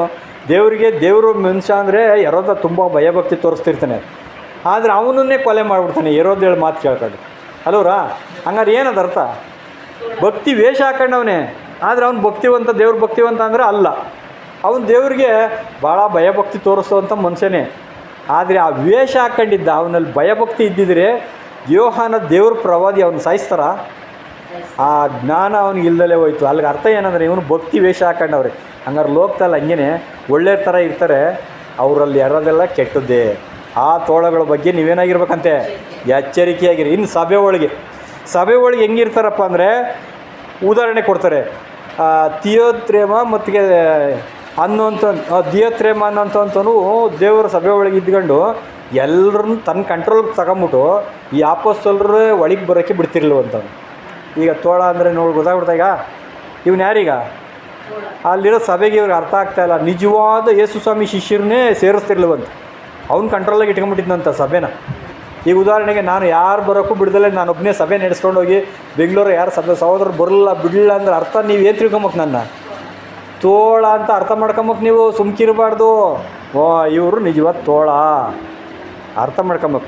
ಯಾವ ತೋಳದ ಗುಣಲಕ್ಷಣ ಅರ್ಥ ಮಾಡ್ಕೊಬೇಕು. ಆಮೇಲೆ ಉಮೇನಾಯೆ ಅಲೆಕ್ಸಾಂಡ್ರೆ ಅಂತಂತವ್ರು, ಇವ್ರನ್ನ ಸೈತಾನ ಒಪ್ಪಿಸ್ಕೊಟ್ಬಿಡು ಅಂತ ಹೇಳ್ತಾರೆ. ಯಾರು? ಪೌಲ್ರು. ಯಾಕೆಂದರೆ ದೇವದೂಷಣೆ ಮಾತಾಡ್ತಾರೆ ಇವರು. ಆ ದೇವದೂಷಣೆ ಮಾತಾಡಬಾರ್ದು ಅಂದರೆ ಇವ್ರನ್ನ ಸೈತಾನ್ಗೆ ಒಪ್ಪಿಸ್ಕೊಟ್ರೆ ಅಲ್ಲಿ ಸೈತಾನ್ ಕೊಡೋ ಕಾಟ ಅರ್ಥ ಮಾಡ್ಕೊಂಡು ತಪ್ಪಾಯಿತು ಅಂತ ವಾಪಸ್ ಬರ್ತಾರೆ ಅಂತ ಅವ್ರನ್ನ ಒಪ್ಪಿಸ್ಕೊಡು ಅಂತ ಹೇಳ್ತಾರೆ. ಹಂಗಾರೆ ನೋಡಿರಿ ಯಾವ ಥರ ಗುಣಲಕ್ಷಣಗಳು ಇರೋ ಅನ್ನೋದು ಉದಾಹರಣೆ ಕೊಡ್ತಾರೆ. 1 ತಿಮೋಥೆಯ 1:19 ಈ ವಾಕ್ಯ ಬರೆದೈತಿ, ಏನು ದೇವದೂಷಣೆ ಮಾಡಿದ್ರು ಅವರು ಅಂತ. ಆಮೇಲೆ ಎಮ್ರಾನ್ ಅಂತವರು ಮೋಶೆನ ವಿರೋಧ ಮಾಡ್ದಂಗೆ ಸಭೆ ಒಳಗೆ ಕೆಲವರು ಒಳ್ಳೆಯವ್ರನ್ನ ಕಂಡ್ರೆ ಅವ್ರಿಗಾಗಲ್ಲ, ಒಳ್ಳೆ ಸೇವೆ ಮಾಡೋರನ್ನ ಕಂಡ್ರೆ ಅವ್ರಿಗಾಗಲ್ಲ ಅಂಥವ್ರನ್ನ ಏನು ಮಾಡ್ತಾರೆ, ವಿರೋಧ ಮಾಡ್ತಲೇ ಇರ್ತಾರೆ. ನೀನು ಸರಿ ಇಲ್ಲ, ನೀನು ಬೇಡ, ಹಿಂಗೆ ಏನು ನೀನು ಒಬ್ಬನಿಗೆ ಸತ್ಯ ಗೊತ್ತಾ ಅಂತ ಮಾತುಗಳು ಆಡ್ತಿರ್ತಾರೆ. ಅಂದರೆ ಅವಾಗಿದ್ದಂಗೆ ಈಗಲೂ ಅವರೇ. ಇವ್ರ ಬಗ್ಗೆ ನೀವೇನಾಗಿರ್ಬೇಕಂತೆ, ಎಚ್ಚರಿಕೆಯಾಗಿರ್ರಿ ಅಂತ ಹೇಳ್ತಾರೆ. ಅಂದರೆ ಸತ್ಯಕ್ಕೆ, ದೇವರಲ್ಲಿ ನಂಬಿಕೆಗೆ ಇವರು ವಿರೋಧವಾಗಿ ಮಾತಾಡುವಂಥ ಮನುಷ್ಯರಾಗಿರ್ತಾರೆ. ಇವು ಸಭೆ ಒಳಗೆ ಇರ್ತಾರೆ. ಡೇಂಜರಸ್ ಪ್ರಾಣಿಗಳಂತೀವು. ಏನಂದರೆ ಒಂದೊಂದು ಸರಿ ಹುಲಿ ತೋಳಗಳು ಸಿಂಹಗಳನ್ನೇ ಎದುರ್ಸೋಕೆ ಹೋಗ್ತಾವಂತೆ. ತೋಳ ಅಷ್ಟು ಕೆಟ್ಟ ಕ್ರೂರ ಪ್ರಾಣಿಗಳು ಇವು ಗುಣಗಳು, ತೋಳ ಗುಣಗಳನ್ನ ಅರ್ಥ ಮಾಡ್ಕೊಳ್ಳೋದೇ ಕಷ್ಟ ಅಂತ. ಆ ಥರ ಇರ್ತಾರೆ ಇವರು. ಸಭೆ ಒಳಗೆ ಇರ್ತಾರೆ, ಲೋಕದಲ್ಲಿ ಇರ್ತಾರೆ, ಮನೆ ಒಳಗೆ ಇರ್ತಾರೆ. ಇವನ್ನ ಅರ್ಥ ಮಾಡ್ಕೊಳ್ಳೋದು ಭಾಳ ಕಷ್ಟ. ಆದರೆ ಇವರು ಸತ್ಯಕ್ಕೆ ಬಂದು ದೇವರಲ್ಲಿ ನಂಬಿಕೆ ಪ್ರೀತಿ ಹಿಡದೆ ಹೋಗುವಂಥವ್ರು. ಇವರು ಬೇರೆ ಬೇರೆ ವಿಷಯಗಳಲ್ಲಿ ತೊಡಗಿಸ್ಕೊಂಡು ಈ ತೋಳ ಗುಣಗಳನ್ನು ಕಲ್ತ್ಕೊಂಡ್ಬಿಡ್ತಾರೆ ಅಂತ ಹೇಳ್ತಾರೆ. ನೋಡಿ, ಈ ತೋಳ ಗುಣ ಇವರಲ್ಲಿ ಹೆಂಗೆ ಬಂತು ಸಭೆ ಒಳಗೆ ಅಂತಂದರೆ, ತಮ್ಮನ್ನು ದೇವರ ವಿಷಯಗಳಲ್ಲಿ ತೊಡಗಿಸ್ಕೊಳ್ದೆ ಲೋಕದ ವಿಷಯಗಳಲ್ಲಿ ತೊಡಗಿಸ್ಕೊಳ್ಳೋದ್ರಿಂದ ಆ ಲೋಕದಲ್ಲಿರೋ ತೋಳಗಳ ಗುಣ ಇವ್ರಿಗೇನಾಗ್ಬಿಟ್ಟಿರ್ತದೆ, ಬಂದ್ಬಿಟ್ಟಿರ್ತದೆ. ಇದು ಕಾಯ್ತಾ ಇರ್ತಾರಂತೆ, ಮಾಡ್ತೀನಿ ನಿನಗೆ ಒಂದು ದಿವಸ ಅಂತ. ಒಂದು ದಿವಸ ಏನಾಗ್ಬಿಡ್ತದೆ, ಆ ಕೆಟ್ಟ ಗುಣ ಹೊರಗಡೆ ಬಂದ್ಬಿಟ್ಟು ಜಗಳ ಮಾಡಿಬಿಡೋದು. ಯಾರ ಮೇಲೆ? ಸರಿಯಾಗಿ ನಡೆಯೋಂಥವ್ರ ಮೇಲೆ. ಹಂಗಾರೆ ತೋಳಗಳ ಗುಣ ಯಾವಾಗ ಗೊತ್ತಾಗ್ಬಿಡ್ತದಂತೆ, ಒಂದಲ್ಲ ಒಂದು ದಿವಸ ಒಳಗಡೆ ಇರೋದು ಈಚೆಗೆ ಕಕ್ಕಲೇಬೇಕಲ್ವ, ಒಳಗಡೆ ಇರೋಕ್ಕಾಗಲ್ಲ. ಅದು ವಿಷ ಒಳಗಡೆ ಇರ್ತದ, ವಾಂತಿ ಮಾಡಲೇಬೇಕು. ಆಗ ಅಂತ ಏನು ಮಾಡಿಬಿಡ್ತಾರಂತೆ, ಈ ಎಮ್ರಗಳು ಹೆಂಗೆ ಮೋಶೆನ ವಿರೋಧ ಮಾಡಿಬಿಟ್ಟು ಪಾಪ ಮಾಡಿ ಹೋದ್ರ ಮರಣಕ್ಕೆ, ಆ ಥರ ಗುಣಗಳು ಇವರಲ್ಲಿ ಇರ್ತವೆ. ಇವರು ಒಂದಲ್ಲ ಒಂದು ದಿವಸ ತೋರಿಸ್ಬಿಡ್ತಾರೆ ಅಂತ ಹೇಳ್ತಾರೆ. ಅದಕ್ಕೆ ಅಂಥ ಗುಣಗಳನ್ನು ನಾವು ಬೆಳೆಸ್ಕೊಂಡಲೇ ಯಾವಾಗಲೂ ದೇವರ ಮಕ್ಕಳು ಅನ್ಯೋನ್ಯತೆಯಲ್ಲಿ ದೇವರ ವಿಷಯದಲ್ಲಿ ತೊಡಗಿಸ್ಕೊಂಡ್ರೆ ಕುರಿ ಗುಣನೇ ಬರ್ತದೆ ಹೊರತು ತೋಳದ ಗುಣ ಬರೋಲ್ಲ. ಈಗ ಅರ್ಥ ಆಯ್ತಾ? ಕುರಿ ಗುಣ ಇರಬೇಕು ಅಂದ್ರೆ ನಾವೇನು ಮಾಡ್ಬೇಕಂತ, ಯಾವಾಗಲೂ ಕುರಿಗಳ ಜೊತೆಯಲ್ಲಿ ಇರ್ಬೇಕು ನಾವು. ಕುರಿ ಮೇಯಿಸೋರಂಥವ್ರು ಕುರಿಗಳ ಜೊತೆ ಕಾಲ ಕಳೆದ್ರೆ ಕುರಿ ಗುಣ ಬರ್ತದಪ್ಪ. ಓರಿಗಳು ತೋಳಗಳನ್ನ ಮೇಯಿಸ್ಕೊಂಡು ತೋಳಗಳು ಯಾವಾಗಲೂ ಜೊತೆಯಲ್ಲಿ ಇದ್ದರೆ ತೋಳ ಗುಣನೇ ಬರೋದು. ಹಂಗಾರೆ ನಾವು ಕೆಟ್ಟವ್ರಾಗೋದು ನಮ್ಮ ಕೈಯಲ್ಲೈತೆ, ಒಳ್ಳೆಯರಾಗೋದು ನಮ್ಮ ಕೈಯಲ್ಲೈತೆ. ಇನ್ನು ಇದೊಂಥರ ಸಭೆ ಒಳಗೆ ಇದ್ದ 3.5 ವರ್ಷ ಒಳ್ಳೆ ಭಕ್ತ ಅವನು. ಅವನಲ್ಲಿ ಯಾವ ಕೆಟ್ಟ ಗುಣ ಇರಲಿಲ್ಲ. ಒಂದೇ ಒಂದು ದುರಾಸೆ, ಹಣದ ಆಸೆ ಬಂದ್ಬಿಡ್ತು, ಯೇಸು ಕ್ರಿಸ್ತರನ್ನೇ ಕೊಟ್ಟುಬಿಟ್ಟ. ಪೇತ್ರ ಬೈಕ್ ಎದ್ರಕೊಂಡು ನೀನು ಯಾರೋ ಗೊತ್ತೇ ಇಲ್ಲ ಯೇಸು ಸ್ವಾಮಿ ನನಗೆ ಗೊತ್ತೇ ಇಲ್ಲ ಅಂತ ಆಣೆ ಇಕ್ಕೆಬಿಟ್ಟ. ಹಂಗಾರೆ ಯಾವ ಮನುಷ್ಯ ಯಾವಾಗ ಬೇಕಾದ್ರೂ ತೋಳ ಆಗ್ಬಿಡ್ತಾನೆ, ಯಾವ ಮನುಷ್ಯ ಯಾವಾಗ ಬೇಕಾದ್ರೂ ಬದಲಾವಣೆ ಆಗೋ ಸಾಧ್ಯತೆ ಇರ್ತದೆ. ಅದರಿಂದ ತುಂಬ ಎಚ್ಚರಿಕೆಯಾಗಿ ಇರ್ರಿ ಅಂತ ಹೇಳ್ತಾರೆ. ಅದಕ್ಕೆ ಪಾರಿವಾಳದಂತೆ ಸರ್ಪದಂತೆ ನೀವು ಜಾಣರಾಗಿ ಇರ್ರಿ. ಯಾರಿಗೂ ಕೇಡು ಮಾಡಬಾರ್ದು, ಯಾರಿಗೂ ತೊಂದರೆ ಮಾಡ್ದಂಗೆ ಅಲ್ಲಿಂದ ತೊಂದರೆ ಬಂದರೆ ಎಸ್ಕೇಪ್ ಆಗೋ ಥರ ಇರಬೇಕು. ಇಲ್ಲ ಅಂದರೆ ಯಾವಾಗಲೂ ದೇವರಿಗೆ ಮೊರೆ ಇಡಬೇಕು. ಹಗಲು ರಾತ್ರಿ ದೇವರ ಹತ್ರ ಪ್ರಾರ್ಥನೆಗಳು ಮಾಡಿದ್ರೆ ತೋಳದ ಗುಣ ಬರಲ್ಲ. ನೀವು ಪ್ರಾರ್ಥನೆ ಮಾಡೋಕ್ಕೆ ಕುಂತ್ಕೊಳ್ರಿ, ನಿಮ್ಮಲ್ಲಿರೋ ತಪ್ಪೆಲ್ಲ ಏನಾಗ್ತವೆ, ನೀವು 1 ಸೆಕೆಂಡು 1 ನಿಮಿಷ ಬಿಟ್ಟು ಹೆಚ್ಚು ಪ್ರಾರ್ಥನೆ ಮಾಡ್ತಾ ಮಾಡ್ತಾ ಮಾಡ್ತಾ ನಿಮ್ಮಲ್ಲಿ ಒಳ್ಳೆಯ ಗುಣಗಳೆಲ್ಲ ಈಚೆಗೆ ಬರ್ತವೆ, ಕೆಟ್ಟ ಗುಣಗಳೆಲ್ಲ ತೋರಿಸ್ಬಿಡ್ತದೆ. ಏನೇನು ಮಾಡ್ದೋ, ಹೌದು ತಪ್ಪು ಮಾಡ್ಬೋದೆ, ಇಂಥ ತಪ್ಪು ಮಾಡಿದೆ ಅಂಥ ತಪ್ಪು ಮಾಡಿದೆ. ದೇವರ ಅನ್ಯೋನ್ಯತೆ ಪ್ರಸನ್ನತೆ ಅಲ್ಲಿ ಬಂದ್ಬಿಡ್ತದೆ. ಪ್ರಾರ್ಥನೆ ಮಾಡ್ತಾ ಮಾಡ್ತಾ ಮಾಡ್ತಾ ನಮ್ಮಲ್ಲಿ ಪವಿತ್ರ ಆತ್ಮ ಅನ್ನೋದು ಬಂದ್ಬಿಡ್ತದೆ. ನಾವು ಯಾವಾಗ ಪ್ರಾರ್ಥನೆಗಳಲ್ಲಿ ದೇವ್ರ ಜೊತೆಲಿ ಕಾಲ ಕಳೆಯಲ್ವೋ ಆ ತೋಳದ ಗುಣಗಳೇ ಗೊತ್ತಿರ್ತದೆ. ಯಾವಾಗ ಅವ್ನು ಬೈಬೇಕು, ಯಾವಾಗ ಅವರಿಗೆ ಏನಾರ ಮೋಸ ಮಾಡಬೇಕು, ಯಾವಾಗ ಅವರಿಗೆ ತರಾಟೆ ತಗೊಂಬೇಕು ನಾನು, ಈ ಗುಣಗಳು ಬರ್ತಾ ಇರ್ತವೆ. ಕಾರಣ ಯಾಕೆ ತೋಳಗಳ ಜೊತೆಯಲ್ಲಿ ಯಾವಾಗಲೂ ಕಾಲ ಕಳೆಯೋದ್ರಿಂದನೇ ಆ ಗುಣಗಳು ನಮಗೆ ಬಂದ್ಬಿಡ್ತವೆ ಅಂತ ನಾವು ನೋಡ್ತೀವಿ. ಅದಕ್ಕೆ ನಾವು ಇಬ್ರಿ 11:38 ಕೆಲವರು ಕುರಿ ವೇಷ ಹಾಕ್ಕೊಂಡು ಏನು ಮಾಡಿದ್ರಂತೆ, ಕಾಲ ಕಳೆದ್ರಂತೆ. ಆದರೆ ಅವ್ರು ಯಾರವರು? ಒಳ್ಳೆ ಭಕ್ತರುಗಳು. ಅವರು ಯಾರ ಜೊತೆನೂ ವ್ಯವಹಾರ ಇಟ್ಕೊಂಡಿಲ್ವಂತೆ, ದೇವ್ರ ಜೊತೆ ಮಾತ್ರ ವ್ಯವಹಾರ ಇಟ್ಕೊಂಡಿದ್ರು. ಯಾರು? ಅಬ್ರಾಮ, ಇಸಾಕ, ಯಾಕೋಬ ಇವರೆಲ್ಲ ಏನಂತೆ ನಿಜವಾದ ಕುರಿ ಚರ್ಮಗಳು ಇಟ್ಕೊಂಡ್ರು. ಯೋಹಾನ, ಸ್ನಾನಿಕನಾದ ಯೋಹಾನ ಇವರೆಲ್ಲ ಚರ್ಮಗಳನ್ನ ಇಟ್ಕೊಂಡು ತೋಡ ಕಾಲ ಕಳೆದಂಥವ್ರು. ಆದರೆ ಇವರು ದೇವರ ಅನ್ಯೋನ್ಯತೆಯನ್ನು ಇಟ್ಕೊಂಡು ದೇವ್ರ ದೃಷ್ಟಿಯಲ್ಲಿ ಒಳ್ಳೆಯವರಾಗಿದ್ದರು. ಇವರು ಒಂದು ಶಬ್ದ ಸಹಿತ ಆಚೆಗಡೆಗೆ ಬಂದಂಗೆ ದೇವ್ರ ಹತ್ರ ನಂಬಿಕೆಯಲ್ಲಿದ್ದಂಥ ವ್ಯಕ್ತಿಗಳು ಅಂತೇವರು. ಆದರೆ ಕೆಲವರು ಯಾರು ಜೋರಾಗಿ ಆರ್ಭಟ ಮಾಡ್ಕೊಂಡು ಪ್ರೇಯರ್ ಮಾಡ್ಕೊಂಡು ಇದ್ದರೂ ಅಂಥವ್ರನ್ನ ರೋಮನ್ ಕಾಲದಲ್ಲಿ ಏನು ಮಾಡಿದ್ರಂತೆ, ಗಲಾಟೆ ಮಾಡ್ಕೊಂಡು ಸೌಂಡ್ ಮಾಡ್ಕೊಂಡು ಕೂತ್ಕೊಂಡ್ರೆ ಇಂಥವ್ರ ಏನು ಮಾಡ್ತಾರಂತೆ, ಹಿಡಿದ್ಬಿಟ್ಟು ಅವ್ರನ್ನ ಜನಗಳ ಮುಂದೆ ಹಾಕ್ಬಿಟ್ಟು ಸಿಂಹಗಳನ್ನ, ಹುಲಿಗಳನ್ನ, ಚಿರತೆಗಳನ್ನ ಬಿಟ್ಬಿಟ್ಟು ಎಂಟರ್ಟೈನ್ಸ್ಮೆಂಟ್ ಅಂತಿದ್ರು. ಯಾರು?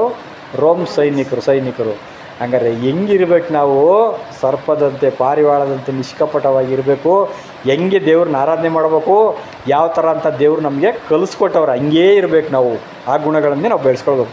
ಎಲ್ಲ ಕಡೆ ತೋಳಗಳು ಇರುವಂಥ ಗೊತ್ತಾದಾಗ ಎಲ್ಲ ಕಡೆ ಹಿಂಸೆ, ನೋವು, ಬೈಗಳ ಇವೆಲ್ಲ ಇದ್ದಿದ್ದೇ ಲೋಕದಲ್ಲಿ ಅಂತ ತಿಳ್ಕೊಂಡು ಕುರಿ ಥರ ಮೌನವಾಗಿರಬೇಕು. ವಿರೋಧನೆ ಮಾಡ್ದಂಗೆ ನಾವು ಬಾಳ್ಬೇಕು. ಹಾಗಾದರೆ ಅವ್ರ ಬಾಯಿಗೆ ನಾವು ಬೀಳಬೇಕಾ ಅಂದರೆ ಇಲ್ಲ. ಅಂದರೆ ಯಾಕಂದರೆ ಯೇಸುವೇ ಸಾಯಿಸಲು ಬಂದಾಗ ಯೇಸು ಸ್ವಾಮಿ ಹೆಂಗೆ ಎಸ್ಕೇಪ್ ಆದರೋ ಆ ಥರ ಅವ್ರ ಬಾಯಿಗೆ ಬೀಳ್ದಾಗ ನಾವು ಎಸ್ಕೇಪ್ ಆಗೋದನ್ನ ಕಲ್ತ್ಕೊಳ್ಬೇಕು. ಯಾಕಂದರೆ ನಮ್ಮ ಟೈಮ್ ಬರೋ ತನಕ ನಾವು ಇದು ಮಾಡೋಕ್ಕೆ ಹೋಗ್ಬಾರ್ದು. ಟೈಮ್ ಬಂದಾಗ ಕುರಿ ಥರ ಸರೆಂಡ್ರಾಗಿ ನಿಂತ್ಕೊಂಡ್ಬಿಡ್ಬೇಕು, ಏನಾನ ಮಾಡ್ಕೊ ಅಂತ ಬಿಟ್ಬಿಡ್ಬೇಕು. ಅದಕ್ಕೆ ರೋಮ 8:36 ಹೇಳ್ತಾರೆ, ದೇವರೇ ದಿನವೆಲ್ಲ ನಿನ್ನ ನಿಮಿತ್ತ ಕೊಲೆಗೆ ನಾವು ಗುರಿಯಾಗಿಬಿಟ್ಟಿದ್ದೀವಿ ಅಂತಾರೆ. ಹಂಗೆ ದಿನ ಎಲ್ಲ ನಮ್ಮನ್ನು ಏನು ಮಾಡ್ತಾರಂತೆ, ಕೊಲೆ ಮಾಡೋದೇ ಕೆಲಸ ಅವ್ರದ್ದು. ದಿನ ನಮ್ಮನ್ನು ಕುಯ್ತಾರೆ, ದಿನ ನಮ್ಮನ್ನು ಹಿಂಸೆ ಮಾಡ್ತಾರೆ, ದಿನ ಬೈತಾರೆ, ಮನೆಗೆ ಬೈತಾರೆ, ಸಭೆಗೆ ಬೈತಾರೆ, ಅಲ್ಲಿ ಬೈತಾರೆ, ಇಲ್ಲಿ ಬೈತಾರೆ. ಕಾರಣ ಅದಕ್ಕೆ ನಮ್ಮನ್ನು ನೇಮಿಸಿರೋದು, ಕುರಿ ಕ್ಯಾರೆಕ್ಟರ್ ಬರಲಿ ಅಂತಲೇ. ಆದ್ದರಿಂದ ರೋಮ ನಾವು ಕುರಿ ಥರ ಇದ್ದೀವ ಚೆಕ್ ಮಾಡ್ಕೊಂಬಿಡ್ಬೇಕು. ಅದಕ್ಕೆ ರೋಮ 5:7 ಹೇಳ್ತಾರೆ, ನೀವು ಹುಳಿ ಇಲ್ಲದವರು ಎನ್ನಿಸಿಕೊಂಡಿದ್ದರಿಂದ ಹಳೆ ಹುಳಿಯನ್ನು ತೆಗೆದಾಕ್ರಿ. ಅಂದರೆ ದುಷ್ಟತ್ವ, ದುರ್ಮಾರ್ಗ ಅಂತ 2 ಪದದಲ್ಲಿ ಎಲ್ಲ ಸೇರಿಸಿ ಹೇಳ್ಬಿಟ್ರು ಅವರು. ಈಗ ಉದಾಹರಣೆ ಏನಪ್ಪ ಅಂದರೆ, ದುಷ್ಟತ್ವ, ದುರ್ಮಾರ್ಗತ್ವ ಅಂತಂದರೆ ನಾವು ನೋಡಿರೋ ಪಾಠತೆಗೇ ತೋಳಗಳಲ್ಲಿರುವಂಥ ಗುಣನ ನಾವು ತೆಗೆದಾಕ್ಬಿಟ್ಟು ಕುರಿಯಲ್ಲಿರುವಂಥ ಸರಳತೆ, ಸತ್ಯತೆ ಎಂಬ ಹುಳಿ ಇಟ್ಟುಕೊಂಡು ಹಬ್ಬ ಮಾಡಿರಿ ಅಂದರು. ಹಂಗಾರೆ ಕುರಿ ಥರ ಇರೋ ಗುಣನ ತಗೊಂಡು ನಾವು ಏನು ಮಾಡ್ಬೇಕಂತೆ, ಹಬ್ಬ ಮಾಡೋಣ. ಇಷ್ಟೇ, ಮುಗಿದೋಯ್ತು ಪಾಠ. ಹಂಗಾರೆ ಏನಪ್ಪ ಅಂದರೆ ತೋಳಗಳಲ್ಲಿರುವಂಥ ಗುಣನ ನಾವು ಆಚೆ ಹಾಕ್ಬೇಕು, ಕುರಿಯಲ್ಲಿರುವಂಥ ಗುಣನ ನಾವು ತಗೊಳ್ಬೇಕು. ಅದನ್ನು ಅನ್ನೋದೇ ಅವನನ್ನು ಪ್ರೀತಿಸಿದ್ರು ಯೇಸು ಕ್ರಿಸ್ತರು, ಅಂಥವ್ರನ್ನ ಅವ್ರು ಎಚ್ಚರಿಸಿದ್ರು. ಅಂಥವ್ರನ್ನ ಅವರು ಈ ಯೂದನ್ನ ಎಷ್ಟೇ ಪ್ರೀತಿ ಮಾಡಿದ್ರು ಸಹಿತ, ಉದಾಹರಣೆಗೆ ನಮ್ಮಲ್ಲಿ ಯಾರೋ ಒಬ್ಬ ತೋಳ ಗುಣಗಳು ಐತೆ ಅಂತ ಇಟ್ಕೊಳ್ಳಿ, ನಾವೇನು ಮಾಡ್ಬೇಕು, ಅವ್ರನ್ನ ಆಚೆಗೆ ಹಾಕ್ಬೇಕಾದ್ರೆ ಇಲ್ಲ. ಯೇಸು ಕ್ರಿಸ್ತರು ಅದಕ್ಕೆ ಉದಾಹರಣೆಯಾಗಿ ಯೂದನನ್ನು ಅವನು ತುತ್ತು ಬಾಯಿ ಇಡತಕ್ಕ ಪ್ರೀತಿ ಮಾಡಿದ್ರು. ಕೊನೆಗೆ ಅವನು ಏನು ಮಾಡಲಿಲ್ಲ, ಕಲ್ತ್ಕೊಂಡಿಲ್ಲ, ತಿದ್ಕೊಂಡಿಲ್ಲ. ಸರಿ ಹೋಗಿ ಬೇಗ ಮಾಡೋದು ನಿನ್ನ ಕೆಲಸ ಅಂತ ಕಳಿಸ್ಬಿಟ್ರು. ಅಂದ್ರೇನು, ಬದಲಾಗಲ್ಲ ಅಂತ ಗೊತ್ತಾಯ್ತಲ್ಲ ಅವಾಗಲೂ. ನೀನೇ ಅಂತ ಹೇಳಿದ್ರು ಅವ್ನು ಬದಲಾಗಿಲ್ಲ, ಅದಕ್ಕೆ ಬಿಟ್ಬಿಟ್ರು ಅವ್ನು ಏನನ್ನ ಹೋಗಲಿ ಅಂತ ಬಿಟ್ಟಾಕ್ಬಿಟ್ರು. ಅದಕ್ಕೆ ನಾವೇನು ಮಾಡ್ಬೇಕಪ್ಪ ಅಂದರೆ, ಈ ತೋಳಗಳ ಗುಣಗಳನ್ನು ನೋಡ್ತಾ ಇರೋದನ್ನ ಬಿಟ್ಟು ಕುರಿಯಲ್ಲಿರುವಂಥ ಗುಣಗಳನ್ನು ನಾವು ಅಭ್ಯಾಸ ಮಾಡೋದಾದರೆ ಆ ಕುರಿ ಗುಣಗಳನ್ನು ಬೆಳೆಸ್ಕೊಂಡು ತೋಳ ಗುಣಗಳನ್ನು ಸಾಯಿಸ್ಬೋದು. ಅದಕ್ಕೆ ನಾವು ಅಂಥ ಒಂದು ಗುಣಗಳನ್ನು ಧ್ಯಾನ ಮಾಡೋದಕ್ಕೆ ದೇವರು ನಮ್ಗೆ ಸಹಾಯ ಮಾಡಲಿ. ಈ ಪುಸ್ತಕದಲ್ಲಿ ನಮಗೆ ಪಾಲಿದೆ, ಮುಂದೆನೂ ದೇವರು ರಕ್ಷಣೆ ಮಾಡ್ತಾರೆ. ಅದಕ್ಕೆ ದೇವರ ಕೋಪಕ್ಕೆ ಗುರಿಯಾಗ್ದಂಗೆ ನಾವೇನು ಮಾಡ್ಬೇಕಂತೆ,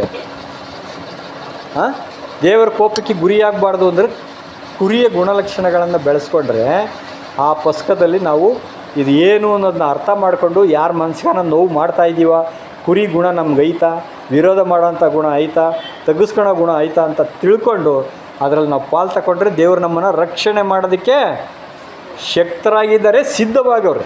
ಎರಡೂ ಖಂಡಿತ ನಮ್ಮನ್ನು ಕೈ ಬಿಡ್ತಾರ. ಇಷ್ಟೆಲ್ಲ ಮಾಡಿದ್ರೆ ದೇವರು ಇಂಥ ಕುರಿನ ಅವ್ರು ಯಾವತ್ತನ ಬಿಡ್ತಾರ? ಇದು ತಪ್ಪು ಇರೋ ಕುರಿ ಅಂದ್ಬಿಟ್ಟು ತಗೊಂಡು ಎಗಲ ಮೇಕೆ ಹಾಕೊಂಬಿಟ್ರು. ಈ ಕುರಿ ಕಳ್ದೋಗಿತ್ತು, ಈ ಕುರಿ ನಾನೇನು ಮಾಡ್ದೆ, ಈಗ ಸಿಕ್ಬಿಡ್ತು ನನಗೆ ಅಂದ್ಬಿಟ್ಟು ಸಂತೋಷ ಪಡ್ತಾರಂತೆ ಪರಲೋಕದಲ್ಲಿ ಎಲ್ಲರನ್ನೂ ಸೇರಿಸ್ಕೊಂಡು. ಅದಕ್ಕೆ ಸಾಮ್ಯನೂ ನಮ್ಗೆ ನೋಡಿದ್ದೀವಿ ಅಲ್ಲವರ. ಅಂಥ ಒಂದು ಪಾಠನ ತಂದೆಯ ದೇವರು ಇವತ್ತು ನಮಗೆ ಕೊಟ್ಟಿದ್ದಾರೆ. ಅದಕ್ಕೋಸ್ಕರ ಹಾಗಾಗುವಂತೆ ತಂದೆಯ ದೇವರು ತನ್ನ ಆತ್ಮನ ಮುಖಾಂತರ ನಮ್ಮೆಲ್ಲರನ್ನು ಕಾಪಾಡಿ ತನ್ನ ಬಲದಿಂದ ಕಾಪಾಡಲಿ. ದೇವರ ವಾಕ್ಯಗಳನ್ನು ಆಶೀರ್ವದಿಸಲಿ. ತಾಳ್ಮೆಯಿಂದ ಕೇಳಿದ ನಿಮ್ಮೆಲ್ಲರಿಗೂ ಧನ್ಯವಾದಗಳು. ದೇವರ ವಾಕ್ಯವನ್ನು ಆಶೀರ್ವದಿಸಲಿ. ಆಮೇಲೆ